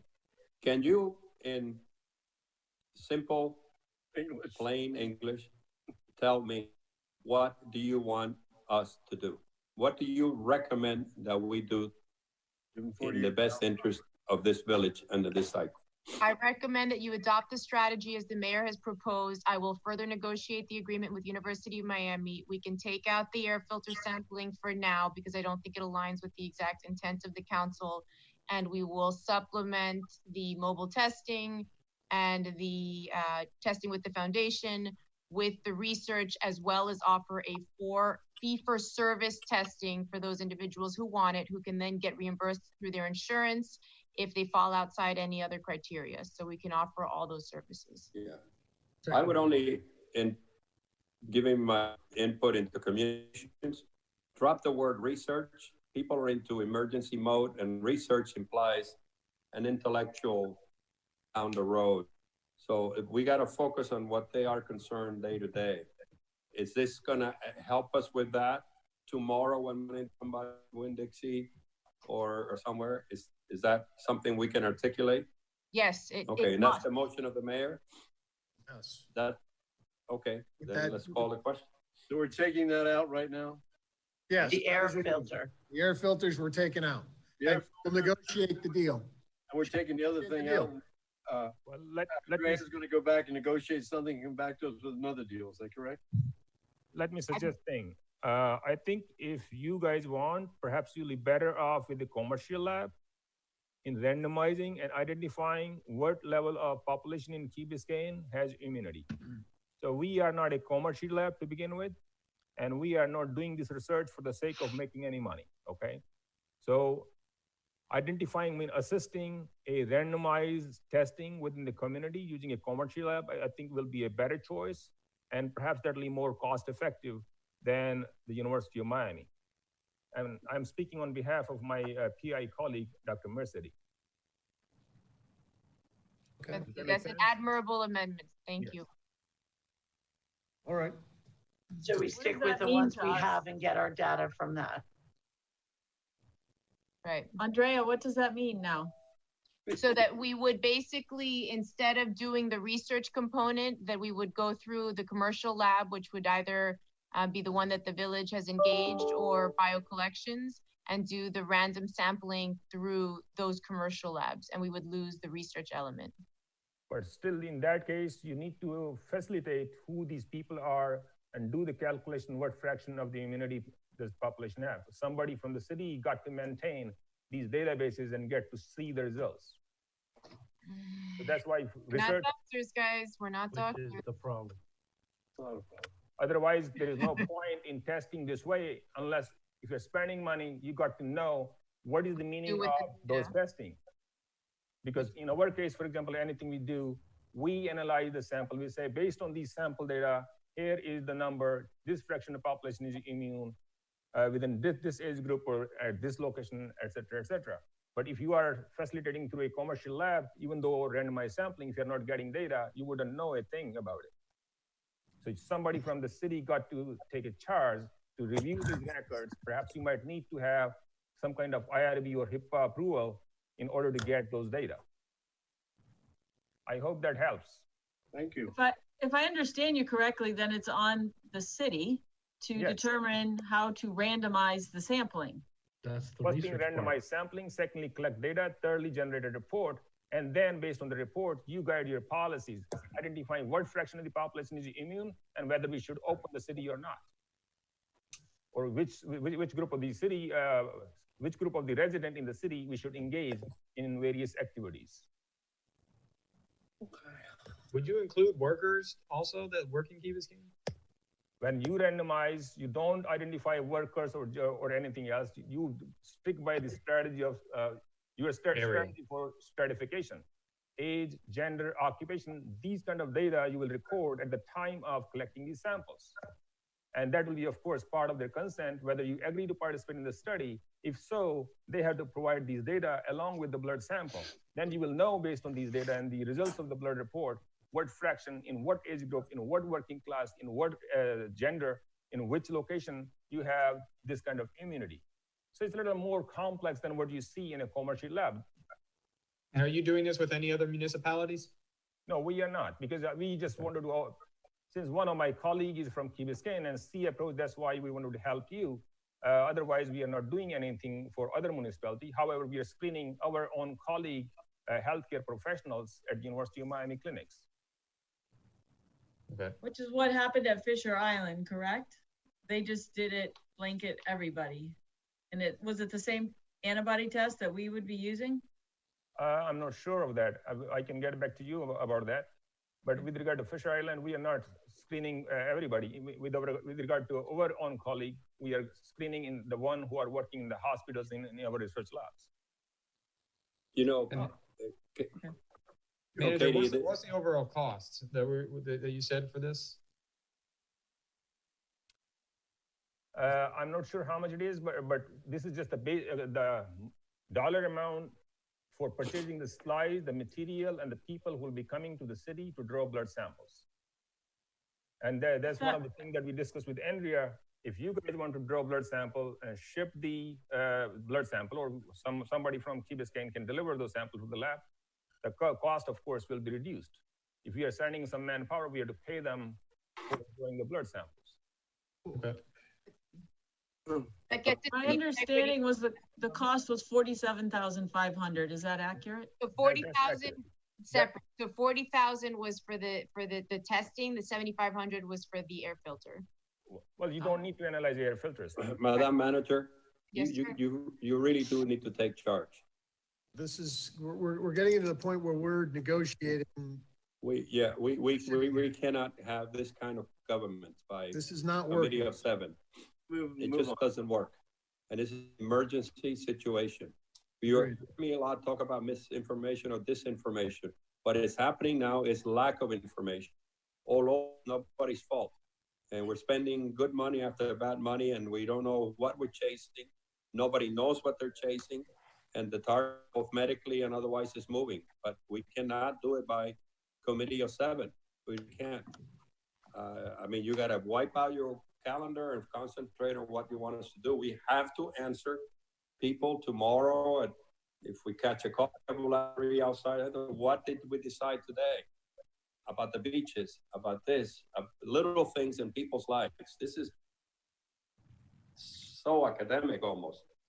Can we, I have a motion on the floor. I still have a motion on the floor. I believe it was. Second. Your Can I motion. amend it? Mike, could I pull up an amendment to just approve the study with University of Miami?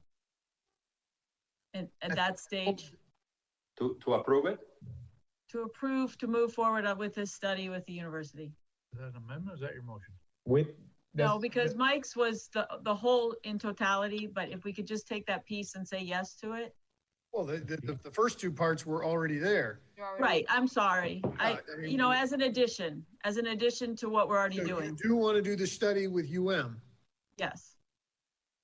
at the cost? I mean, are we going to, but are we renegotiating? What's going on with the cost now? That was Ed's. It's 40,000, and I will work with the University of Miami to get as much as we can, in addition to the 300 random age stratified sample. So not to exceed 40,000. And we will continue to do the testing at the drive-in site. The drive-through as well as the mobile.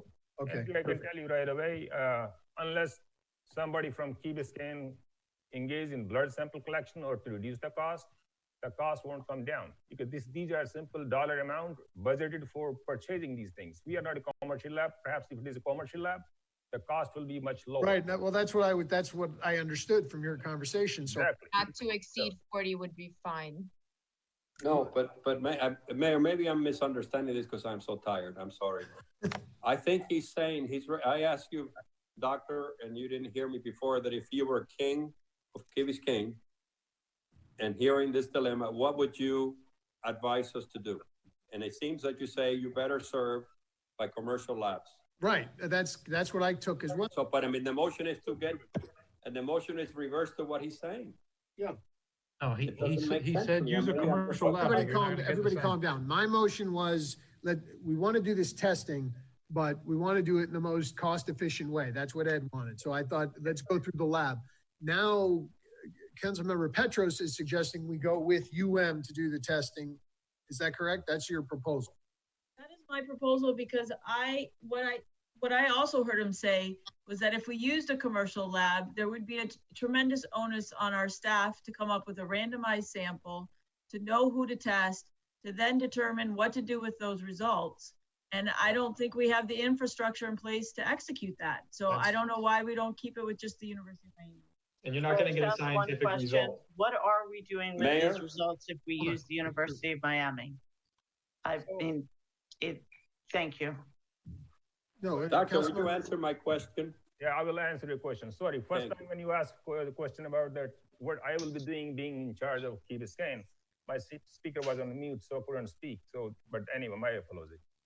So if I were if I were in your shoes, perhaps the first thing I will be asking is to identify what magnitude of people is immune to this and how fast the virus is spreading in the city, in what locality it is spreading. And you don't have any mechanism to identify any of these two things. In order to assess the latter one, you need to know how many of these people are coming positive and in what group or in areas they are spreading. So in those areas, perhaps you want to have more rigorous measure of social distancing and not allowing people in more normal activities. With regard to the testing and identifying what fraction of the people are immune and ready to go to workforce, you need to screen the population in the city. So when you do the commercial lab, somebody from the city has to identify who these people were, how many of them came positive, what their age, gender, occupations were. And once we have that information in place, then you can guide policies, what fraction of the population in Key Biscayne is ready to go back to normal life. Hope that helps. Okay, so Councilmember Petros has put this forward. I'm going to put this to a vote. Do I have a second on this? Are you including her amendment? Yes, I'm including her. Yeah, amendment. second. Okay, let's do a roll call vote on this. All right, Mayor Davey?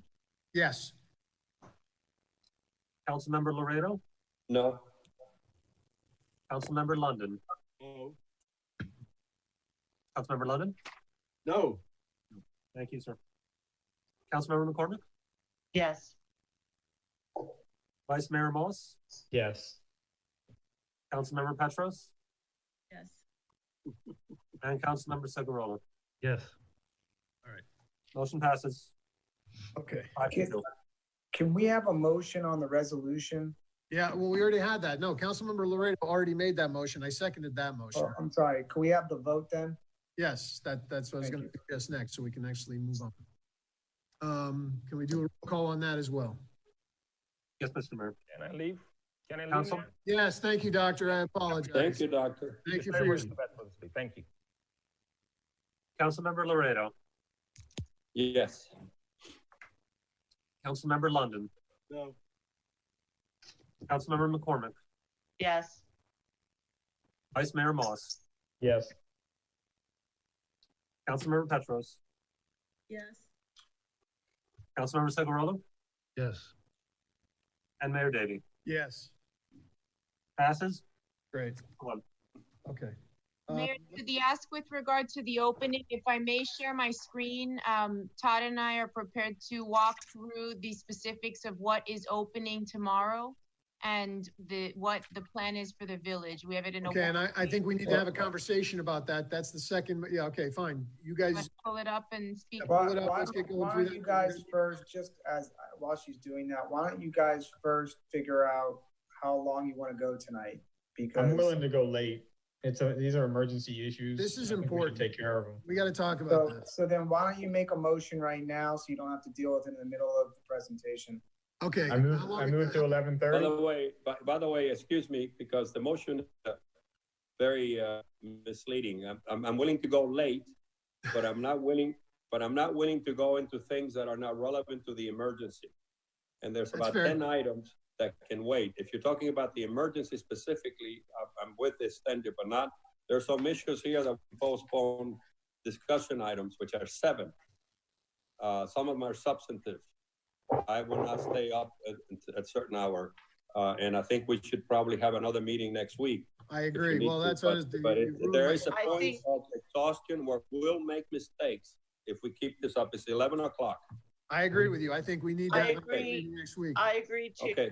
Can I just ask that we do schedule something, as you just suggested, sooner rather than later, even maybe Next Tuesday, I'll make a motion next Tuesday. Next Tuesday or even later this week, I would do. Oh, no, fine. Let's do next. Difficult for me. Yeah, let's do next Tuesday. I move to no later than 11:30, and let's get all the emergencies. Moved. Seconded. It's I 11 second. o'clock. It's 11 o'clock, and Luis is very old, so maybe he should leave and go to bed. No, I'm not very low. All right, let's go. Let's go. I happen to believe in efficiency. All right, you don't practice it. There's been a motion and a second. Motion and a second to 11:30. I seconded it. Yeah. Mayor, can you take on the responsibility that I know sometimes is extra out of the village to really work with the clerk and the manager to just say no to all these items that are not relevant to this crisis? This crisis is divided into 2 parts. We took good care of the first part. We're now going into the part where people are engaged about disengaging from all those. That's right. So let's get going on this. Say no to people, please. Let's go. I have a motion on the floor. Do I have a consensus vote, or do you? Yes, consensus. Yes. Motion Next passes. Tuesday. No, that's a different issue. That's a different. Let's just go. Next motion was put on the floor by Councilmember No, Loretta. don't worry about the vote. We'll have in the. I'm calling the meeting right now for next Tuesday. Boom. Perfect. Eric can call it. Yes. And there was a motion and a second for it to be to 11:30. Consensus. That passed.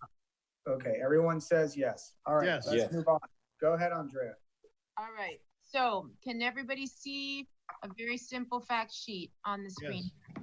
Yes. Okay, so basically this is what the county sent out an emergency order 21-20 outlining their plan for waterways, for parks.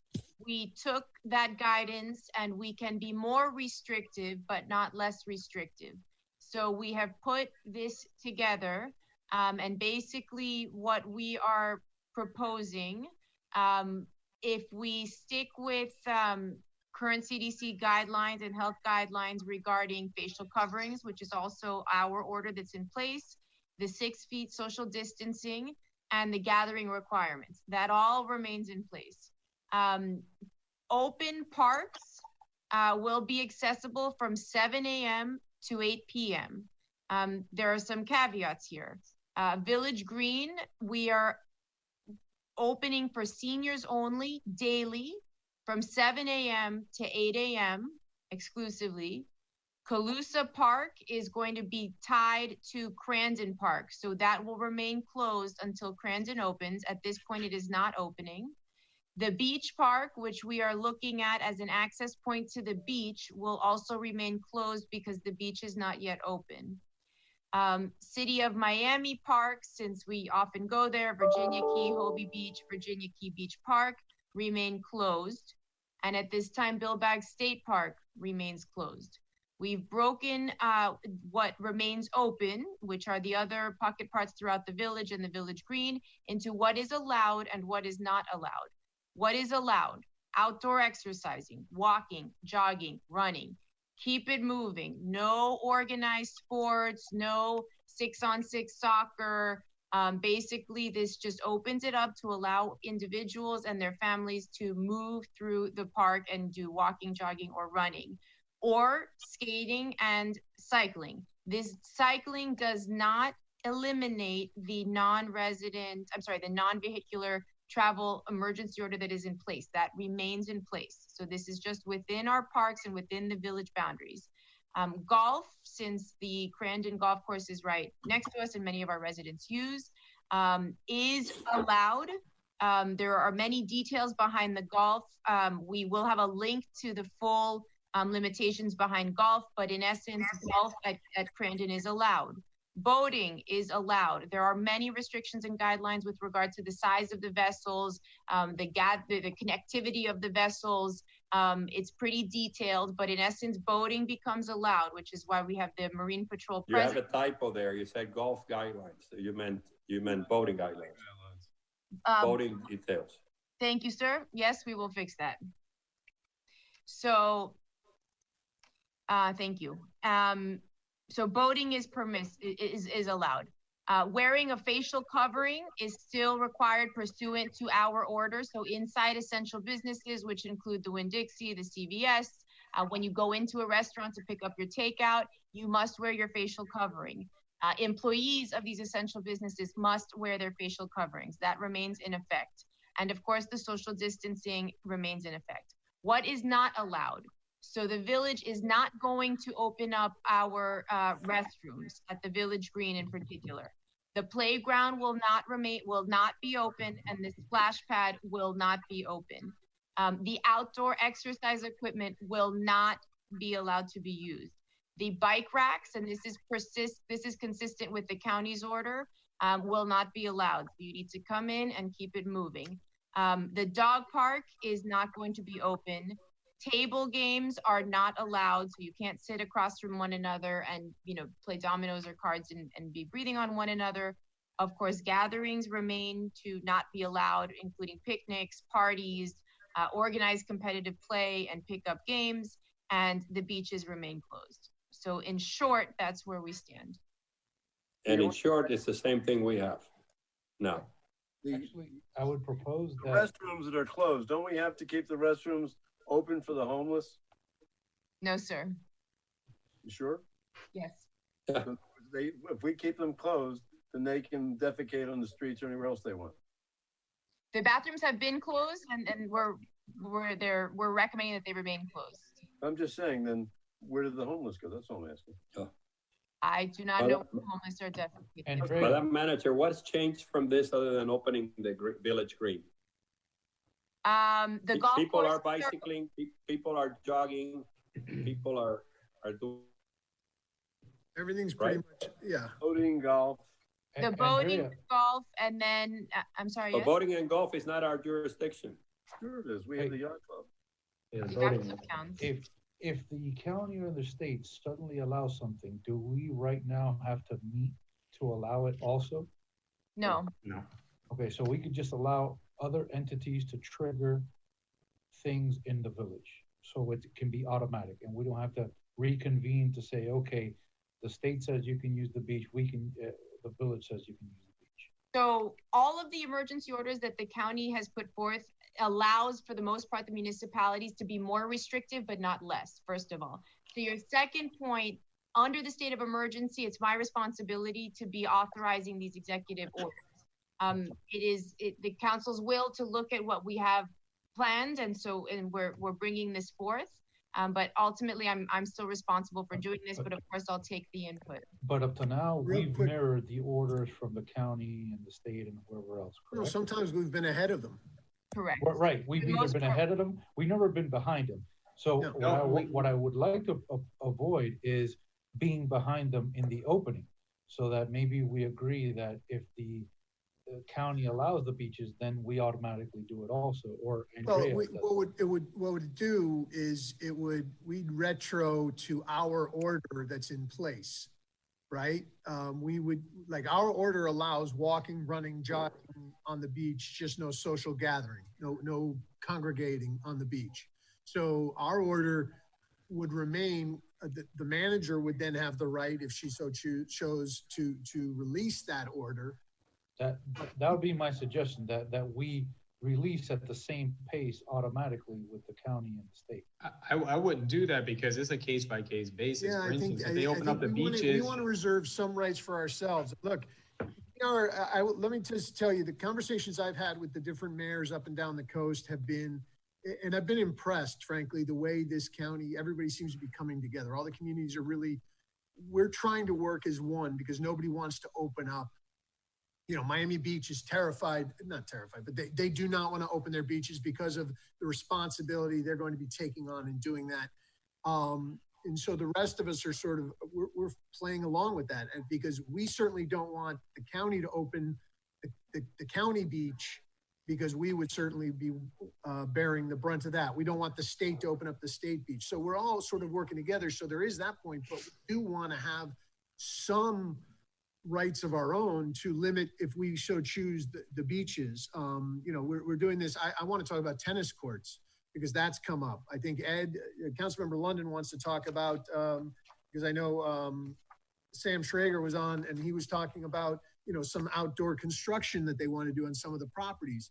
So there are things where we are going to want to be different from others. And I think we have the right to maintain that, to maintain that independence, while at the same time going, to your point, going with the flow on a lot of things.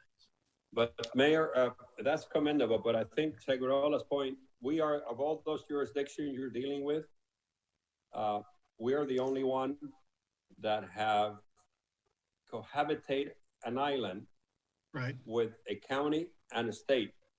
So if the county lifts the beach access tomorrow in Crandon and the state as well, we have no, geographically speaking, practically we have no choice. But to open up, I would not open without them. But that's the policy we ought to make. If they open, we ought to make, it doesn't make sense. What, are you going to put a border at on the beach? That's impossible. So it's difficult. We're very unique because we have the beaches divided by 3. And that is what everybody wants to know. It's the beach. The jogging and all of that, that's not news to me. Well, the tennis courts is an example. The county has now opened up tennis courts for single players, but the village order still restricts. Key Colony starting tomorrow. Well, but they're not technically, according to our order, they're not. Is that correct? They can. Manager? So there's 2 different things at play here. So what I pulled up was what the county issued on parks. So this is what we used as our base, and what we struck through was what we were being more restrictive on. So the county was allowing this individual sport activity. We felt that we didn't have a good enough handle on a flattening of the curve, and we have not met the gating criteria set by the federal government to be able to proceed with open. So for that reason, wait, hold on, Councilmember, hold on. Continue, Manager. So for that reason, we did not want to open up. We did not want to have the skilled practice.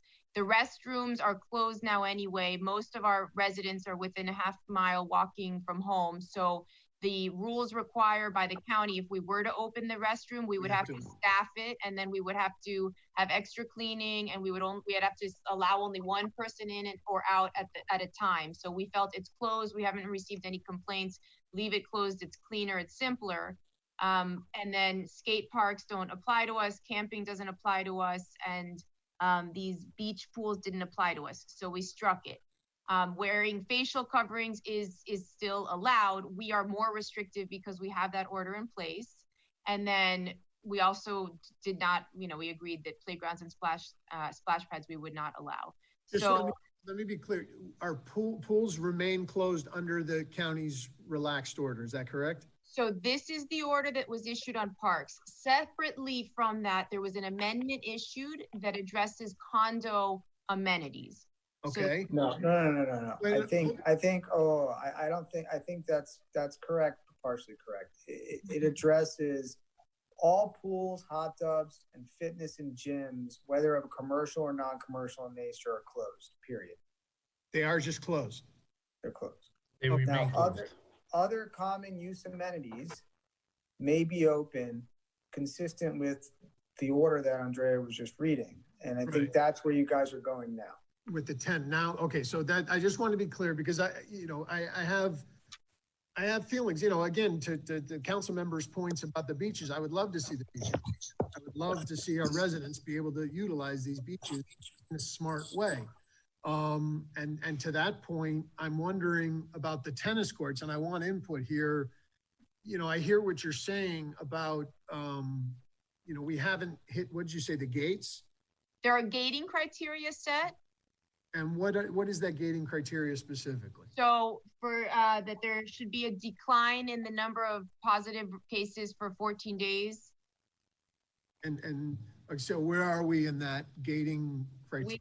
We don't have any, we've plateaued a little bit. We've oscillated around 60, but we don't have a decline. And definitely not for 14 days. Well, would the decline be in the number of cases per day? Wouldn't that be what it is? I mean, the increase would be, you know, you're having 5 cases per day and suddenly you're down to 1 case per day. I mean, look. We're not testing, will never go down. Anyway. Right. I mean, that's kind of the point. I think it's more, you're decreasing the number of increases, if you will. I mean, the number 60 is not going to go down. We've had 60 reported positives. That number is not going to, that's not going to go negative unless they were to find the tests were incorrect, right? It's the matter of, okay, we got 2 tests today, we got 3 tests tomorrow, we got 4 tests, now we've got 2 tests, now we got 1 test, now we got 0 tests, now we got 1. That would be my question. Right now, if we got 1% of the tests, we'll say for argument's sake, are positive, and then we keep testing and we get less than 1%, we're going down. We get more than 1%, we're going up.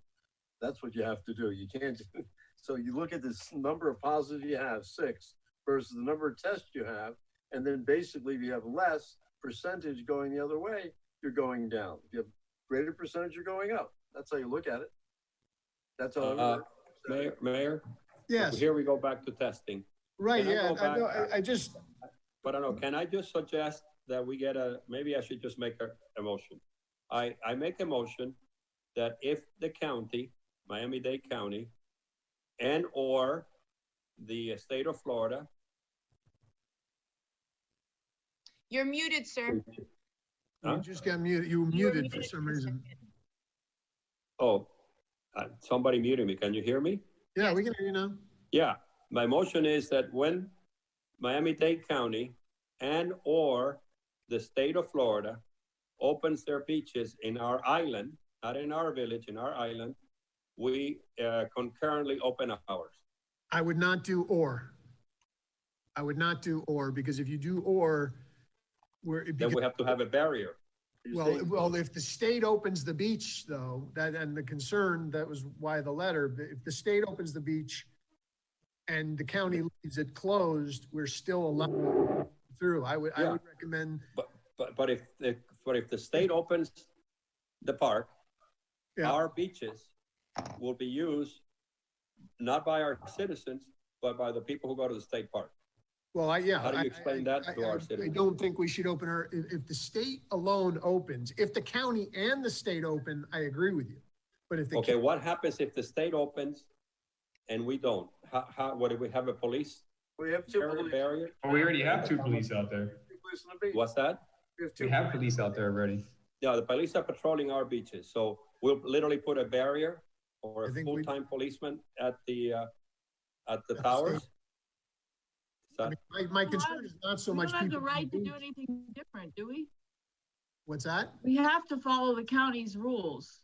If the beach is undefinable. If they no, that's right. Yeah, we could not. You're right. Technically, I don't think we could open our beach if the state opened and the county remained closed. We would still be closed.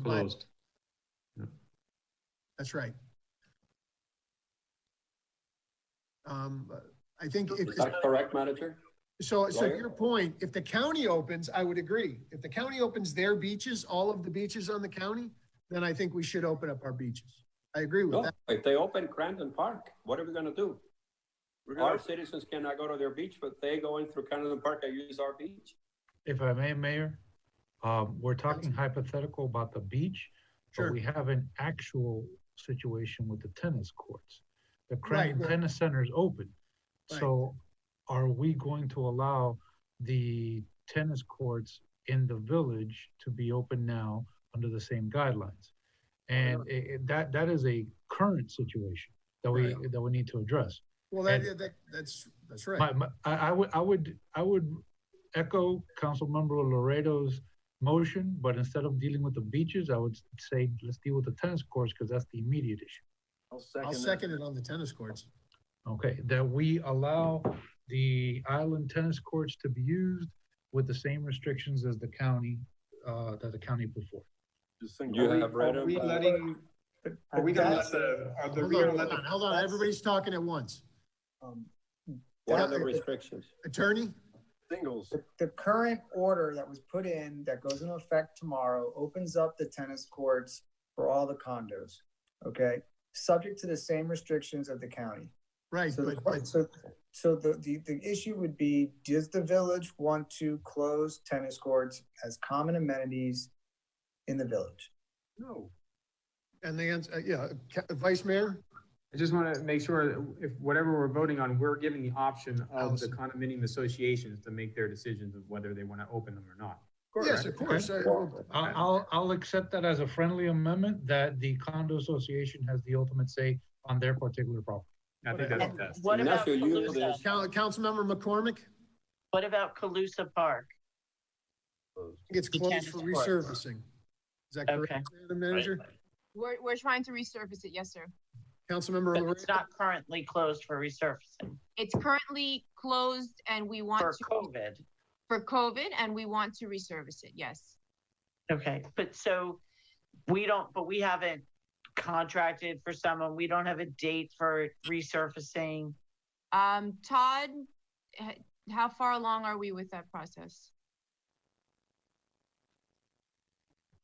You're muted. No, he's not. Okay. There. No, I'm not. The contractor's coming out tomorrow, but we agreed with the county that the Calusa Park is part of Crandon Park by the Crandon Park Master Plan, so it would open in conjunction with Crandon Park. Okay, so we're not looking at those tennis courts now then? No. Okay. So I guess my motion. On the floor, I've seconded his Just motion. the condos. The only amendment, Well, another amendment. you also got the Ritz and. Well, that's part of a condo. That's Private, yeah. association. Well, you got the hotel, no? No, it's not. It's not. No, it's actually its own. It's got a relationship with the hotel. It's part of the homeowners association. But the hotel is closed. The hotel's closed right you now. probably know, and I'll It's phone irrelevant. you now through the clerk, that Key Biscayne Homeowners Association has announced they're opening the tennis courts tomorrow, period. Yeah. Have you seen that email? I saw it. I think. Yeah. So I don't know what's going on. I'm assuming that they were under the impression that the county order applied That's directly. correct. I think that was the mistake. I got a text in the middle of tonight about that. Asking for clarification. So I said we're clarifying this. Discussing. I said the council I'll will forward it to you now. be qualifying that. And part of your, Ignacio, part of your motion, we should also put out to make sure that all the condominiums are aware of any of the restrictions that are on there. I think it's only single, you can't play doubles, or is that what it is? Or I believe so. Single. No, but yeah, that was your point. That was your point that that it's pursuant to the county. We mirror the county's restrictions. Right. Just make sure that they know it, that's all. But I don't. Because we I can't guess police I'm that. Still, guys, the current order of the county does that. That's what I don't.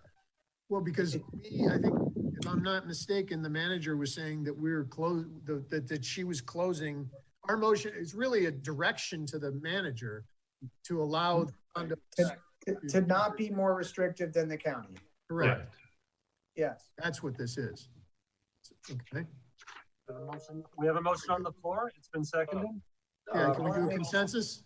I want to make sure that Ignacio is comfortable with that, but I think it's the direction to the manager not to be more restrictive than the county as it relates to the common use amenities, which includes the tennis courts. Correct.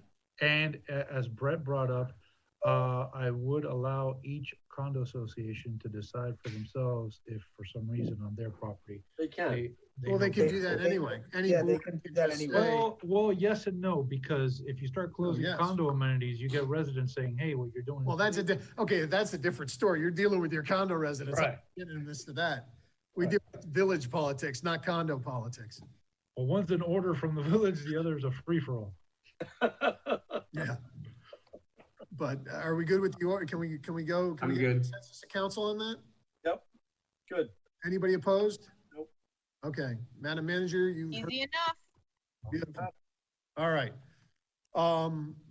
Is there any things that we would like to be more restrictive of than the county order? Like, I've heard a lot of people talking about wanting people to be required to wear masks, not just in essential stores, but also on the street. And I know that there's been a lot of asking for people to do it voluntarily. I don't go out much, but when I do, I peg that number definitely less than 50%. Yeah. From what I And encounter I think it's going to anyway. get worse now that things are starting to lighten up. I think that's the concern. And I keep reiterating that we can't take the eye off the prize. I don't know, because there's a lot of, even under the county's new order, in public spaces, there in parks, you're required to wear them, except if you're under 2, you have a compromised immune system, or you have a compromised system, like you have a breathing problem, or you're strenuously exercising. You're strenuously, maybe it was exercising with some word like that. So there's a lot of, anybody who's out exercising can argue that they don't have to wear one, which is sort of one of the points you're supposed to be out. But I would agree. I mean, I wear one anytime I go out, I wear one. So when you're biking, it's really uncomfortable. Yeah, it's uncomfortable, but when I bike, I wear it. But the speed you bike, it wouldn't make any difference. Yeah, but please, I'll blow normally, you away. Give me a break. Do you guys think? What happened to the big motion I made? Did it pass or get killed? Or I'm sorry, you wanted to make that motion? I don't know if yeah, it's a motion second. that if county opens Grandin Park, we automatically open our beaches concurrently. Second. I'll second it. Yeah, that's fine by me. All right. With a roll call or consensus vote? Consensus on this one. Consensus? And by the way, communications, this is a bullet point, simple, and needs to go out tomorrow. Got it. So that they stop. Chad, I'm sorry, Chad wanted to say something? Yeah, we need to do a roll call. This wasn't an item on the agenda. Fine. All right, roll call. Councilmember London? Yes. Councilmember McCormick? Yes. Vice Mayor Moss? Yes. Councilmember Petros? Yes. Councilmember Segurola? Yes. Mayor Davey? Yes. And Councilmember Laredo? Yes. Now, question for the council. Our previous order, we allowed the beaches to be open, but we let people, they had to walk, they couldn't gather. Right. Is the village gonna continue with that order or just follow what the county does? I'd like to continue with that order. I would want to follow what the county does. I would want to follow the county. Can open our beaches? Why don't we leave it at the discretion of our manager? Excuse me, are we allowed to walk on the beaches, madam? Yes or no? No. Right now, no. Right now, no. So what did the attorney just said? When we put our order in place back in March, we allowed walking and running, but no gathering on the beaches. Right. Subsequently, the county closed all beaches in the county. Right. But our beaches, we had closed prior to the closing of the county beaches, but we allowed people to be active on the beach, just congregate. We gave restrictions. Right. Okay. Madam Manager, on your, for bullet points tomorrow morning, when people tell you what we say. All you've done with a beautiful graph is open the village green, our little pocket parks. And from 7 to 8 for seniors, and from 7 to 8 from 8 to 8 to regular people. Is that correct? Yes. That is the only deliverable we have tonight on opening. You broke up, but on opening parks? Yes, the only thing new from your beautiful chart, because people are bicycling, people are walking, is opening our parks, which is Village Green and the other little parks. And from 7 to 8 in the morning, only for seniors. Right. I guess defined over 65. And from 8 to 8 for the rest of the community. Yes, sir. That is the only thing that is voting. The beach park is closed, right? Correct. Well, I'm asking her, she's administering the city. Is that the only thing new tonight that you're suggesting? And the beach park is closed? Well, the Why- beach park is closed now. The beach park is closed now, and Yeah, we'll let's see if I can make myself clear. What is new from what is existing now you're announcing today? Is it not, yes or no, that we're opening up the Village Green, the other little parks for, I repeat myself, from 7 to 8 who are 65 and over, and from 8 to 8 for the rest of us? Correct? The only thing we're doing different? Yes, sir. Okay. So that is the bullet point number 2 for no more. 1, we will open the beaches and open the beach. And this is what today to liberate our community. Now, my next question is, how are you going to enforce the park? It goes back to London's thing about what are we going to have policemen checking your birth date from 7 to 8? No, our compliance has improved tremendously. So our first I pass think it's great. park staff, we could deploy crossing guards if we need them. We're not expecting that. If there's any, disruption, we need to call police, we'll call in those resources, but we should be. Andrew, I'm having trouble getting a short answer from you. You say from 7 to 8 in the morning, senior citizens, which I imagine 65 and over, are in the park, yes or no? Yes. Okay, how, is there somebody gonna be there checking IDs about your age? I mean, to the point, what's going on at the. Just don't make rules that people will break, you know that. No, but to be fair, the Winn-Dixie, we did the same thing and it worked. It worked. I was there. Okay. I was there and I saw it. We had a police officer early and it worked. The enforcement is great, it's gonna be good. They were. But now you have an unenforceable regulation. Move on. Look, back to the beach. 8 to 8. And the senior citizen thing doesn't make sense. Well, it's artificial. Well, we have to walk around with a watch. Oh, it's 2 minutes late, you gotta get off. I'm not being funny, it's just that. No, I'm not saying, I don't think. You hate things that lead people to, by normal behavior, break the law, the slippery slope.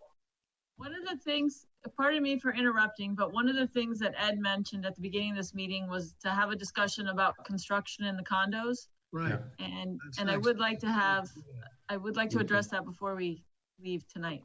Yeah. If we can relax that at all. Can I just say on the beaches, I think there was a question what we should do if we do open it, if we should have restrictions. I would say that we should leave that up to the manager, depending on what is happening at that time, to make the decision whether we should have more restrictions or not. I'm fine with that. Okay. And I'll make a motion that we open our from 8 in the morning until 8 in the evening, period. And then the other conditions, walking, etc. In other words, eliminate the 7 to 8 in the morning. Why not just open 7 to 8? Or 7 to 8, yeah.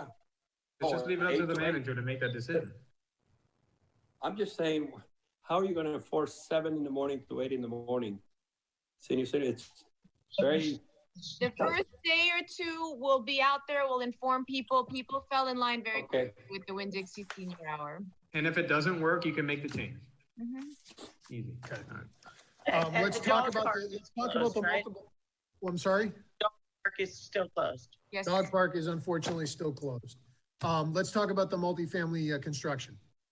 The reason I brought that up was that when we passed this thing about construction and not having multifamily construction, we were thinking about people in elevators, tradesmen going up and down. And we said it was okay for single family homes because they weren't coming in contact with anybody. But thinking about it and listening to Schrager and someone else that contacted me, basically we have a situation, excuse me, where there's a lot of outside work to be done where the people don't come into the buildings. And there's no reason why we should discriminate against the multifamilies and say it's okay for the single family if we're really concerned about the spread of the disease. Why don't we allow the condominiums to make their decisions on whether they want to or not want to? That's fine with me. Because they're all different. Buildings are completely, some are entered from exterior. Right. I'm happy to do that. Up to the condominium to determine that. I agree. Okay, so we're going to release that restriction. So the order expires on Thursday, so we can let it lapse and. Fine. I would say if we can decide tonight to kill it instantly so that people can plan ahead, because there's work crews waiting, there's condo boards waiting for instructions, and if They have 2 more Tomorrow's days. the last day. It's 2 days. If they can plan now that it's going to be on Thursday. I've gotten calls from condo boards that have construction crews there now. Let's pass it now, effective today. Yeah, effective today. I said effective today. People will see that we're making decisions. Consensus? Anybody oppose? All right, direction to manager. Can you release that order, please? So that as of tomorrow, people can go and start working multifamilies. As long as the board's the condo board, yeah. As long, yeah, well, of course, the condos have the right to do what they want. Mayor, That was interior and exterior. Ed? Listen, I was talking about exterior. If the condo wants to do it. Okay, but the order was all. Okay, so no, the exterior. I was talking about exterior. Well, okay. Exterior of the building or exterior of particular units? Exterior the building. Exterior of the building. And if so let them go to the common areas. Hardship, there's some hardship cases. Yeah. And the hardship cases should be a special exception by the condominium board. That's all. I think we leave it with the condominium boards and their discretion and let them make these decisions for themselves inside and outside. But it was my impression that we were getting requests from condo boards asking us to step in. No. That we were, when they had workmen in elevators. There were some that wanted them. I think we got one from Key Colony. That's right. In Key Why didn't they just make a rule and stop it? For whatever reason, they couldn't or wouldn't. Well, the main problem is when the association was doing construction to common areas. It wasn't individual unit owners. It was when they had a big project going on either in hallways or the exterior of the building, and then suddenly they got caught halfway through a project. I mean, they're also going to have to still comply by our rules, which is they all have to wear masks. They have to stay 6 feet apart from each other, and they can't have more than 10 people working anywhere. Correct. Okay. So what are we doing? What were you saying now? It's up to the condo associations. We're saying exterior work is okay, and the condo association determine the interior work. No, I think the exterior work is the right way to, I thought that's what you said. I did, but now I heard other things. I would say the exterior work, yes. The interior work, leave it up to the association. Fine. Okay. I'll amend my motion. You will second it, right? I'm asking. I think we got direction. I think the manager has direction. The interior makes me nervous because Me too. I am not okay with that. I'm not okay with the interior. I'm saying it's not us. I'm saying if they want to do it, you know. Yeah, but the problem is some of the condos are letting it go, and you've got residents who are like, my God, I don't want these people downstairs. I don't want these people in my hallways. I don't want these people all over the place. The exterior stuff I get, you know, doing the stucco, doing the water, doing the roofs. I understand that stuff. But they have their own, don't they? They have their own government, and to bring that up and make that decision. But Mayor Brett, since I live in a large condominium, namely Key Colony, right, for us to back him, basically, you're breaking they want us to be the bad guys, and it's fine. Don't pass the bucket to them because they'll crumble under the pressure. They pay their salaries. Right. The association, they look for us for leadership, and if we made a decision that no interior work, common areas, we should stick with it. Yeah, I'm because if you pass it back to them, we're not doing this favor. I agree. And to be honest with you, exterior is fine. That's what I voted for. Right. Not Okay. interior. Let's have the motion. I mean, Ed, what's your motion? It's 11:30, Mike. I know, we got 2 minutes. I make a motion for two extra minutes. Any exterior construction work can be done on the village. McCormick seconded it. Let's have a vote. Roll call. Roll call. Well, Councilmember Petros? Yes. Councilmember Segurado? Yes. Mayor Davey? Yes. Councilmember Laredo? Yes. Councilmember London? Yes. Councilmember McCormick? Yes. Vice Mayor Moss? Yes. Effective immediately. Yes, Right? exactly. Effective Part of the immediately, motion, they're yes. allowed to do the exterior work. The interior work remains out of bounds. Okay. There was a motion to extend for 2 minutes. Did I get a second? Or Do we have any other topics? I motion to dismiss. Motion to adjourn. adjourn.